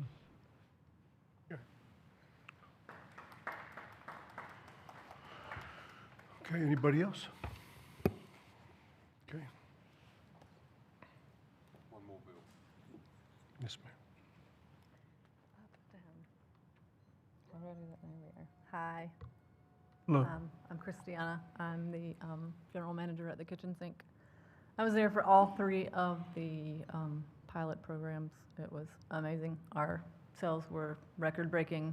Our food sales were record-breaking. Our alcohol sales were not very much at all. I am a mother and I'm a churchgoer. We didn't have any issues. We had no problems with the police. There were no strained resources. We don't plan on straining resources. We're only here to, make a good community, have fun. We don't drink. I will cut a person off in a second. I have cut people off. I have not cut a single person off at the social district. I've cut a person off on a Thursday, randomly, but we don't have those issues. That's not what we're about. We're about community and fun and art. Thanks. Okay, thank you.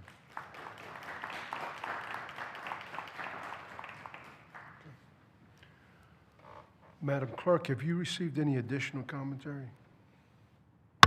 No, sir, I have not. Okay. Council, do you all have any additional questions?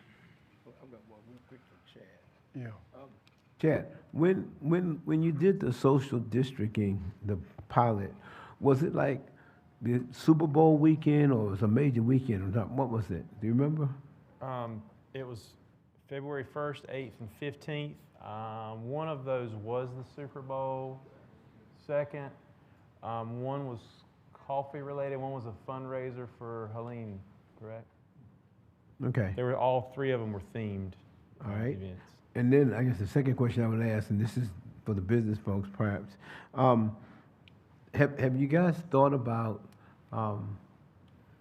maybe in that community, maybe teaching a class on alcoholism, maybe at one of the churches, or even partnering with one of the churches and providing Christmas gifts or something like that? I'm thinking to build in that relationship. That's one thing I was thinking. And then the last thing I'll share with you is this.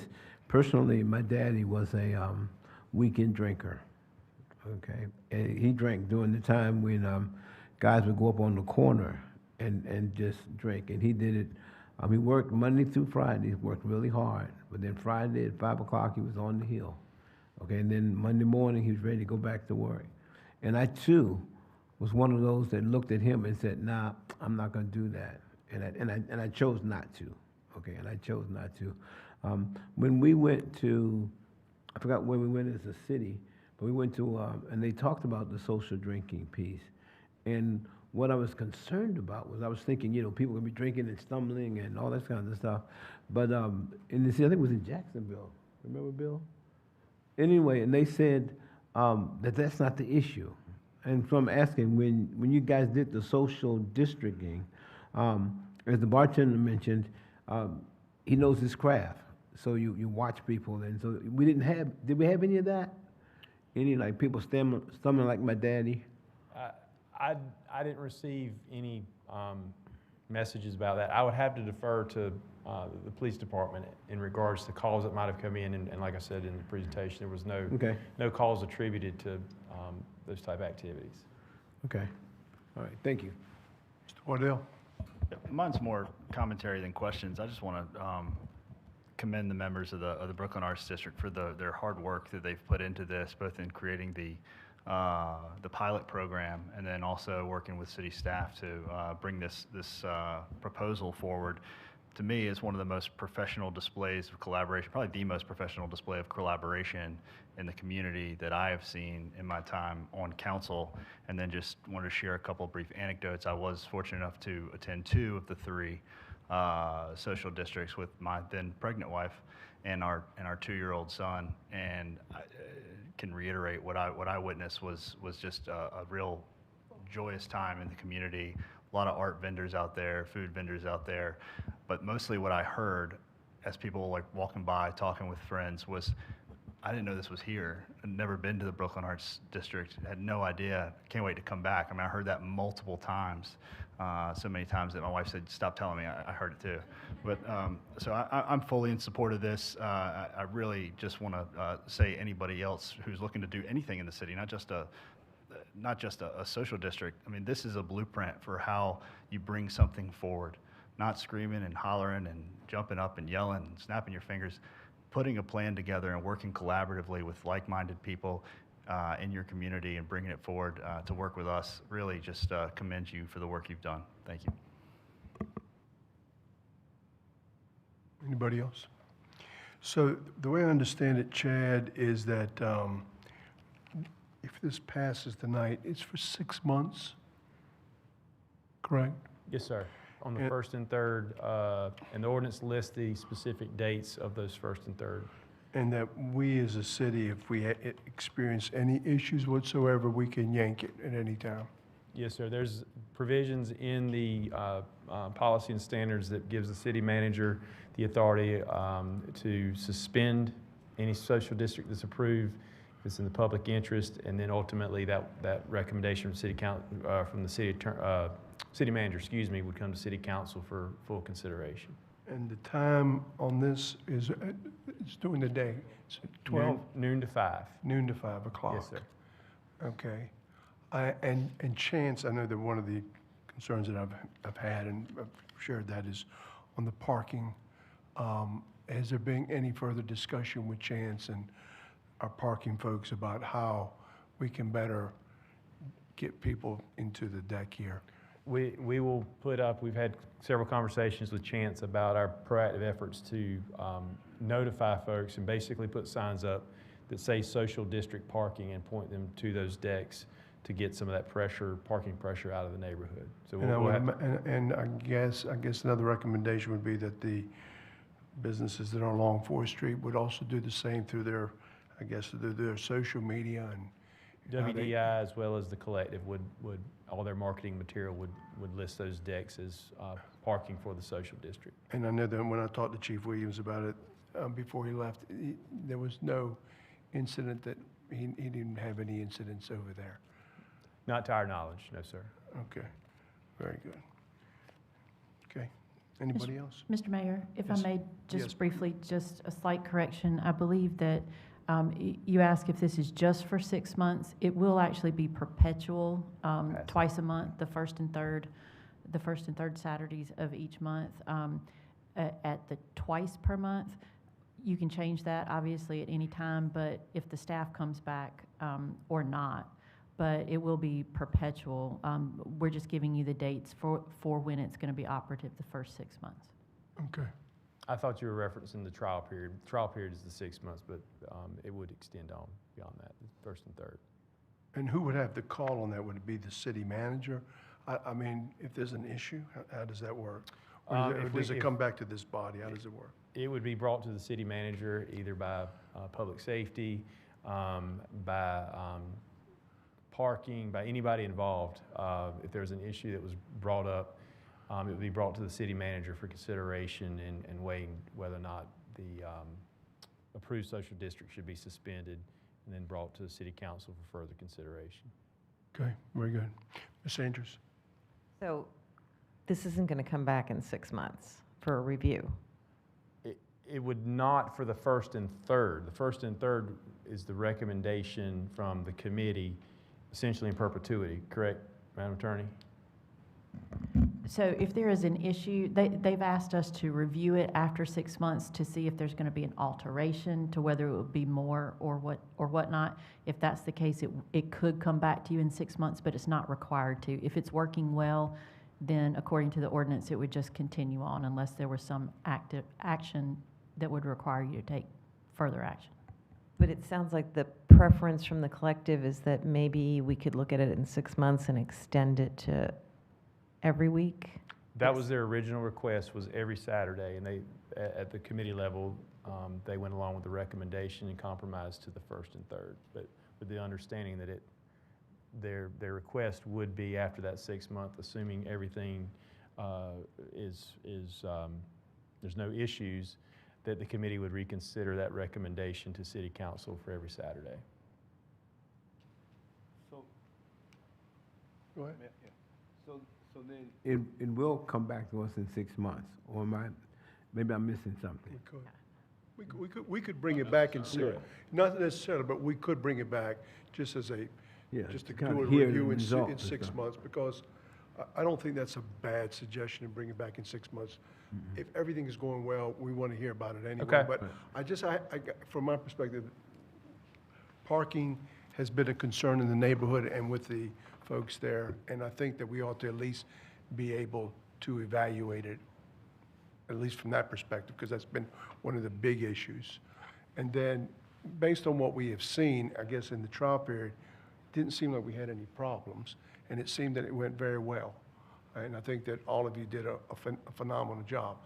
Our always concerns is, and I've seen this not only in downtown, but I've seen it out in Seagate and other areas, when we do have, activity, sometimes it gets into the neighborhoods and people do have a concern about that, and and rightfully so. I mean, that's just one of the things that we run into.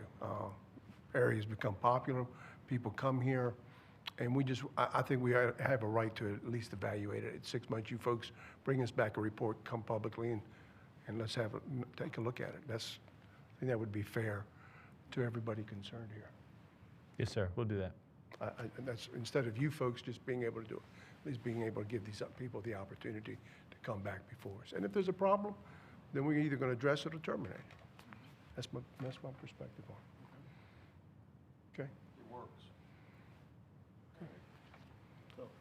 Okay. Anybody else? Okay, we have a motion to approve by Councilmember Waddell, second by Councilmember Rivenbark. Any further discussion? Okay. All in favor of that motion, please indicate by saying aye. Aye. Item passes 5-2. Okay. Do we have a motion to waive second reading? Motion made by Councilmember Joyner, second by Councilmember Rivenbark. Any further discussion? All in favor of that motion, please indicate by saying aye. Aye. Any opposed? That item passes unanimously. That brings us to our next item of business, which is item 04A and 04B. 04A is an ordinance appropriating $1,054,734 for the Hooker Road multi-use path, Hinton Avenue multi-use path, and Wrightsville Avenue / Greenville Avenue intersection improvements, projects in the Streets and Sidewalks Capital Projects Fund. And then item 04B is the resolution authorizing the award of a construction contract in the amount of $4,297,914 to Wells Brothers Construction Company Incorporated for the Hooker Road multi-use path, Hinton Avenue multi-use path, and Wrightsville Avenue / Greenville Avenue intersection improvements project. This has been a long journey to get here. We've gone through years, and it's very good to see this coming before us tonight. So this time I can recognize our city manager, Ms. Hawk. Ms. Hawk? Thank you, Mr. Mayor, members of council, and I will turn it over to Rachel McIntyre, our engineering project manager. Thank you. Good evening, Mayor, Mayor Pro Tem, members of council. Before you is a resolution authorizing the award of a construction contract for the Hooker Road MUP, Hinton Avenue MUP, and Wrightsville Avenue and Greenville Avenue intersection improvements projects. While these projects are individually funded through the WMPO via the Surface Transportation Block Grant Direct Attributable Program, they are in close geographic proximity and have been combined for the design and construction phases. The city re-advertised the Hooker Road MUP project combined with the Hinton Avenue MUP and the Wrightsville Avenue and Greenville Avenue intersection improvements for bid on August 6th. A bid opening was held on August 28th, and 3 bids were received. Wells Brothers Construction Company was the lowest responsible bidder with a total bid price of $4,297,913.52. This includes $2,394,080.91 for the Hooker Road MUP, $950,953.68 for the Hinton Avenue MUP, and $952,878.93 for the Wrightsville Avenue and Greenville Avenue intersection improvements. While the projects were combined on one proposal form, each individual project is still required to be within 10% of our engineer's estimate for NCDOT and FHWA approval. All 3 of the individual project bids were less than our engineer's estimate. Also, before you is a companion ordinance appropriating $1,054,734 to allow the award of this construction contract, cover the construction, engineering, and inspection services required by the federal funding, and provide an appropriate construction contingency. Staff recommends approval of this resolution and the companion ordinance, and I'm happy to answer any questions you may have. Are there any questions of staff? Yes, sir, Mr. Barnett. Oh, I'm sorry. We don't have any, so get to work. So we have a motion to approve on the ordinance by Mayor Pro Tem Barnett, second by Councilmember Spears. Are there any further questions? What's that? I'm sorry, Kevin. No question. Oh, yeah. Good question. All in favor of that motion, please indicate by saying aye. Aye. Any opposed? That item passes unanimously. Do we have a motion to waive second reading? We have a motion by Councilmember Joyner, second by Councilmember Andrews. Any further discussion? All in favor of that motion, please indicate by saying aye. Aye. Any opposed? That item passes unanimously on first as well as second reading. Now get to the resolutions. Item 04B. What are the wishes of council in respect to the resolution? We have a motion to approve by Councilmember Rivenbark, second by Councilmember Joyner. Any further discussion? All in favor of that motion, please indicate by saying aye. Aye. Any opposed? That item passes unanimously. Let's get over to item 05A and 05B. 05A is the ordinance making an appropriation in the amount of $3,848,752 for the Dawson and Wooster Streetscape Improvement Project. And item 05B is a resolution awarding a construction contract in the amount of $5,762,423 to the Highland Paving Company LLC for the transportation bond project of Dawson and Wooster Street improvements. Again, I'd like to recognize City Manager, Ms. Hawk. Ms. Hawk? Thank you, Mr. Mayor, members of council, and this will be handled by Kyle Burden and the engineering project manager for us. Good evening, Mr. Mayor, Mayor Pro Tem, and members of council. Before you tonight is an ordinance appropriating $3,848,752 to the Dawson and Wooster Streetscape Improvements Project, which is part of the city's transportation bond program. This appropriation is being made from the Transportation Bond Contingency Fund, as well as 4 other transportation bond projects that will be constructed as part of the streetscape. This project will add curb bump outs to improve pedestrian and ADA access, fill in sidewalk gaps, and enhance the aesthetics of one of Wilmington's most traveled corridors. Also, as part of this project, Dawson and Wooster streets will be resurfaced between 3rd and 17th streets. The funding for this resurfacing work, which includes asphalt paving, signal work, and new pavement markings, is being provided by N.C.G.S through a reimbursement agreement that was approved by council in April of this year. In addition to this ordinance, before you tonight is a companion resolution to award a construction contract to Highland Paving Company, LLC of Fayetteville, North Carolina, in the amount of $5,762,423.15 for the Dawson and Wooster Streetscape Improvements Project. We received a total of 2 bids, and they were the lowest responsive bidder. The contract duration for this project is 1 year, and we expect to have it completed before the end of the calendar year 2026. Passage of both this ordinance and resolution is recommended. I'm happy to answer any questions you may have. Any questions, staff? If not, what are the wishes of council in regards to the ordinance? We have a motion to approve by Councilmember Andrews, second by Councilmember Spears. Any further discussion? All in favor of that motion, please indicate by saying aye. Aye. Any opposed? That item passes unanimously on first reading. Is there a motion to waive second reading? Motion made by Councilmember Andrews, second by Councilmember Spears. Any further discussion? All in favor of that motion, say aye. Aye. Any opposed? That item passes unanimously on first as well as second reading. Let's go to item 05B, which is the resolution which I've already read into the record. What are the wishes of council in respect to that?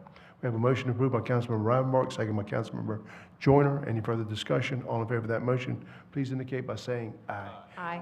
That item passes unanimously.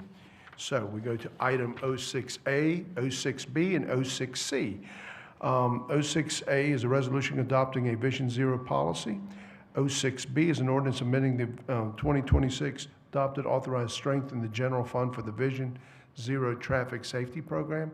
And item 06C is a resolution accepting the City of Wilmington's Traffic Engineer Division's Traffic Calming Speed Hump Quick Response Project Plan. Again, I'd like to recognize City Manager Ms. Hawk. Ms. Hawk? Thank you, Mr. Mayor, members of council, and turn it over to Linda Painter, our Planning and Development Director, as well as Dennis Volkanowicz, our City Traffic Engineer. And Linda is going to hit like 3 slides so that we can all keep moving on this. Take it away. All right. Good evening, Mayor, Mayor Pro Tem, mayors, and members of council. As we discussed yesterday, the proposal before you is to create a Vision Zero program. Vision Zero is a new vision for how we would approach traffic safety, with the idea that no one should die or suffer serious injury in a traffic collision. So instead of believing that traffic deaths are inevitable, which is the traditional approach, we would be switching to an approach that they are preventable. And we're going to look at a full safe systems approach where we're looking at policy, design, as well as driver culture to address those issues. The main differences in those approach is that recognizing that people will make mistakes, so roadways and policies need to be designed to ensure those mistakes do not result in fatalities or serious injury. In other words, improve the roadway environment to reduce the severity of crashes. It uses a multidisciplinary approach to address the multitude of factors that have led to the current situation, bringing together engineers, policymakers, public safety professionals, public health professionals, and roadway users to set clear goals to achieve the vision of zero fatalities and severe injuries. It is data-driven, with the solutions that would come out of this being based on the information and the data of past crash history and what led to those crashes. As a reminder, in terms of what we are dealing with, this slide shows you what Durham, the number of fatalities they had from 2017 to 2023. In comparison, from 2015 to 2025, roughly 10-year period, while we had 2% of crashes involving pedestrians and bicyclists represented about 37% of the fatalities in the total crashes. So they are disproportionately represented due to their vulnerability. And so this approach would primarily focus on how to address those safety measures as well as other crashes for drivers as well, because again, the goal is really getting to zero fatalities and deaths within 10 years. So the request before you, you have several in the three items, 06A, 06B, and 06C. The resolution is asking you to adopt a goal of eliminating fatal and serious injuries by 2036, to adopt a Vision Zero policy to help us achieve that goal, to direct the city manager to appoint a Vision Zero task force, to direct the task force to come back to you with a Vision Zero action plan, and to direct the city traffic engineer to proceed with implementing traffic calming projects on Rogersville, Tanbridge, Charter Drive, Carl Street, Jeb Stuart Drive, Wallington and Lancaster, and Burnett Boulevard, as well as implement safety improvements recommended by the Walk Wilmington Plan. And last but not least, to accomplish that, we are requesting that you authorize an increase in authorized strength by 2 positions. This would facilitate the hiring of a transportation planner and a transportation project engineer. The transportation planner would focus on analyzing data and identifying recommended solutions and doing public outreach as part of that process. And the transportation project engineer would focus on designing and implementing those solutions. If you have any questions, I'm happy to answer them. Any questions? Quick, Yes. we don't have anybody on staff who could do this right now, correct? Correct. We do not have, well, I'm going to defer to engineering in terms of the transportation project engineer, but on the planning side, we do not have any transportation planners on staff. And so that's a very specialized skill set. Okay. And this is done in other places across the country? Or Yes, North so Carolina, there are actually 14 municipalities in North Carolina that have adopted Vision Zero goals and are working towards those. It has also been adopted by many communities nationally as well as across the world. Okay, I like it. Thank you. Anybody else? Sir, Ms. Rumble? Yeah. When did this when did it get birthed in the city? Because this is all brand new to me. And where did it come from? I'm happy to jump in there, Councilmember Reibenbark. So in my couple of months with the city, well, I guess let me back up.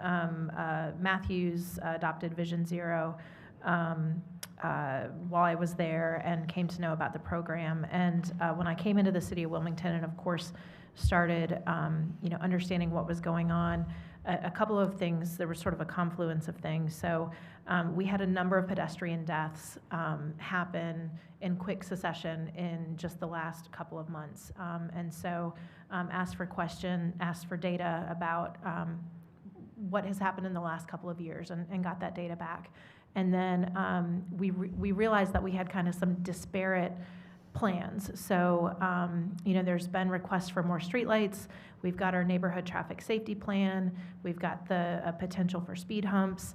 but everything is kind of disjointed. We have a small pot of money, but we don't have the technical staff to push it out the door. And when you look at what all these disparate programs are actually trying to accomplish, they're all trying to accomplish the same thing, which is reduce injuries and deaths and make our roadways safer. And so Vision Zero fits that to a T by organizing the work, being able to look at it cohesively, change the shared language that we're using so that we all understand when we're putting all of these various plans and programs together, what are we actually trying to accomplish? And so it's really the framework that creates clarity for how to work and how to be rowing all of the boats in one direction. And so it's really just putting the pieces together under Vision Zero. We don't need to adopt to Vision Zero, but it's a great initiative that makes the work very cohesive and allows us to make sure that we're also not duplicating efforts and we're able to organize and work with the MPO. So that's really what brought this about. Okay. Well, it'd be almost like voting against mom and apple pie to vote against it. But my point is, of these 7 or 8 streets, how many of those those fatalities or serious injuries have occurred on those 7 or 8 streets? I cannot answer that. I have the numbers of fatalities. I don't have the exact locations of where they happened. That's On something these streets? Are you talking about the 7 or 8 streets where we're recommending? The ones that you're talking about going out and putting all these speed humps on and stuff. Those were not based on fatalities, and I'm going to defer to Dennis Volcano, who's the traffic engineer, to explain how those streets were identified.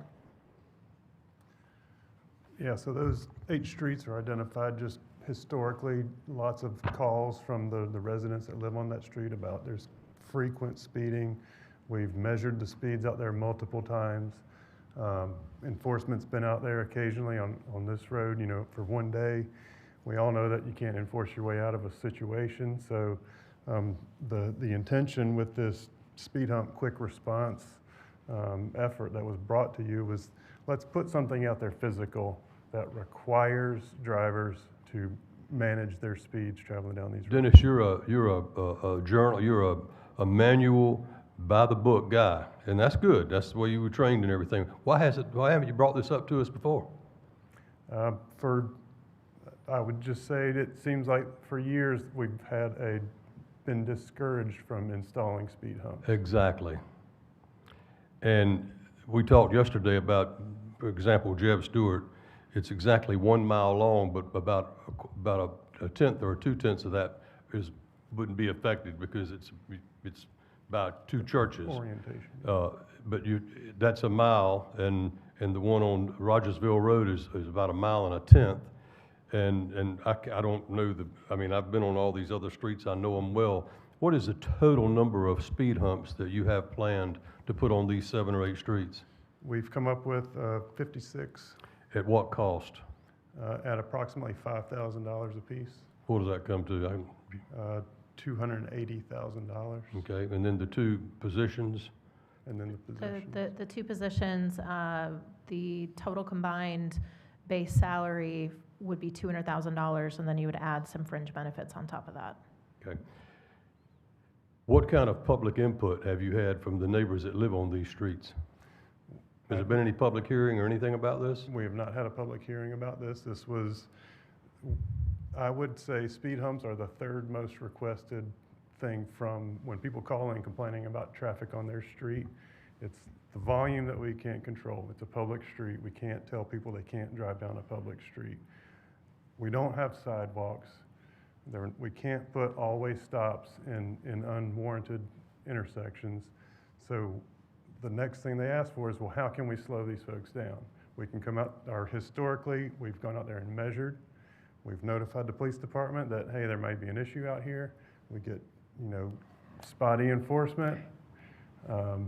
It's the best they can do. So at some point, we have to do something. And this is our something. But you didn't come up with it. She did.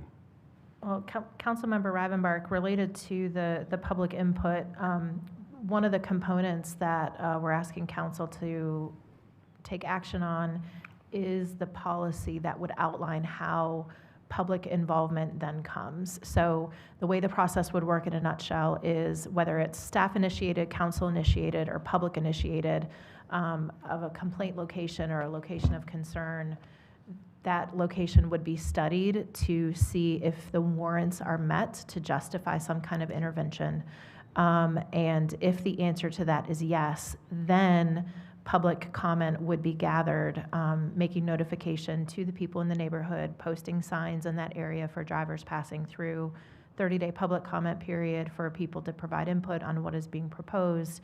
And only after that, then if there is little to no opposition, then staff would be able to immediately act. If there is opposition or it's potentially problematic, then we do allow the ability to bring it to council for a final determination of how you want to proceed. You need to go out and put a damn sign on Rogersville Road that says, "Coming soon," just like we did with our CIP, our transportation plan. Put all the pretty picture out there, because public comment don't always happen. So I've been around this place so long, I've seen speed humps come and go, come and go. They get them out there until they hate them, and then it's expensive to take them up. So I hope we're thinking this thing out real good instead of just doing a knee-jerk thing. That's my comments. I'm not voting for this. Mr. Waddell? Yeah, I expressed some concerns yesterday. Obviously, I think everyone up here's goal is Vision Zero. But I did have a conversation at length offline with our city manager, and I appreciate the time that she took to kind of walk me through her thought process and the plan there. But I do still have just a couple questions related to the two new positions. My recollection is that about a year ago, or maybe 2 years ago, when we implemented the vehicle registration fee, that the original plan was to have those two new positions. We advertised for those positions for about a year, and we're unable to fill them. So if that were to happen, and at that time, since we were unable to fill them, we said, well, let's move those funds to go towards our transportation-related capital improvements, of which there are many, and the funding issues are persistent. I guess my question is, if we're unable to fill those positions, would we have the opportunity to sweep those funds towards our CIP needs? So how I would answer that twofold. First of all, since that time, these positions have been reclassified, so they will be advertised at a more competitive pay rate than they were the last time around. I will also be tapping into every network, and I'm sure staff will too, to get the word out about these positions to people who are specialized in this field. If they are not able to be filled, I would ask that the money still be able to be retained, because there are so many quick response, smaller projects that we would be able to put the funding towards. So just like CIP, there are projects that are going to be all over town that will likely qualify, and they won't all be speed humps. To Councilmember Rivenbark's point, there's a lot of other measures that can be implemented that are not speed humps. And so that money would definitely have a place related to traffic calming and slowing traffic down, making streets safer, whether it's for drivers or pedestrians. But certainly, we can revisit that, but I would ask that be something, that's a bridge that we cross only if we do in fact have difficulty filling the positions. I'm optimistic that we will have better luck with some different pay and different approaches this time around. Okay. Joyner? I very much would like to see us have these folks on our staff. Is there anything in the meantime that the Council of Governments can provide in terms of services to us? Because my understanding is they would have Council of Government staff members working on this for municipalities and counties in the region who don't have that capacity. Sure. It's interesting that you bring that up. I actually had a meeting with Alan Sirkin, the executive director, today, talking about the government services that they provide. They do tend to be able to provide more support to the smaller municipalities because they are so short on resources. But we would certainly be able to lean into both the MPO and the COG if we're not able to find people to do this work. But We have the job descriptions from other examples that we would be able to be advertising for these immediately if it is approved by council. It just seems to me like we pay a lot of money into the COG. I think we're the second, if not the number one contributor to the COG, and these are services that we should be utilizing too, not just municipalities who can't afford them. Agreed. Anybody else? Okay, thank you, Dennis. All right, what's the wishes of council in respect to 06A, which is the resolution? We have a motion to approve by Mayor Pro Tem Barnett, second by Councilmember Joyner. Any further discussion? All in favor of that motion, please indicate by saying aye. Aye. Item passes 6-1. Now, item 06B is the ordinance amending the 2026 adopted authorized strength in the general fund for the Vision Zero Traffic Safety Program. What are the wishes of council? We have a motion to approve by Councilmember Andrews, second by Mayor Pro Tem Barnett. Any further discussion? All in favor of that motion, please indicate by saying aye. Aye. Any opposed? Item passes unanimously on first reading. Is there a motion to waive second reading?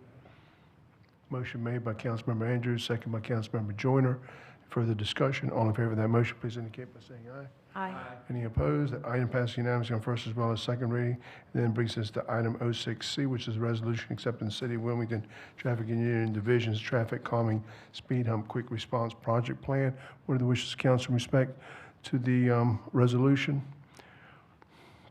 We can, We have a Real quick, motion by Mr. Mayor Mayor. Pro Tem Barnett. Yes, sir. to Councilman Rivenbark's point, are we going to communicate to these neighborhoods? And we just had a lot of discussion about communicating in neighborhoods. I mean, this is a pretty aggressive, I would hope Yes, that we let these neighborhoods know exactly what we're going to do, because yes. if we go out there and put a speed pump, yeah. Yeah, it is built into the I policy think for that, I yes. think you need to make certain that all of those neighborhoods and where you're going to put these speed humps, that these neighborhoods are aware of what we're talking about. Yes. Absolutely. Okay. We have a motion by Mayor Pro Tem Barnett, second by Councilmember Spears. Any further discussion? All in favor of that motion, please indicate by saying aye. Aye. Any opposed? That item passes 6-1. Okay, that brings us to our next item of business, which is our last item of business, which is our resolutions. Item R1 is a resolution authorizing the city manager to enter an agreement with Blue Ridge Atlantic Development LLC, better known as Brad Apex on Market LLC, for gap financing for a new affordable multi-dwelling development utilizing $1 million of the general fund committed affordable housing fund. At this time, I'd like to recognize again our city manager, Ms. Hawk. Ms. Hawk. Thank you, Mr. Mayor, members of council, and again, Gilbert Combs, our Community Development and Housing and Neighborhood Services Manager. Thank you, Mayor, Mayor Pro Tem, members of council. This is the tax credit project that you all approved earlier. They will be requesting $1 million from the Affordable Housing Fund. Here, just some highlights related to the project. I just wanted to note that the overall project cost is $40 million, meaning it's for every $1, we're getting $40 in leverage. Happy to answer any questions that Okay. the development Okay. developers. just Mr. Waddell? real quick for Ms. Schuler, what's this take, you don't have to get up, but what's this take our fund balance to for this affordable housing fund? You had to know that's coming. I did. This is going to leave about $4 million in general funds in that, but we also have about $1 million in home funds available for gap financing as well. Okay, thank you. Welcome. Okay. Bill. Yes, sir. Rachel, you too, sir. As evidenced by some of the comments that were made tonight, sometimes we talk in terms that we all understand, and you assume that everybody else does. That lady, this smart lady, she's a smart lady. I know of her, and she thought that we were talking about 80% of their gross income or net income, whatever. We just need to do a better job of explaining that. Okay. Absolutely. Thank you. Thank you. Okay. With the wishes of council in respect to the resolution, we have a motion approved by Councilmember Andrews, second by Councilmember Joyner. Any further discussion? All in favor of that motion, please indicate by saying aye. Aye. That item passes 6-1. This concludes the regular agenda. Are there any items being brought forward by our city manager, No, sir. city attorney, Absolutely not, but thank you, sir. Madam Clerk? No, sir, thank you. I'm going to start to my left tonight, Mr. Spears. Yep, I do. I wanna say we've been in a very peculiar time here lately, but I wanna extend an invitation to someone who sent me a postcard anonymously, and called me something that wasn't befitting of me. But come from out from behind the cloak of anonymity and set up a meeting and let's have a conversation. Ms. Andrews? No, thank you. Mr. Reinborough? Mayor Pro Tem? Sure. I read a statement just the other day that said, you're still in the middle of your story. Don't close the book too soon. And I oftentimes tell people, don't put a period where God's placed a comma. And so for that, I just say with all the stuff that's going on in our world, we got to keep struggling, keep making it work. All right, thank you. Mr. Waddell?